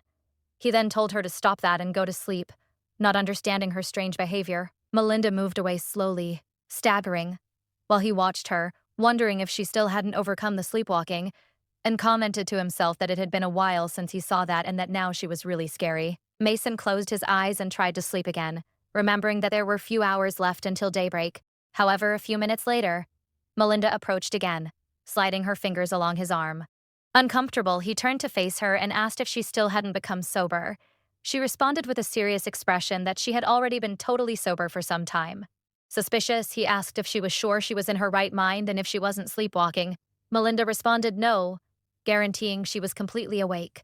While feeling her hand slide up his arm, Mason wanted to know what she was doing at that moment, and questioned if she really knew what she was doing. She stated she knew exactly what she was doing. And faced with that, he sat up on the sofa and spoke with seriousness that if that was the case, then he would start taking her seriously from that moment on, warning her not to say nonsense afterward. When she was about to respond that she wouldn't, Mason leaned in suddenly and devoured her lips, holding her hair with one hand. Melinda reacted with surprise at first, but soon returned the kiss. She tried to hold his arm while feeling Mason's hand squeeze her neck, stealing her breath, her lips still hot and moist. Naturally, he slid kisses down her face to her neck, biting as if it were a piece of meat, while pulling her closer, holding her waist and lifting her top. Mason put her on the sofa and said he would ask only one more time if she regretted what was happening. Looking at him, she made it clear she didn't regret it and returned the question, wanting to know if he regretted it. Mason admitted to himself that he probably would regret it, but still couldn't stop. The fault was those black and shining eyes. She still had the same look from before, from when he was in love with her. Mason was the only one who felt regret at that moment, but it was impossible to stop being in front of those eyes. With a provocative smile, he asked if it had been good when she was with that other guy. She hit back with mockery, saying he was being childish, and asked if he was jealous. Before she finished the question, he lifted her in his arms, making her get startled and let out a muffled scream. Looking at her with confidence, he responded with contempt that he didn't feel the slightest jealousy and stated that after she went to bed with him, she wouldn't want anyone else. Lying on the bed, Mason approached slowly while taking off his clothes, thinking that he would probably regret what had happened when it all ended, and she went away. Back at Hana's apartment, Kylie was still nervous, waiting for what she wanted to say. Then, she commented that eating ramen after drinking would be perfect. With that, the two ended up going to a convenience store. While they were at the register, she asked that Kylie charge his phone whenever he could. He just responded that that was a hassle. Worried, Hana commented that Mason had tried to call several times and asked if anything had happened. Kylie responded that he didn't answer, and that if it were important, he would probably call again. After buying the ramen, The two decided to sit on the chairs outside the establishment, while Hana complained that his phone was always off, and that was very irritating. Already sitting outside, she stared at him, finding his expression strange, and asked if he wasn't well. He just said he was great, but she thought anyone could see that wasn't true, and burst out laughing. Reflecting that he had promised not to rush things, but now he was sulking for not having made love to her and noticed further that he had a surprisingly cute side. Even so, hearing Kai say he wanted to go slow and not treat the relationship lightly made Hana feel happy. She tried to open the drink, struggled, and complained she couldn't manage. He told her to stop pretending she was weak, stating he wasn't a fool. Realizing she really couldn't, he asked for the drink to open for her. Hana refused, saying she could do it alone. The two started a small dispute, arguing about who would open the bottle until, in the middle of the confusion, the drink ended up spilling a bit on her clothes.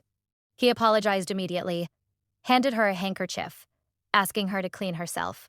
However, she accused him of having done that on purpose, just so she would take off the wet shirt, since she hadn't managed to open it. Kylie defended himself, saying he would never do something like that, and reminded her that he had said he wanted to go slow. Embarrassed, he thought about who would do something of that type on purpose, and murmured irritably, asking who she thought he was. She started laughing, finding it fun to tease him. Kylie noticed her expression and asked if she was having fun at his expense. She admitted it, asking if it was that obvious, and messed up his hair, commenting he was kind of cute that day. She laughed low and said she knew he was embarrassed, but before she could continue, Kylie held her hand and warned that if she continued teasing, something might happen. Confused, she didn't understand what he meant. He approached even closer, getting very near her face. Surprised, she rebuked him, stating she had already told him to ask permission before kissing her. Kylie responded in a provocative tone, asking if she really thought he would ask permission to kiss her. He made it clear he wasn't a child and approached even closer to her lips, asking if she didn't think the same. Nervous, Hana wondered what was happening with him and why Kylie was approaching that way again so suddenly.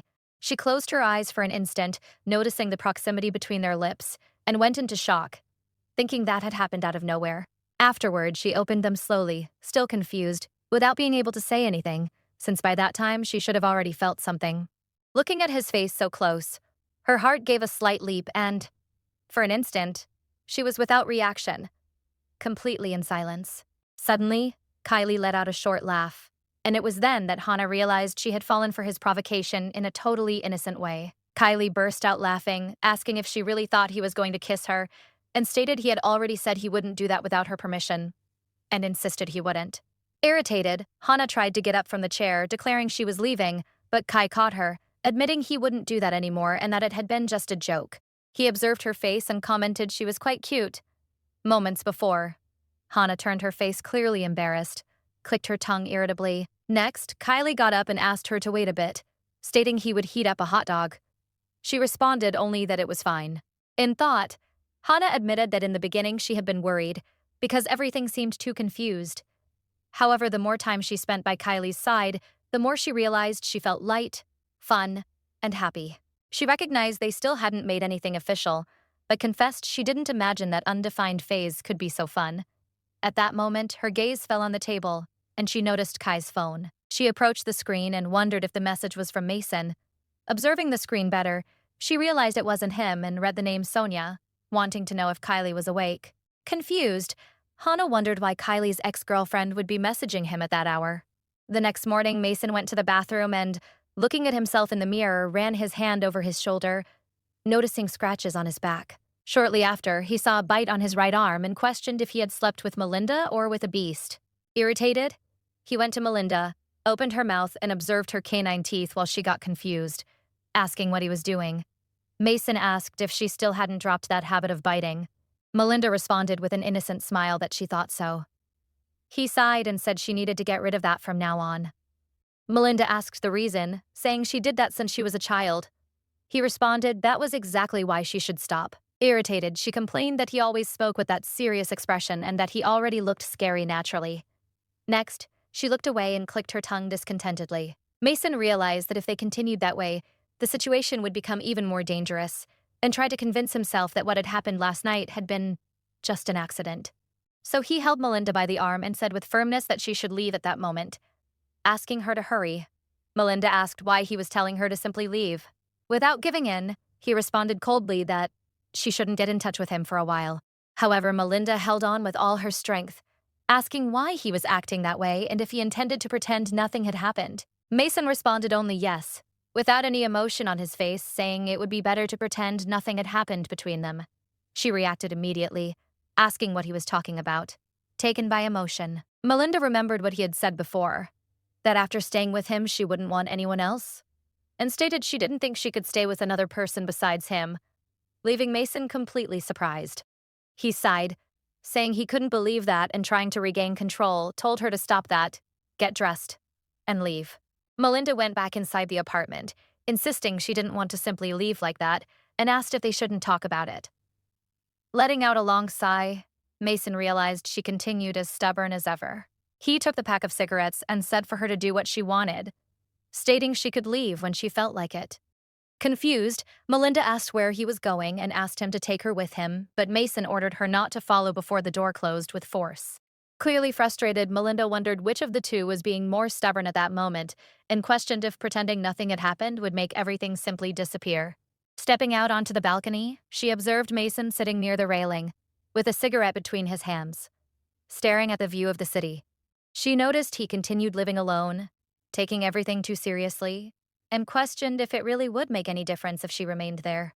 Melinda walked to the railing and felt the wind touch her face, commenting that it seemed she had spent her whole life breathing dust, never realizing the air could be so good. From up there, she observed the city and said everything looked small seen from that height, and after such a rushed and chaotic life, confessed that place seemed like a completely different world to her. Finally, she looked at him with a slight smile and asked how he managed to enjoy all that completely alone. He responded with disdain, questioning what was so good about that place, stating he only lived there because he had no money. She hit back immediately, saying she liked that place very much. He asked if she was stupid, stating a daughter of a rich family shouldn't live in such a simple place. Surprised, she asked what he meant by rich. He explained her family's house was worth more than $50 million and that even during the financial crisis, her mother had managed to stay firm, despite having 3 children, which by itself was proof of wealth. She denied it vehemently, saying that wasn't true. She explained the house had passed from her grandmother to her mother and that in the future it would pass to her, the youngest daughter. With conviction, she stated that in the end that would be hers and that it was just a matter of time. He commented that he envied the way she faced life, but suddenly she closed up and asked why he was bringing up such a painful past, reminding him he knew how much she had suffered that day. In silence, he responded that he knew, explaining he had always protected her when she got into trouble, but advised that from now on, she shouldn't cause more trouble as he could no longer cover anything for her. She looked to the side and admitted it was true. Whenever she caused trouble, he resolved everything for her. It was enough to call him, and he appeared. It didn't matter if it was day or night. Then, without beating around the bush, she approached his face and asked how it had been to sleep with his first love. She leaned over him with shining eyes, while he questioned how she managed to say something like that with such naturalness. Bringing the cigarette to his mouth, he took a drag before admitting he regretted it. Of course, Melinda hit back on the spot, calling that a lie. And looking even closer, she confessed she had liked last night very much and that if he wanted, they could repeat right now outdoors while observing the city view. Mason wondered why, even saying such absurd things casually, she still looked more beautiful. He admitted to himself that Melinda continued as beautiful as ever, while he himself had become a disaster. Mason apologized, saying he had just let himself be carried away by the moment last night and stated he couldn't take responsibility for that. Melinda, however, took the lead and said she would take responsibility, since it was she who had taken the initiative, and added she had plenty of money to support a family case she ended up pregnant by him. Mason got worked up asking if she was joking and told her to stop talking nonsense. He sat up, passed his hand through his hair, clearly tired, and said she should get dressed, as he needed to go to work, and added that if they continued in that conversation, it would never end. Without wasting time, he pulled her in a hurry and pushed her into a taxi, speaking with firmness for her to get into the car quickly. He leaned forward and asked the driver to follow the main road. Before she said anything, he spoke coldly that what had happened between them never happened, and guaranteed he wouldn't tell anyone, and asked her not to worry about it. Next, Mason stated she should no longer get in touch, as he wouldn't answer. She tried to stop him, asking how he could say something like that. He responded only that she should leave, then closed the taxi door and walked away without looking back. Inside the car, Melinda revolted, calling him stubborn and said whoever starts something should finish, and wondered if he was going to run away again. Leaning against the seat, she sighed, finding it all very unfair, and wondered if he still lived trapped in the past, since things could be different now. Determined, Melinda grumbled she wouldn't give up because of that. She agreed immediately. The driver said life was really about the right moment, and confessed he had lost the timing a long time ago, living alone since then. Then he tried to cheer her up, telling her to lift her head. At dusk, Hana and Kylie were leaving college when Kylie called her and insisted that the two return home together. She reacted with irritation, stating that returning together didn't make sense, and asked why he didn't call his ex-girlfriend and go with her. Irritated, she continued saying that Sonia had gotten in touch with him the day before, and that he should call right then, stating she would certainly answer. Hana got even more irritated and shouted, commenting that the ex-girlfriend was waiting for his call. Kylie denied it, stating everything had been something unilateral and that he felt wronged. She then questioned why Sonia was sending messages out of nowhere, and taken by rage, asked if she was some crazy person. He responded that maybe she was indeed a crazy person. Next, Hana faced him and asked why he had hesitated upon receiving the message, instead of deleting it immediately, preferring to turn off the phone. Kylie hurried to explain that between them it was already over, but that he got nervous when she called suddenly and said he didn't react because he was afraid of causing a misunderstanding. Irritated, Hana told him to stop stalling and demanded to see the phone, asking directly if he had deleted the message or not. He questioned why she was acting that way. Then she stated that since he didn't want to hand over the phone, it was clear he hadn't deleted the message, and accused him of having responded. Kylie denied it immediately, showed the phone, insisting he really hadn't responded. Hana stared, visibly hurt, and questioned how he could stay so calm in the face of all that, saying that even his name conveyed that sense of relaxation. She complained that he dealt with relationships lightly and asked how he managed to act like that during all that time. Or if it was because she was just a friend and that's why he found it so easy to handle the situation. Surprised, Kylie tried to explain himself, saying it wasn't anything like that. However, without patience, Hana exploded, telling him to forget everything, not to follow her or get in touch anymore. Before leaving, she called him an idiot. Kylie tried to call her, asking her to wait, but Hana had crossed the street without looking back. Alone, he realized that hadn't gone as it should. He wanted to make it clear he felt nothing for the ex-girlfriend, that everything was just a misunderstanding, and wondered why things had ended that way. At night, alone at home, Hana decided she wouldn't respond to any more messages from Kylie and stated to herself she was going on strike. The more she thought about what had happened, the more irritated she got. She reflected that he said he had no feelings for the ex-girlfriend, but that it was enough to see a message from her to be completely paralyzed.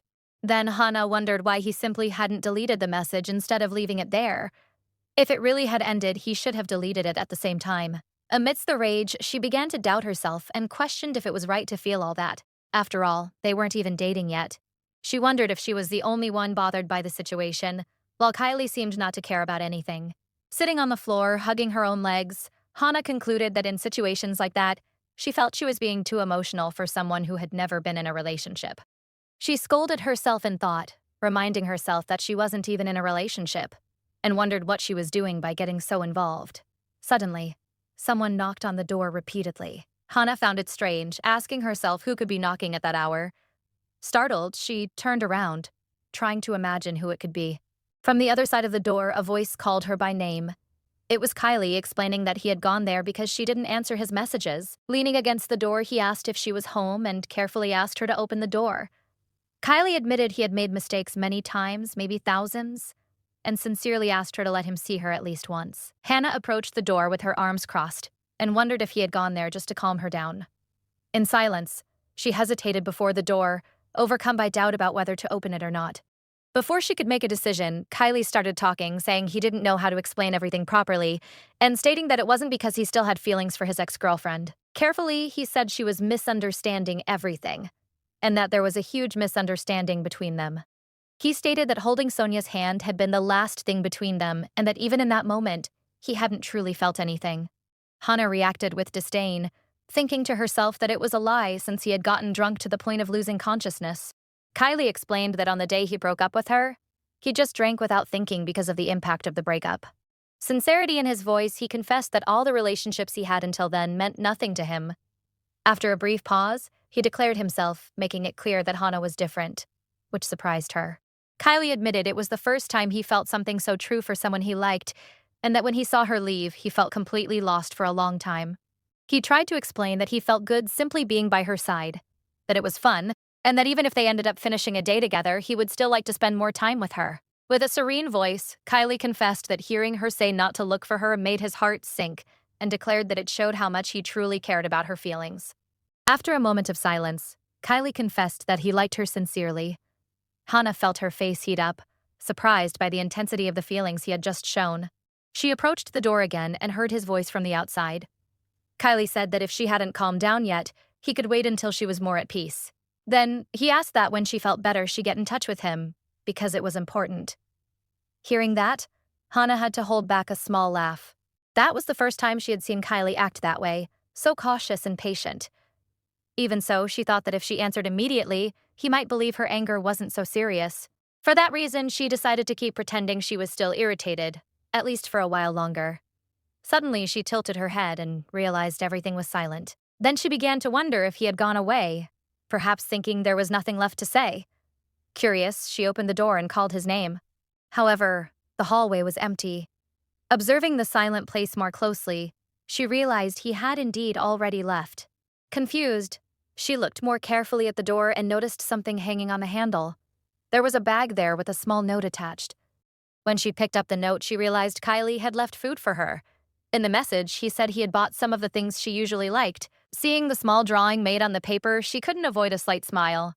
She found that simple scribble funny and remembered that when they were children, he used to draw similar things for her. While she ate, she thought it was impressive how he still remembered the things she liked. At that moment, she even thought it was good they had been friends for so long, especially in situations like that. But she quickly shook her head and changed her mind.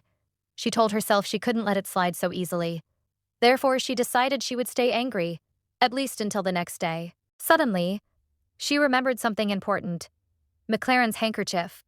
While thinking about that, she recalled the moment she had spilled coffee inside his car the last time she was there.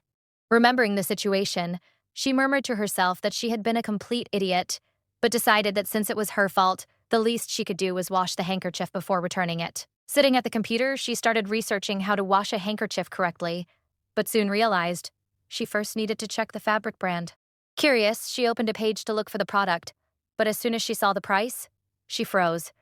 Confused, she started counting the zeros appearing on the screen. 1, 2, 3, 4, 5. The number before her was 1,200,000 won. Shocked, her eyes widened and she murmured incredulously that it cost more than 1,200,000 and began to wonder if there was really any reason for a simple handkerchief to be worth so much money. Even so, she thought maybe she could wash it at home, but soon imagined the worst-case scenario. If she put that handkerchief in the washing machine and even one thread came loose, the loss would be gigantic. So, the next day, she washed the handkerchief at a specialized laundry. However, during the process, the handkerchief ended up shrinking inside the washing machine. Realizing the result, she was completely speechless. Then she took a deep breath and concluded she had no other choice. She would have to beg. With all the shame in the world, she went to McLaren, apologized, and explained that she had sent the handkerchief to a premium laundry. But even so, it ended up that way. She knew that handkerchief must be something extremely precious. After all, there were so many zeros in that value that it seemed almost impossible to believe. The more she thought about it, the more she fell into despair. Deep down, she already understood. She was completely screwed. Discouraged, Hana asked if the handkerchief really couldn't be used anymore. The young man observed the small piece of fabric for a moment and commented that it wasn't really a problem, as he had many other handkerchiefs. Unable to believe what she had just heard, she thought he was too incredible. That seemed to prove that extremely rich people really could have a generous heart. But suddenly he revealed that handkerchief had been the first gift his maternal grandmother had given him. Hana went into shock, started to stammer, and asked if there was any way to compensate for it. The young man thought for a moment and asked if she was a university student. When she confirmed it, he seemed to consider the idea more carefully. In that instant, Hana already imagined she would have to pay for it somehow, even if she had to sue the laundry or work part-time to get the money. Then the young man commented that if that was the case, there was only one way to resolve it. He said she could pay with her own body. Hana was completely stunned, repeated that word in shock, unable to believe what she had just heard. While the young man remained with his arms crossed, she thought there was nothing special about her body and that he probably wouldn't even be satisfied with it. A short time later, however, she ended up understanding what he really meant by paying with the body. In fact, he was talking about hard work. Now she was at a car wash, scrubbing a sports car with all her strength. Determined, Hannah thought that if she could pay that way, she would give it her best, and told herself she would scrub with more commitment than anyone else. After they finished the work, he thanked her for the effort and handed her an iced coffee. When he sat down beside her, the young man thanked her again for washing the car with so much care, saying he really appreciated it. She denied it immediately and stated the fault was entirely hers. She was the one who had spilled the coffee and, to make matters worse, had still caused all that trouble with the handkerchief. Right after, her phone started vibrating on the bench. He calmly commented that her phone had been ringing for some time and suggested she answer. When she picked up the device and saw who was calling, she thought that Kylie kept calling even while being busy, and had even said he would wait for her. Even so, she murmured that she hadn't calmed down even a little bit, so she rejected the call and told herself he would have to wait longer. At that moment, McLaren asked if it was her boyfriend. She replied no, that he wasn't her boyfriend yet. When he asked what she meant by that, she tried to explain that the two were still in something undefined, something that looked like an almost relationship. The young man then asked why her reaction seemed so discouraged, since, considering those calls were coming from someone she liked, it didn't seem like she was very interested. He asked directly if the two were fighting. Hannah replied that it wasn't exactly a fight. With some hesitation, she felt a little strange talking about it with McLaren, since she didn't hear from him often. But she decided to tell him anyway. She explained that on the day she was going out with Kylie, he received a message from his ex-girlfriend. At that moment, she was right beside him, and knew she would never forget the expression on his face when he froze for a second upon seeing the message. Besides, he hadn't deleted the ex's number, nor deleted the message. And as easygoing as his personality was, it still bothered her, because she imagined he might not have managed to forget his former girlfriend yet. Because of that, she ended up losing her patience and told him not to contact her anymore. After hearing the whole story, McLaren summarized the situation, saying that at that moment, she was in a phase where she had no contact with him. Hannah confirmed that was exactly it. Then the young man began to explain that sometimes men had a bit of an indifferent side. They didn't do it on purpose, but that kind of behavior could easily generate misunderstandings. He commented that this also happened because many men simply didn't know how to end relationships well. According to McLaren, it didn't matter if the person had little or lots of romantic experience. When someone had no practice in ending things clearly, the chances of that kind of situation happening ended up being higher. For that reason, he advised her not to take it so personally, and to think calmly about how Kylie had behaved with her after that incident. If she analyzed that carefully, she would probably find the answer quickly. Reflecting on those words, Hannah remembered that Kylie had apologized sincerely. Curious, McLaren asked if his advice had helped at least a little. She smiled and replied that it hadn't just helped a little. It had helped a lot. The young man seemed satisfied to hear that and added that if she needed help again, she could look for him. He also said he would give all the romantic advice she wanted. Hannah thanked him sincerely before saying goodbye. Later, while walking alone, Hannah concluded that maybe it was she herself who had turned that problem into something bigger than it really was. After thinking more about the conversation with McLaren, she realized Kylie really had apologized sincerely. Because of that, she understood she didn't need to keep pretending indifference or playing hard to get.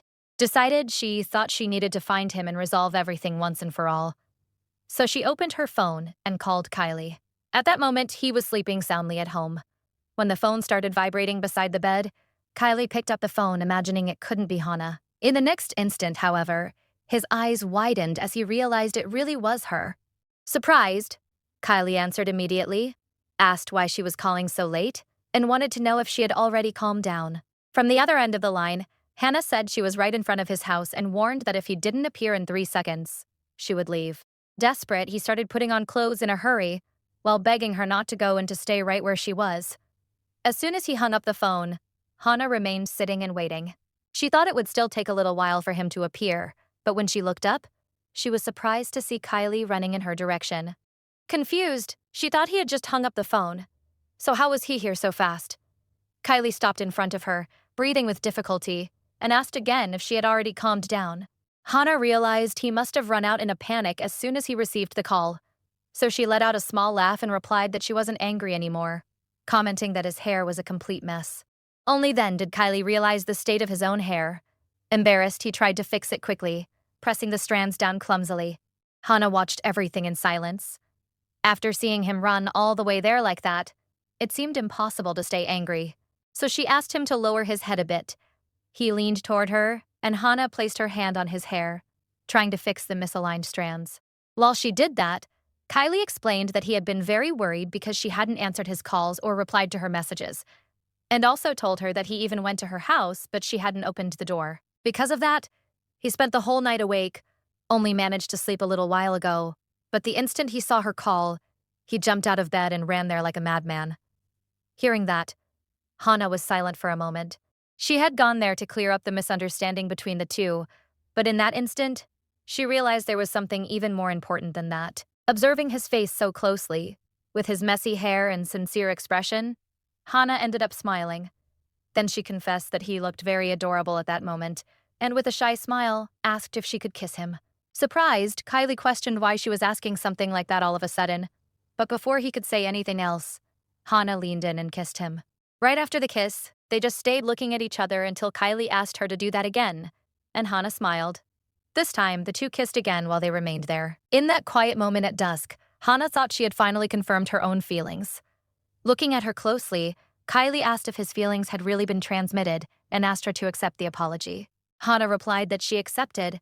However, she soon added that if the ex-girlfriend ever sent him another message, she wanted him to tell her immediately, without hiding anything. Kylie agreed right then, promising he would be totally honest from then on. After a small silence between the two, Hannah asked what exactly they were now. Kylie replied, asking if it was really necessary to say anything more, and declared that they should stop being just friends, because he really wanted to date her. For a moment, Hana felt a great relief and asked if he had any idea how long she had waited to hear those words. Kylie replied that, to be honest, he had never been in a relationship before, and that's why he had been a little scared, while Hana explained that she didn't even know exactly how she should handle that situation or how to act. With a tender kiss, he promised she didn't need to worry. He swore that whenever she felt uncomfortable or insecure, he would run to her, but explained that from that moment on, he wouldn't do it as just a friend, but as a man who loved her. Hana asked if she could believe him. Kylie pulled her into a hug and lifted her in the air, stating with conviction that she could trust him. But Hana immediately asked him to stop it, saying it was very embarrassing to act that way. Sometime later, when they arrived at Hana's apartment holding hands, she asked what couples usually did on their first day of dating. Kylie ended up confessing that he also had no idea. Surprised, Hana asked if he hadn't had several relationships before. Immediately, he went into a panic and replied that he had never dated anyone. Stating that she was the first, Hana let out a small sigh as if she didn't completely believe that declaration. After a few moments, Hana commented that maybe it was already time for him to leave. She said she was going into the house and that he should also go back to his. But while the two looked at each other in front of the door, Kylie thought he wanted to stay with her all night, but knew it would be even harder to say goodbye later. So he decided it was better to leave while they could still say goodbye. Suddenly, he held her hand, determined to make her realize how much he really cared about her. Before Hana could react, he leaned in and kissed her again, pressing his lips against hers unexpectedly. After that sudden kiss, Kylie pulled away quickly and said that now he really was going. Still embarrassed, he asked her to dream of him that night. Hana stood still for a moment, completely surprised by that attitude. Without knowing what else to say, Kylie thought that had been too embarrassing. Even so, he turned around and shouted that he really was leaving now, saying he'd see her at school the next day. As he walked away, Hana took a deep breath and tried to recompose herself. She also wanted to stay with him longer, but decided she needed to control herself. Later, lying in bed, Hana tried to sleep, but her heart was still racing. She knew she couldn't hold back anymore. She got up quickly from bed and began to wonder if this was what it was like to be in a relationship. She thought of Kylie and imagined what he would be doing at that instant. She even considered sending a message to invite him to go to the convenience store with her. Then she realized that maybe all the other couples also went through that. The feeling was so intense that she even thought everyone must be able to feel something so incredible. At that moment, a message from Kylie arrived. He had written for her to sleep well and that he would see her the next day. Reading that, Hana got even more embarrassed. She had never imagined that one day she would be living something like that with him. She remembered when the two just spent time together at the PC cafe playing side by side. At that time, they didn't have conversations as cheesy and romantic as the ones that night. Sitting on the bed, looking at her phone, Hana observed the message Kylie had sent and began to wonder what she should reply. If it were like before, she probably would have sent just a simple thanks, but now it was different. Thinking about it, she began to reflect on how she should respond. Should she send an emoticon or just write a simple message? Maybe using something cute was too much. After thinking for a while, Hana decided not to reflect that much picked up the phone and simply replied yes and for him to sleep well too. Immediately after, she lay down in bed, finally decided to sleep. For any other person, that might seem like just a small step, but for the two of them, it was a big leap. This was real love. The next day, while walking through the university building, someone commented that the two seemed closer than usual. Observing the scene, one of the classmates said to let it go, stating that it wasn't as if it were the first time the two acted that way. Kylie replied that they were behaving like any other friends, but Drake disagreed immediately, saying he had never seen friends act that way. He then added that if the two admitted it soon, maybe he'd be willing to let it slide. Hearing that, Hana pushed Kylie and told him to hurry up, asking why he kept walking so close to her. Immediately after, she turned to him and apologized, concluding that the two were completely screwed. While she worried about the situation, Kylie just looked at her with a small smile. In fact, she had exaggerated a bit by pushing him like that. Later, at a gym, Drake decided that even if he were late for group work, he couldn't skip leg day. However, the moment he went to use one of the machines, a hand ended up touching his. The girl looked at him, and a thought began to arise in her mind. She realized her hand had touched that man's, and began to wonder if that could be a sign. Meanwhile, Drake thought he had arrived first and believed he should use the equipment first, but the girl continued, lost in her own delusions, thinking that touch felt like something worthy of fate. In the dramas she used to watch, the chances of that being a sign reached 99.9%. Excited by the situation, she remained there full of expectation. Drake, however, just apologized and explained he was already waiting to use the machine first. The girl was shocked to realize who it was. In her mind, the chances of that man never having had a relationship in his life seemed to reach 100%. Even so, she thought that was just the reality of the gym. There, everyone was treated the same way. She decided not to give up. She thought the more he acted that way, the greater her desire to win him over grew. So, she resolved to take a step back now to take a bigger leap later. If they kept bumping into each other, even if on purpose, it would end up looking natural. Thus, she began to follow him at every piece of equipment he used, asking for help and saying it was just a coincidence they met again. But at a certain point, Drake simply disappeared from her sight and called a trainer to help her. Shortly after, the trainer appeared and explained that in that gym, students couldn't train or guide other students. Hearing that, the girl immediately realized the guy with glasses had gone to snitch on her to the trainer.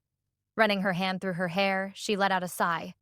Finding it absurd, she had never met a man so difficult to deal with. In her head, that simply didn't make sense. After all, during her whole life, there had never been a man who didn't show interest in her. Meanwhile, in the men's locker room at the gym, Drake thought maybe it was better to change the time he usually trained. After showering, he came out of the shower drying his hair and commented to himself that this time was always very full. Outside, the girl still continued reflecting on the situation and soon realized the guy had gone while she was arguing with the trainer. Frustrated, she thought that guy was harder to find than a legendary Pokemon. While going down the stairs of the gym, she decided that this still wasn't the end. She would retreat for now, but would try again the next day. Going down the stairs, she ended up attracting the attention of some guys who recognized that she was the famous influencer Jamil Game. Hearing the whispers, Jamil just smiled slightly and thought to herself that she was an influencer capable of getting tens of thousands of likes and hundreds of thousands of followers with just one simple post. Even so, that thought kept returning to her head. How had that man simply passed by her without even showing interest? Did he simply not know who she was? But even if he didn't know, how could anyone ignore a beauty like hers? While she reflected on this, something unexpected happened. Her top ended up getting caught on the hook of her bag. Surprised, she tried to release the fabric carefully, but to her despair, the clothing began to tear. She went into a panic. If that tear opened a hole, people could see everything. And if someone took a photo and published it on the internet, it would turn into an absolute disaster. Trying to stay calm in the middle of the hallway, Jamil got even more nervous when she noticed the guy with glasses was still there. She didn't want him to see her in that state. Even so, when she realized he was about to leave, she ended up acting on impulse. Before even thinking, she reached out and grabbed his clothes. Not knowing exactly how to explain the situation, she murmured an apology while he stopped and turned to look at her. Confused, Drake asked if she needed anything. Jamil tried to speak but got nervous and was unable to find the words. At that moment, however, she had no other choice. In that place, the only person she could ask for help was precisely him.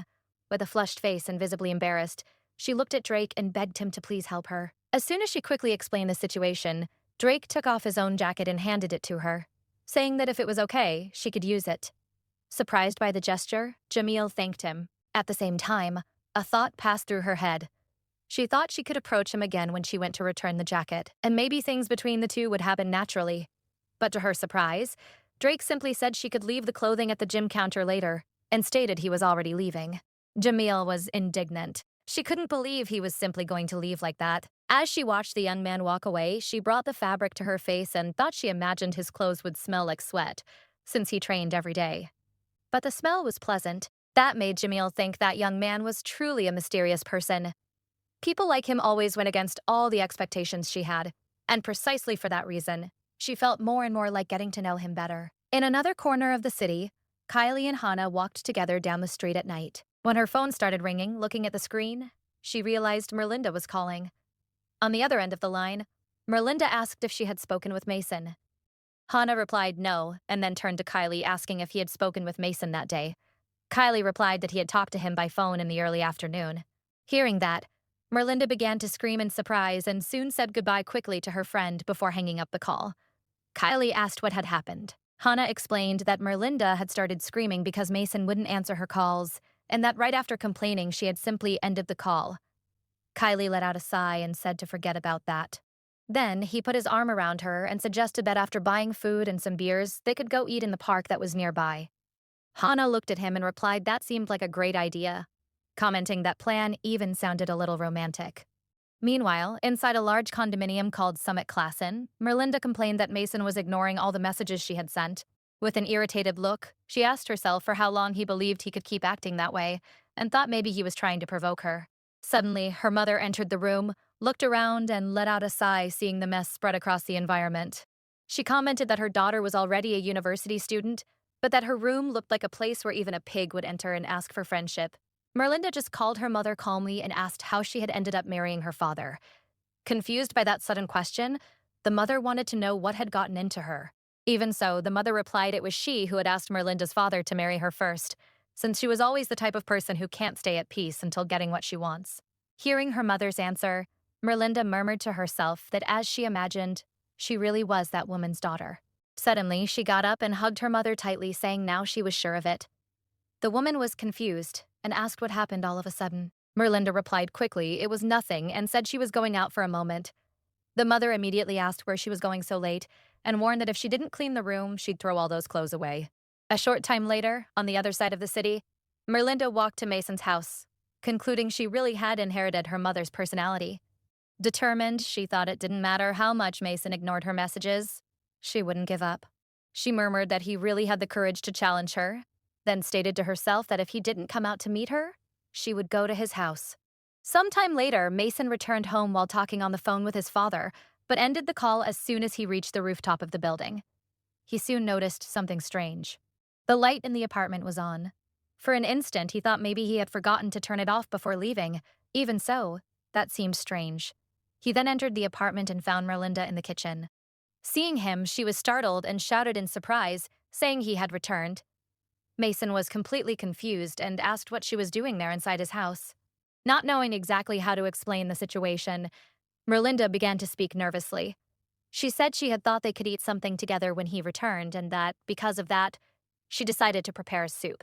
However, while taking the pot to the table, she ended up spilling everything on the floor, but quickly explained she was already about to clean that mess. Inside her own head, she thought she really was in trouble, as if it weren't embarrassing enough to suddenly appear at his house. She had still managed to make all that mess before he even arrived. In her mind, it seemed obvious he was furious. But to her surprise, instead of fighting, he asked with concern if she had hurt herself. Confused by his reaction, she replied she thought she was okay. Then he told her not to touch anything because he himself would clean that up. She was surprised to realize he didn't seem to be angry. Even so, while trying to recompose herself, she commented her clothes were dirty and starting to become uncomfortable. Mason took a deep breath and said first he would clean up all the mess. Meanwhile, she could go take a shower. She agreed immediately, saying it really would be good to take a shower. But soon remembered a small detail. She admitted she hadn't brought extra clothes and, with a shy smile, asked him to lend her some clothes. He remained silent for an instant. Then Merlinda added that if she didn't wash herself and change clothes, something bad could happen. Mason looked at her with some suspicion and asked if that really was an excuse. She just laughed.